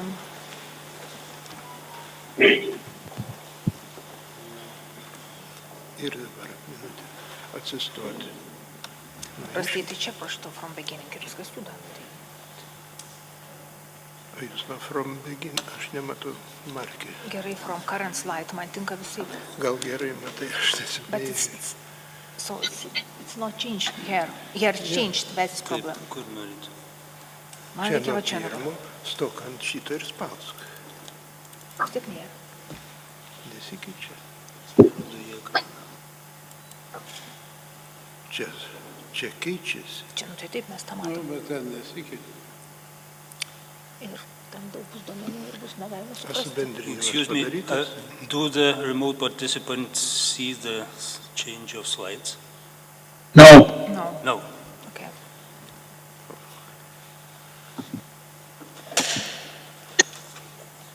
Tai gal jis yra tik tais, jis yra minutė. Grįžtam į puslapį.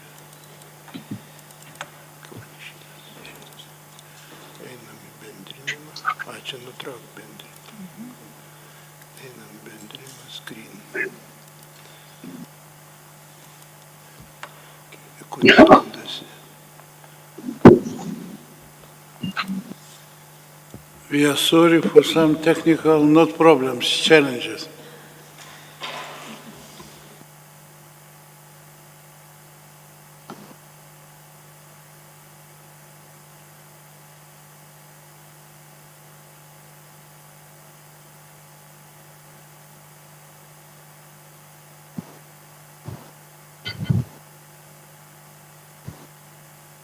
Yeah, I can see the slide, but if you, it's not a full screen.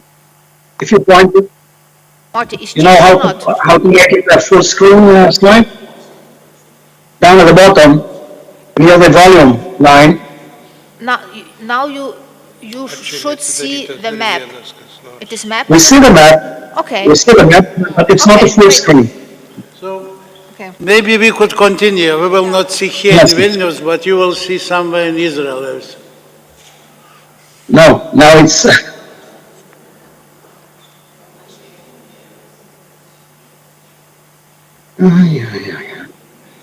No, this. Okay. Oh, no, now it's okay. Okay. So let's come back. So this map is. Yeah. Okay.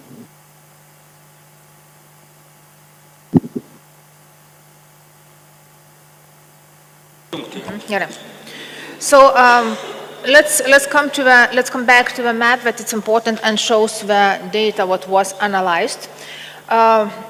I will use in my presentation today only part of the data of Jewish community census because only 75%, as you can see on the map, of the general members of the community lived in the city. Generally, the research that I presented today cover the living condition of 3,068 Jews on the above genders, inhabitants of second part of the 18th century Vilnius, inside the city walls. They comprise 889 families that lived in the 91 building. As it could be seen from the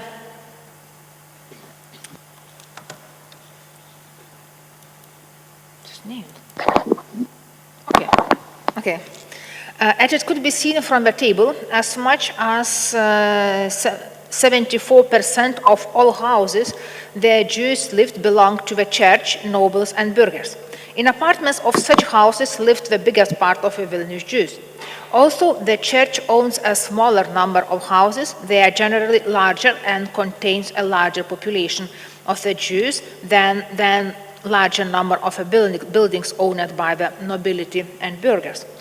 26% of the buildings where Jews they are located, owned by the Jews themselves. These are buildings belonging to individual Jews, buildings owned by the community. Kahal hospital is mentioned as a separate building. Apparently, we should consider the buildings belonging to the Kahal as community-owned collective purchase in fulfillment of a demand to buy the buildings in the Jewish quarter. It is likely that the apartments of the Kahal-owned houses, they rented and generated income. If we concentrate on the second part of the 18th century Lithuania, it is very clear that the dominant part of the Jews in Vilnius, including wealthy families, live in rented accommodation but did not own it. According to these characteristics, the social status of the Jewish families in question was secondary. Almost all of them were tenants renting apartments which were placed of flats of different quality and size, but not individual buildings.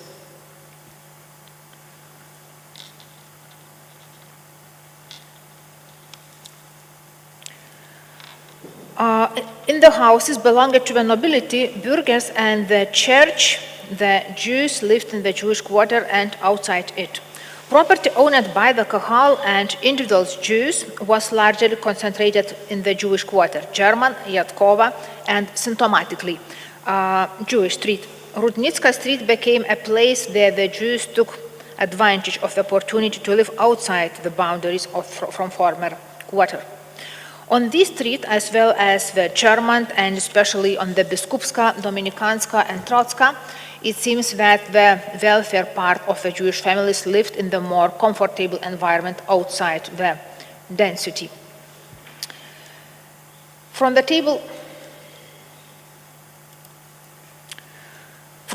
3, it is easy to recognize that usually the Jewish families prefer to live in one household, a married couple and the children, sometimes together with the married children or other relatives of one of the spouses.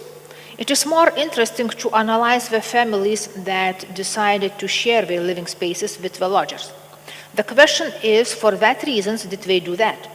The first possible reason for such decision is that Jews with insufficient incomes rent or shared their flats with others as a possibility to up their income.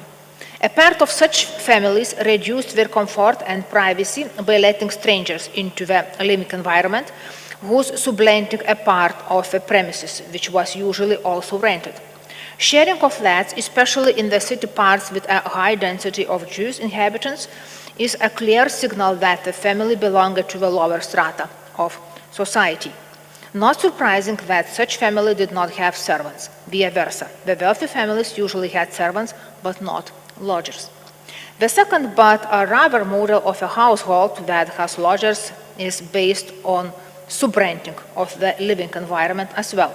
But this model is a different one. Wealthy Jewish families rented a bigger apartment or smaller building and subrent it to others. In the Jewish census, families of subrenters, they are calculated as kontni, but not as separate household or householders. In such strategies, to share property could be seen as a business model. The same business model we could see in the small dozen of cases when Jews, as person, was owner of a building. In such cases, they rent part of the owned buildings for independent householders, but not in the lodger's status. In circumstances where the majority of the Jews in Vilnius lived in a rented property, we could consider the subletting of part of the rented apartments to lodgers and to absence of the servants in family that lived in the shared apartment as a sign of poverty. However, it is necessary to acknowledge that with a limited housing market and supply of several lodgers' families in one household could be representation of the renting businesses. A more micro-level understanding of living conditions and the environment that can also reveal a great deal about the reality of intellectual life. There is no doubt that any male who wanted to devote himself to Torah studies one evening had to leave his home, which did not have such conditions as a standard. The possibility of studying religious texts in synagogues, professional groups, or private closets was therefore above all a necessity of life that coincided the tradition and joint studies idea. The needs of public communal spaces for studies were determined by the impossibility of doing this the more intimate individual environment and hope. An approach based on the empirical data to the everyday life of ordinary, it is mean majority Jews, allow us to see the limitations of intellectual life and not to idealize it. The question of the inner need to study and deepen one's knowledge after the working day, I left today in this presentation aside. Since the conference is dedicated to Vilna Gaon, I want to take a critical look at his living environment. Unfortunately, a look through the microscope destroyed the legendary imaginations, including the special attention given by the community to this personally and its maintenance. During the 70-65 census, together with the other Jews in the territory of a former Jewish quarter, there was an household market, as Elias Zalmanovich, head of a family without listed profession. And you can see in slides in the blue color. Living together with him and making up one household there. And I quote, wife Hannah, son Zalman, daughter Basa, servant Nehama, end of quotation. At that time of the census, it is possible that his infant son, Yehuda Leib, who was born in the 1764 and was not yet a year old at the time of the census, would not have been counted. A son Abraham was born right after the census in the 1765.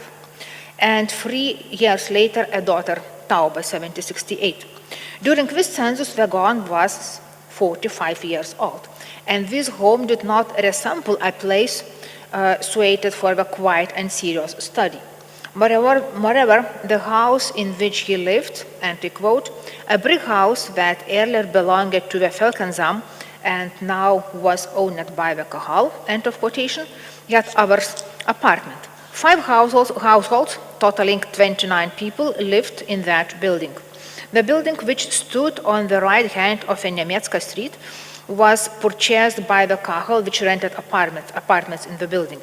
This was the first known place where the Gaon lived in the Vilnius. It is paradoxically, but this residence seemed to be a long time unknown in the historiography. The Gaon's family closest neighbors were the grave digger, Kopach Mogilny. You can see this in the slide. I make a bold these professions. Yosel Mozheshovich family. From the slide, it is easily visible that Gaon's family neighbors were ordinary Vilnius Jews of the middle of the even lower social classes. These families supplemented the income by sub-renting parts of the apartments to the sub-renters. In comparison, in the conflict-prone Rabbi Samuel Vidgerovich, better known as Avigdor, also lived in the tenement building in the same neighborhood as the Gaon. But this house was the only one of all whose recorded was listed as a palace, and was a property owned by the nobleman Gursky.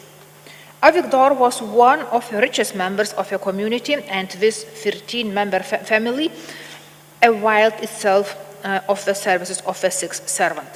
His neighbors are a furrier, a tailor, and 2 stonecutters. They are likely highly skilled craftsmen.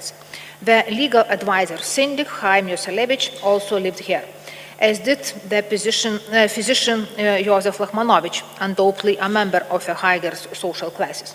The residents of this building hired servants and did not have subleases, so they did have to share living spaces with anyone. It is true that we have no data on how the chief rabbi of Vilnius organized its study environment. In the sources of the second Jewish census in the 1784, the Gaon family was registered at another location of a Vilnius Jewish quarter. This family moved from his former residence on Nemetska to Zhidovska Street. It was a huge tenement building with interior courtyard next to a great synagogue of Vilnius, but a bit farther from the so-called Gaon Klois that this previously residence had been. It is interesting to note that now there is no servant listed in the Gaon's household. The children were grown, and it is probably that the men had been employed earlier to help the Gaon's wives with children care and household tasks, which had been important 2 decades ago. Sometimes before 1784, Vilna Gaon had already buried his first wife, Hannah, and married a second time. At that time, besides himself and his second wife, Gitel, from he married in 1783, the household of Elias Zalmanovich included daughter Hannah. She probably was visiting and not living here, and eldest son Zalman, with his wife Rocha and their daughter Trina, born in the 1776. It means that Vilna Gaon in the second and his second wife lived together with his oldest son, now 26 years old, and his family. It would seem that family life of 64 years old Eliyahu must have been more tranquil than 2 decades earlier, if it were not the family's new living quarter. This time, the Vilna Gaon household was one of the 32 in the building. The numbering of residences was 169. Social structure of inhabitants and numbers you could see in the slide. It can be said that the Gaon and his family could avail themselves of all necessary services without ever leaving their courtyard. The neighbors include a baker, fisherman, 7 tailors, several furriers, 2 teachers, bakalash, even the family of musician Yosel, water carrier Laser, and 3 butchers. The designation of the building as Jewish in the documents of a Jewish census of 1784 is likely synonymous with the description kahals. Kachel's house, making it possible that the building belonged to a Jewish community and all its tenants were rented and subleases. This house was very densely populated. If we turn to the Podimne documents corresponding to the period of the Gaon's residence from the 1790, we can imagine the quality of life of the inhabitants of this house. The building houses, both residential and commercial premises, residential, it was pokoje, rooms, was predominant ones. There was a total 80 such units, of which 9 was large, velke. We do not have any understanding how the enumerators decided what is large, medium, or small, but still the numbers is quite important in this case. So it was 9 large rooms, 10 medium size, srednje rooms, and as many 61 small. From the documents, we know that in this building, the shoemaker close was functioning. It was the possibility to find separate communal spaces with the living flats of most of the families, with multiple family members of the shared inhabitants was smaller than 25 square meters. You can imagine just this.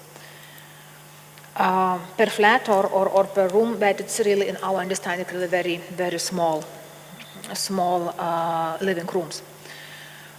Even Vilna Gaon lived in the livest section of the Jewish quarter and need to go out to the close bearing his name, the only transical place. The reconstruction of Eliyahu Zalmanovich environment and living conditions allows one to conclude, but they're neither special nor exceptional. The surroundings and living conditions to the Vilna Gaon did not differ from the others in the middle or even lower classes in the community. The case of Vilna Gaon living conditions shows that the intellectual activity and the study of sacred text had to be purposefully organized by the community or its institutions, or perhaps by one of the other enlightened persons of the community, because the conditions of self-restraint, concentration, and intellectual activity simply did not exist in the residential environment.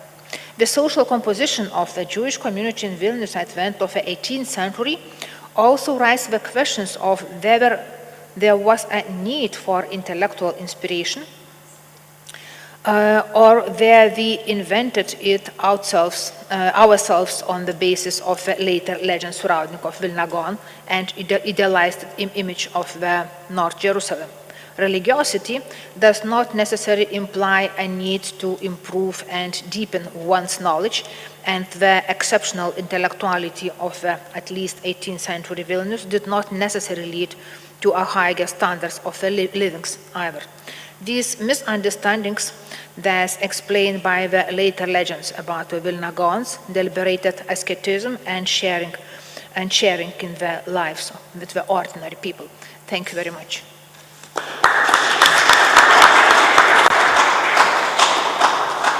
Thank you very much, Jurgita, for excellent presentation and excellent speech. And now all of us, I hope, we know much more how Gaon was living, in which house, what was environment around Gaon. And later on, during discussion, I hope that we could discuss, because that Gaon was genius, it's clear for everyone. But to understand this environment gives some big impact or not, for his to be a genius. Maybe we could discuss during discussion time. And now, once again, thank you very much. And because not too many time for questions, and I would like to invite Professor Marcin Wodznicki to give presentation about Marcin. He is a member of Polish Academy of Science and Academia Europe. He works in University of Wrocław, Poland, and he is running Tadeusz Taube Department of Jewish Studies, and he is a professor of Jewish history and heritage and literature. And his research, it is a focused on different aspects of Jewish life, history, and culture. And he will also give to us a very interesting case from Joseph Rosenson, if I am right pronouncing. So also very distinguished rabbi, and he was also medical doctor and also, you know, gentleman who was study a different Jewish history, culture, and so, Marcin, we are listening to you, and we will know more. Thank you very much. Thank you. Thank you for the introduction. Thank you for inviting me here, first of all. Actually, I will claim Josef Rosenson was not a distinguished figure. I take him as a minor case study, a microhistory that allows us to zoom in on an individual person and not even his life, but one document that he produced that I would like to discuss today and show how one small treatise that he wrote around 1805 sheds light on intellectual life of Lithuanian Jewry, on Haskalah, Hasidism, and their interactions, also with European, in this case Polish, Enlightenment. Josef Rosenson, let me give you a short introduction, was indeed a rabbi. He came from a distinguished rabbinical family, was born around 1774 in Vilna. He was educated here when he was 18, so around 1792. He was elected to be communal rabbi in Piesk or Piaski, small town and even smaller Jewish community in what is today Belarus. Retrospectively, he was speaking badly about this community, saying that people were not really educated, they didn't know languages, they didn't study, and he didn't like life in Piesk, which might be the reason why in 1806 he abandoned this community and decided to take up entirely new life. He recruited to the Vilna University and started education in physics and medicine.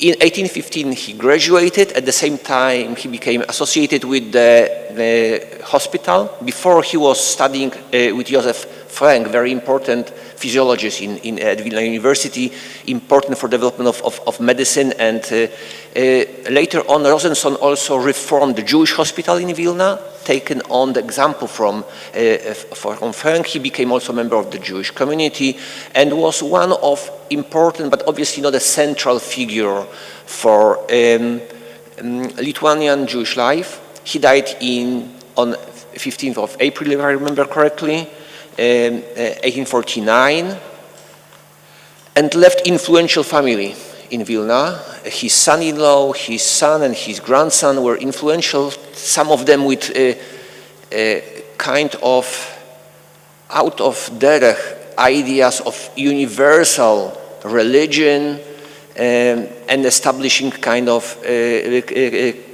sectarian structures within Vilnian Jewish communities. So there was a lot of controversies also after his life. But it's not because of this life, I believe, that he's interesting, or at least not so much interesting to me today. It is solely because of the treatise that he wrote in 1804, late 1804 or 1805, which is the first maskilic, I mean written by the proponent of Jewish Enlightenment, the first maskilic treatise on Hasidism, Jewish religious movement developing from the late 18th century in Eastern Europe, and from late 18th century also reaching Grand Duchy of Lithuania and coming to Vilna.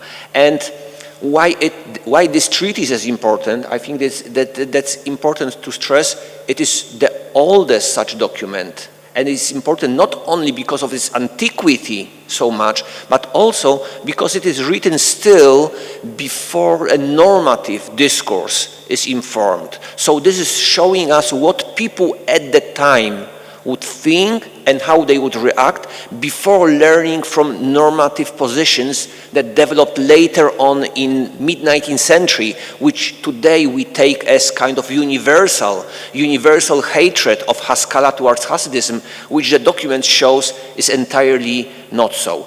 Together with this, the document shows us, because this is a document written by a maskil, proponent of Jewish Enlightenment, on Hasidism, it shows us a variety of interactions. So in this one small document, we have picture of Hasidism with very interesting and new insights into this movement. We see relations between Kahal, Vilna Gaon, and emergent Hasidism and Haskalah movements. We see relation between Haskalah and Hasidism, which I mentioned also before, and we also see, because of Joseph Rosenson being proponent of Jewish Enlightenment, we see relation between Jewish and European Enlightenment in this one case. So I think a lot in little. So let me start with, I started with history of Rosenson, now let me move to point number 2, history of the treaties. From the only thing that we know about this document is the document itself. But fortunately, there are several hints within this 10 pages document that are referring to a person who commissioned this document. This person is anonymous, but because it is within the papers of Tadeusz Czacki, very important intellectual in late 18th, early 19th century Poland, Lithuania, critical for development of education in Volhynia, but also in Grand Duchy of Lithuania, and later on for reform of the university in Vilna also, we know that this document was commissioned by Tadeusz Czacki, proponent of Polish Enlightenment. We also know that it was written in Vilna because the document itself says so, and we know that even though the date on the document is damaged, we know that it was written in the year 5500 something and 5, but the something we can reconstruct because we know ante-quem and post-quem days, because we know that it was written after 1800 and before 1807. So this is either late 1804 or the year of 1805. The document, as I was mentioning, is 10 pages long. It has 7 sections. Starts with introduction on what is Kabbalah and Jewish mysticism and introduction to Jewish mystical ideas. And there is a specific discussion of what are the Sfirot, emanations of the God's presence. Then there's history of pre-Hasidic mysticism, again very short. Third, there is a section on mystical prayer before and in Hasidism, and there's a story of beginnings of Hasidism. Then there is the very first translation of Likutei Amarim, Tanya, of not of entire treaties, but several pages of this document have been translated here. The text that is foundational for Lithuanian Hasidism, and this is the very first translation of a section of this document that we are aware of. Then there's a section about the leaders of Hasidism in both Lithuania and outside, and the final section about anti-Hasidic opposition. The title of the document is Józefi Rosenson Tractatus de Kabbalah, which is mistakenly taken by, later on, not by Rosenson himself, it was added later on by somebody who didn't read the document but only picked it at the first page, which is indeed discussing origins of Hasidism and Kabbalah. Later on, as far as we are aware, the document was in hands of Tadeusz Czacki, who was using this document, and he have very clear proof for this, I'll come to this later, when writing his treatise on Jews and Karaites, the foundational book, again, foundational book for Polish-Jewish cultural interactions and awareness between Polish and Jewish Enlightenment. The document was stored in Czacki papers, and together, now we need some images maybe, right? This is the treatise itself. So the document was transferred, was in hands of Tadeusz Czacki, and later on was bought in the early 1820s, was purchased with all of Czacki library by Adam Jerzy Czartoryski, transferred to Puławy Library, and was part of Czartoryski Library, which is until today. For the next 200 years, document left untouched entirely in papers of Adam Jerzy Czartoryski. So this is the history of the document itself. Now let me do 4 points: history of Hasidism, what we learn, history of Misnagdism, what we learn, history of Hasidism, what we learned, and history of European Enlightenment and what we learn, right? So starting with history of Hasidism, very interesting. Beginnings of Hasidism are discussed totally independently of the well-known well-established tradition of Shifrei HaBesht, which was published only 10 years later. Rosenson was totally unaware of this tradition. He is reporting to some other alternative tradition. There are some reminiscences, but it's not the same story. First of all, father of, as we know him, Israel ben Eliezer, Baal Shem Tov, the founder of Hasidism. Father is not Eliezer, but Tzvi Hirsch, which is significant. It might be an error, but it's significant if you look on descendants of the Besht. You don't have name of Eliezer, but you have quite a number of Tzvis, which is Jewish tradition to repeat names within a family. So if we look by this, it's much more a reliable tradition, or more probable tradition that the name of his father was really Tzvi. Second of all, and that's a fascinating aspect, Tzvi Hirsch, father of Besht, was not captive, but was envoy of the Roman Emperor Eldrich. And unfortunately, I failed to recognize this name. I don't know who this Eldrich is. I don't know any Jewish folk tales about Emperor Eldrich or any other tradition. If anybody can help me, I'll be grateful. Because Tzvi is an envoy of the Roman Emperor. At the time, the Roman Emperor of the German nation would be Leopold, right? Habsburg. But it's not Leopold, it's Eldrich. So Tzvi is sent to Turkey, where he's representing the emperor, and being there, he managed to purchase several mystical and Kabbalistic texts, among them by Yitzhak Luria, Ashkenazi himself. So this is not the angel bringing messianic mystical texts to the Besht, but this is actually tradition within its family that those texts have been transferred. Then the documents give several other fascinating elements about the areas of influence of individual Hasidic leaders when he's discussing what are the most important successors to the Besht. It gives translation of Tanya, which I mentioned. And what is maybe most interesting about Hasidism, it establishes Hasidism as far more central and less controversial tradition than what we know from renowned Misnagdic anti-Hasidic opposition. Rosenson has no problems in interaction with Hasidism. He recognizes it as a kind of legitimate rabbinical tradition within Lithuanian or more general Polish-Lithuanian religious tradition, which is important, which leads me to the second point on what we learn from this document about Misnagdism, Gaon, and the relations between Misnagdic anti-Hasidic tradition in Lithuania and Hasidism.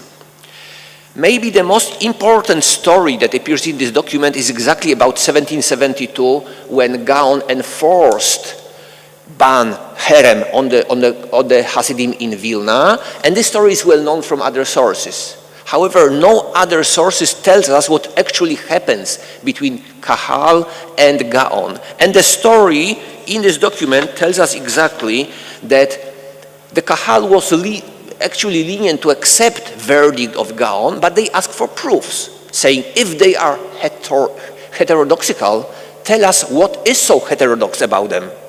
And there is an argument, and finally Gaon is telling elders of the Kahal, you are too stupid in Kabbalah to know the secrets of Jewish mysticism. You won't understand it.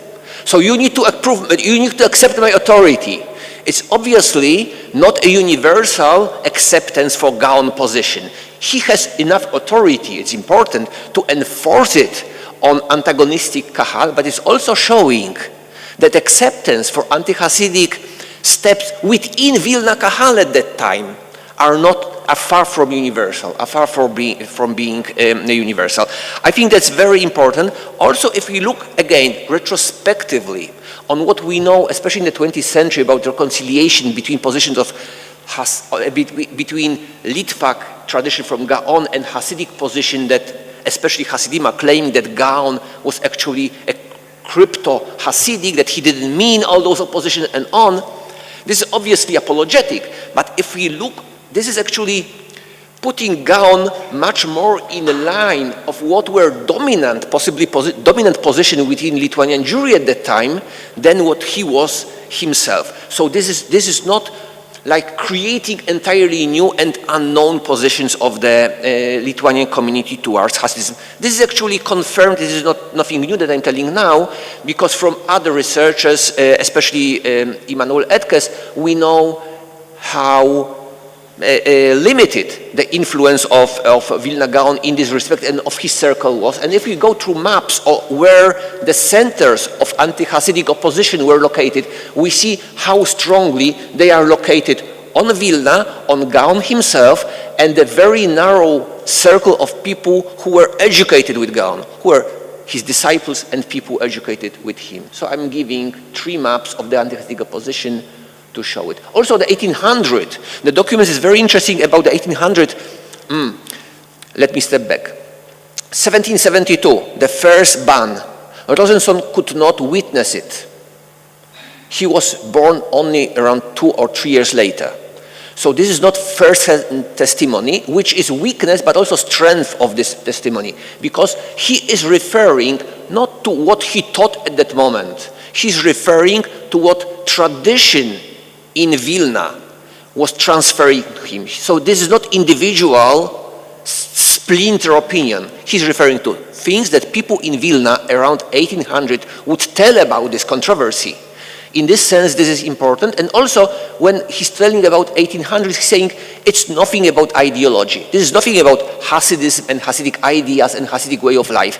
This is about power within community. There are groups of influence and controversy. There's especially the group, and he's referring here to Moshe Asherovich, Moshe ben Asher, who is recorded as one of the leaders of anti-Hasidic opposition at the time, and he claims that he is a very violent person who was not the persecutor of this sect alone, but was cruel and persecuted everyone whom he could crush, end of quote. So this is more about power fight within the community than about Hasidism itself.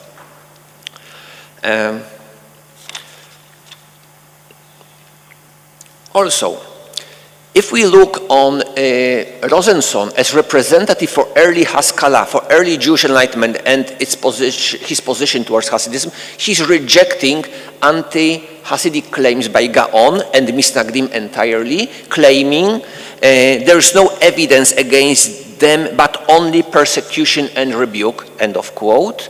And he's very clearly saying it is just one more legitimate pietist group in Judaism. No reason to persecute them, no reason to outlaw them, no reason to reject them from the bosom of Judaism. Downplaying the controversy entirely, saying this is mostly on misunderstanding and individual prejudices than about universal conflict. And this is extremely important because it allows us to see this very conciliatory position as, in a sense, foundational for a relation between Jewish Enlightenment and Hasidism, something that goes entirely against the grain of what scholars of Haskalah and Hasidism claim to be eternal hatred, right? Something that people see as, the Haskalah was always against Hasidism, and what is the proof? Yosef Perl and his anti-Hasidic Philippics, Mises and his anti-Hasidic writing, Levinson and his anti-Hasidic writings. Okay, but historians never considered that those positions are taken for being representative not because they represented majority, but exactly the opposite, because they were extreme. They were most outspoken, they were most visible because of their extreme positions. And then research is fixating on those extreme positions because they are so visible, they are so picturesque in their anti-Hasidic obsessions, but they are not represented for the mainstream. If you look this way, then positions of Big, of Tugendhat, of Zweifel, of Finn, and so many others who are either ambivalent or conciliatory or just indifferent about Hasidism, they turn out to be really position of Haskalah towards Hasidism and not what we take all too often, which comes mostly from very tiny group of Menachem Mendel Levin and his disciples to being a normative position towards Hasidism. And finally, Sof, give me 2 more minutes, 3 minutes, about 2 enlightenments in the title of my presentation, right? So it's a good time to get to this. As I was mentioning, this document was commissioned by Tadeusz Czacki, very important figure for development of Polish enlightenment, of Polish-Lithuanian enlightenment in Polish, in Poland, Lithuania at the final years of existence of the state, and later on ex-Polish territories, very influential also for reform of education in new Russian territories, including reform of Vilna University, establishing Volhynian School and other. He was also writing his most influential text, among the others the text on Jews and Karaites, the treatise on Jews and Karaites, published in Vilna, 1807. This document was not only giving history of Jews and Karaites, but it was also telling the story of what's happening now, currently. What is the structure of Jewish community? Because the text was oriented as kind of policy-making document. You need to know Jews if you want to govern them properly. So he was lacking sources on Hasidism. He knew about the existence of Hasidism. It was already in debate, but there were no Jewish texts available to readers except for Israel Lebel and very tiny mentioning in other documents. But there was not one text that would be representative for him, so he approached and commissioned Joseph Rosenson to write the treatise for himself. Rosenson was very proud of this. He actually mentioned being in contact with Czacki for many years later, and actually in his short bio that he wrote, he mentioned 2 people only that he was so proud of being in intellectual contacts with. One of them was Tadeusz Czacki, another was Levi Yitzchak of Berdychev, famous Hasidic leader. So kind of widespread sphere of intellectuals, right? And he wrote this treatise. This treatise was, as I was saying, delivered to Czacki. Czacki read this document and used it when describing Hasidism in the treatise. Actually, he quoted extensively from the treatise, never mentioning the name of Joseph Rosenson or mentioning it's not first-hand information, right? He just paid for the report, so he believed it's his. That's 19th century concept of copyrights and plagiarism, right? But far beyond it, the document is very significant because it shows us what is interaction between the Jewish and non-Jewish enlightenment. Because we have the chain of creation of the document, which translates into chain of opinion making, right? First, Czacki commissions Rosenson to write about Hasidism. Rosenson collects information, translates pieces of Tanya, Likutei Amarim, into Polish, then he annotates this document, then he writes the treatise about other aspects of Hasidism, then Czacki is using this document for mostly Polish readers of this document, and then retrospectively, Jewish Enlightenment is using Rozprawa o Żydach I Karaitach by Tadeusz Czacki as the most important Polish document on the Jews and the final proof of similarity of intellectual paths of Jewish and non-Jewish enlightenments. So there's full circle. I'm not saying this is equal friendship. I think the term of unequal friendship, of the clientele relation is very much applicable here, because the relation between Rosenson and Czacki is kind of typical for what we would say early modern our Jew, right? That the nobleman is commissioning services from his Jew, and they are interrelation, and both sides profit from this, but it's obviously unequal. And here relation between Rosenson and Czacki is also unequal, which is also indicating for us more general pattern of interaction between Jewish and non-Jewish enlightenments in Eastern Europe, I would believe, something that we know almost close to nothing. If we know about interaction between Enlightenment and the Jewish Enlightenment, Haskalah, it's only about the Germany. So I think it's high time to go beyond this Germanocentric approach, and I believe that Rosenzon's case provides us a perfect insight, a perfect case study to go into this issue. Thank you very much.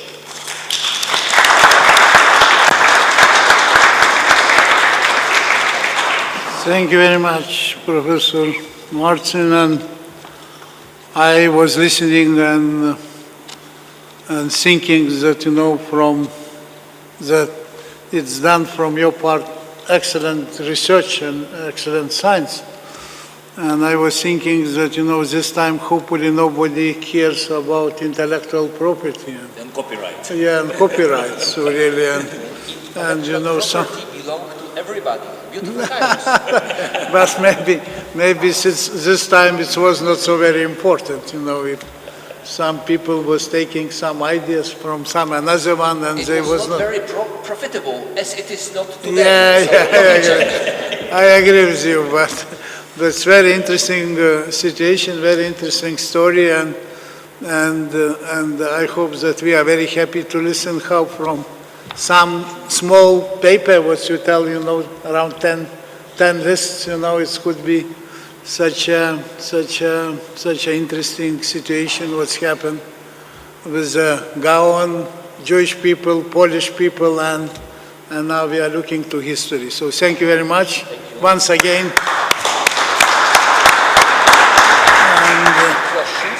And now we have a possibility to ask for some questions. So, and we have already, one interessant to you. So really, yeah. So we are asking, please ask. Yeah, and another one it is also. So, yeah. Yeah, please. Dear Martin, can you hear me? You hear me? Okay. Yes, yes, Israel, it's nice to see you. We hear you perfectly. Okay, great.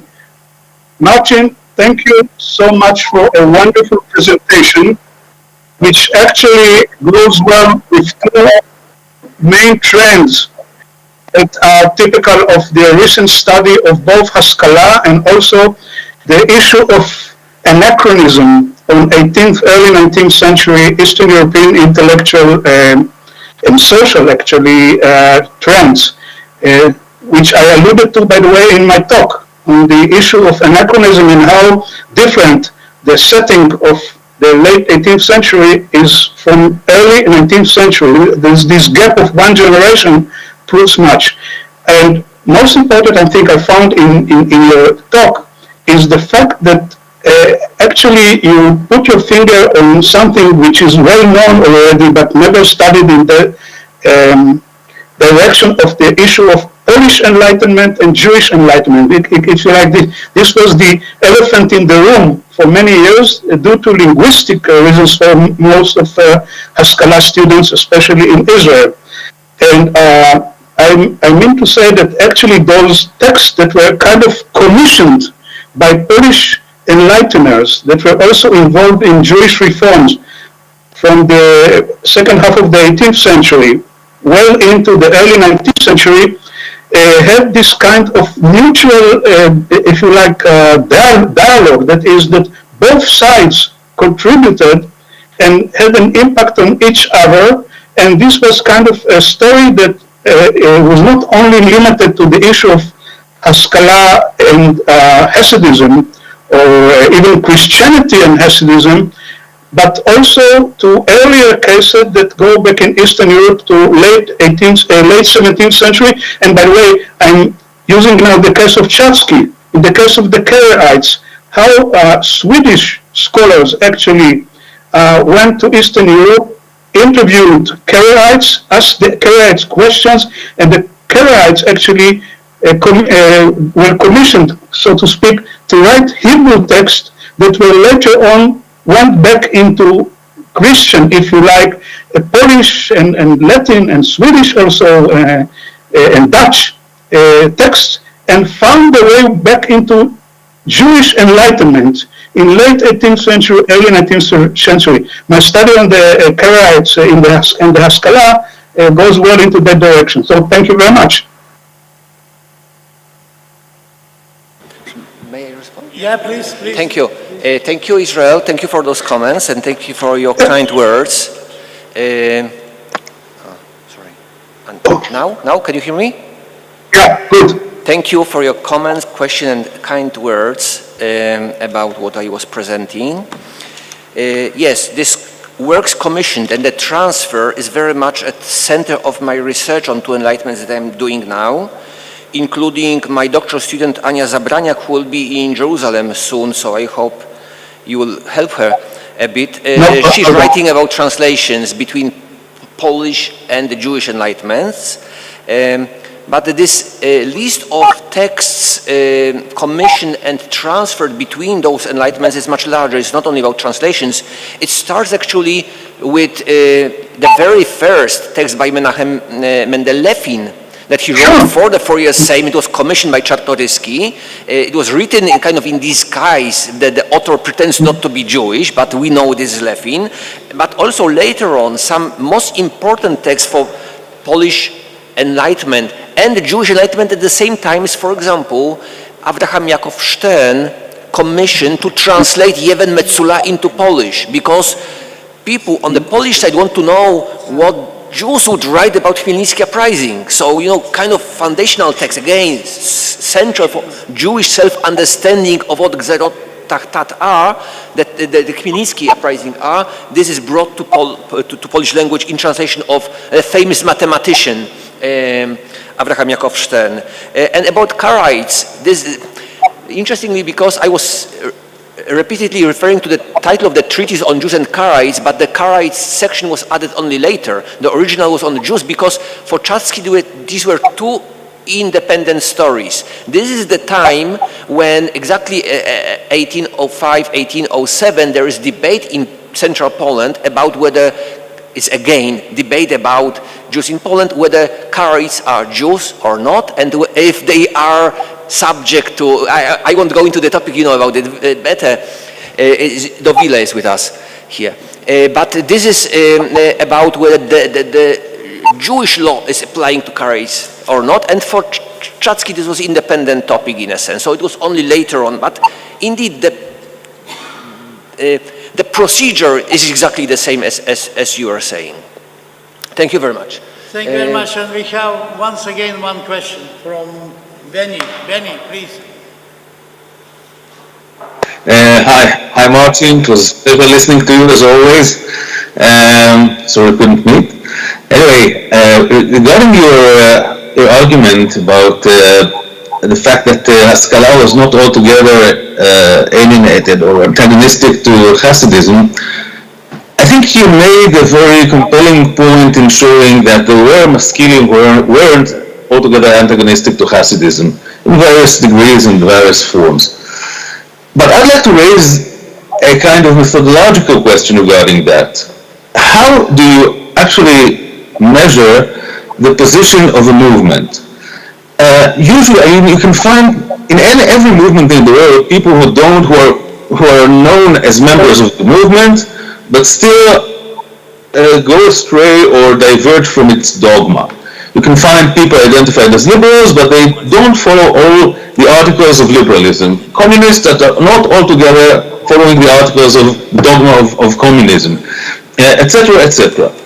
And if I find you such people, most of the cases you would say they are not the test for identifying the ideology of the movement. Ideology of the movement, not just members of the movement, is usually measured by, according to the leaders of the movement, the ideologues of the movement. Now, a person, with all due respect, and I do have respect for a person who was actually a doctor and served as a kind of local intellectual, but by no means an ideologue of the movement, if you only wrote in this issue only a 10-page treatise, I'm asking myself to what degree you should consider him as, in any case, in any way, a representative of the movement and its ideology. Hi, Benny. Thank you very much for the question. And actually, I believe that you strengthened my argument, in a sense. There's not universal position of everybody within the movement unless this is a political party that enforces unified ideology on it. If a movement is a loose social structure, as it is in the case of Haskalah, obviously possibility of variety of positions on nearly all aspects is possible, including the most central elements of the ideology. My claim rather was what we take to be normative position of the movement. So if you are to write 300 words entry for an encyclopedia on Haskalah and you will mention Hasidism, will you say they were generally hostile? You will say they were generally ambivalent, or mostly they just ignored it? Or what do you say? You might say nothing, of course, but the tendency until today is to claim that Haskalah is the Jewish modernity, enlightenment movement, strongly anti-Hasidic in their positions, which I believe, and I'm saying, our view of anti-Hasidic positions being dominant within, not the only position, but the normative dominant position within Haskalah is informed by extreme. And this is exactly, my point is exactly methodological. How far we focus on extremes and take it to be center, instead of looking of what majority of people who do social activism, publications, who write countless articles for journals about it and about adjacent topics, what kind of positions they take. And my argument is, I did it in-depth research for Kingdom of Poland, which was main argument of my book published 20 years ago, exactly demystifying opposition between Haskalah and Hasidism. But now I'm trying to, and actually I was, in this book I was claiming that in Poland it was different than in Galicia or Russia, because I believe historians claiming that in Galicia or in Russia is dominated by hatred. But now I think this is essentially methodological mistake we make for taking the most visible, the most extreme positions for being central. And I'm trying just to say, methodologically speaking, don't believe such a first look on this.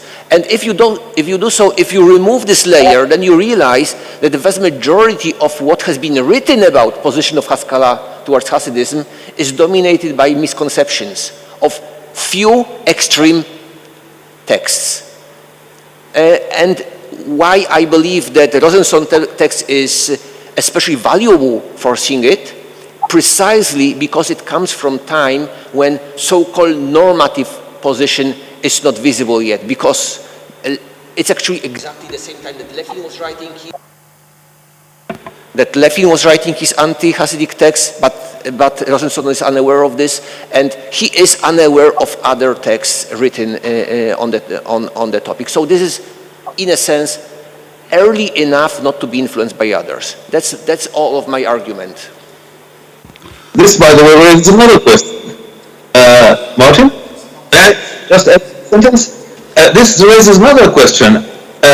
If he says he's not so familiar with a dispute, with a polemic, and also we see that what you called he's exposed to different traditions but might be simply kind of ignorance, maybe he's not in the business, you see, he's not in the business, so you can't tell anything about the attitude of Haskalah towards Hasidism if you take a person who's not in business. And maybe the other people who you consider as extremists are not taken as more central figures because of their extremism, but because of their you are welcome to Vilnius. We will continue a discussion.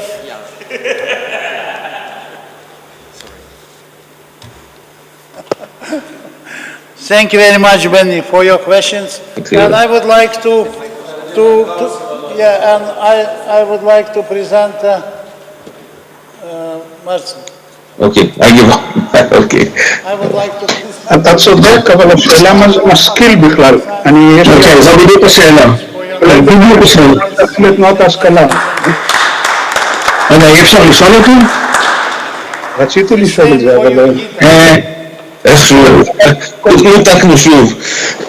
נו באמת, אי אפשר ככה עם הכנס הזה. נקסט, מה? לא, זה בלתי אפשרי. אם אי אפשר לשאול שאלות, אז עכשיו נגמר, ואנחנו יכולים לנהל את הדיון. לא, זה בלתי אפשרי. אני מוכן, תגיד זה בלתי אפשרי. Sorry, זה ממש בלתי אפשרי. תגיד, נו. dear colleagues, very important information. Very important. Excuse me, may I ask a question? Mr. Chairman. Excuse me, may I ask a question? Dear colleagues, I appreciate your discussion. It's very nice, very Mr. good. Mr. Chairman, may I ask a question? We will disconnect. Run out of time later. Okay, sorry, thank you so much. Because I excuse myself and all the colleagues because now we changed the location and afternoon program will be continued 3:30 or 3:30 in Vilna Gaon Museum of Jewish History. And dear colleagues on the remote, you got the accession codes and it will be via Zoom. Please connect and you can continue the discussion. Because we must change the location and we have not much time to change it. It's one important information. You got it, I hope. So that's why I am apologize. I interrupted the questions and the discussion. Sorry about that. And another important information is that tomorrow the meeting, the first keynote lecture is cancelled. And we start at 10 o'clock in the morning. Okay? Tomorrow 10 o'clock in the morning and today 3:30 Zoom connection to Vilna Gaon Museum. So thank you very much and thank you Mr. Chairman, you did a great job. Thank you. Thank you and let's move to Gaon Museum. Somebody personally, somebody virtually. Okay. See you later.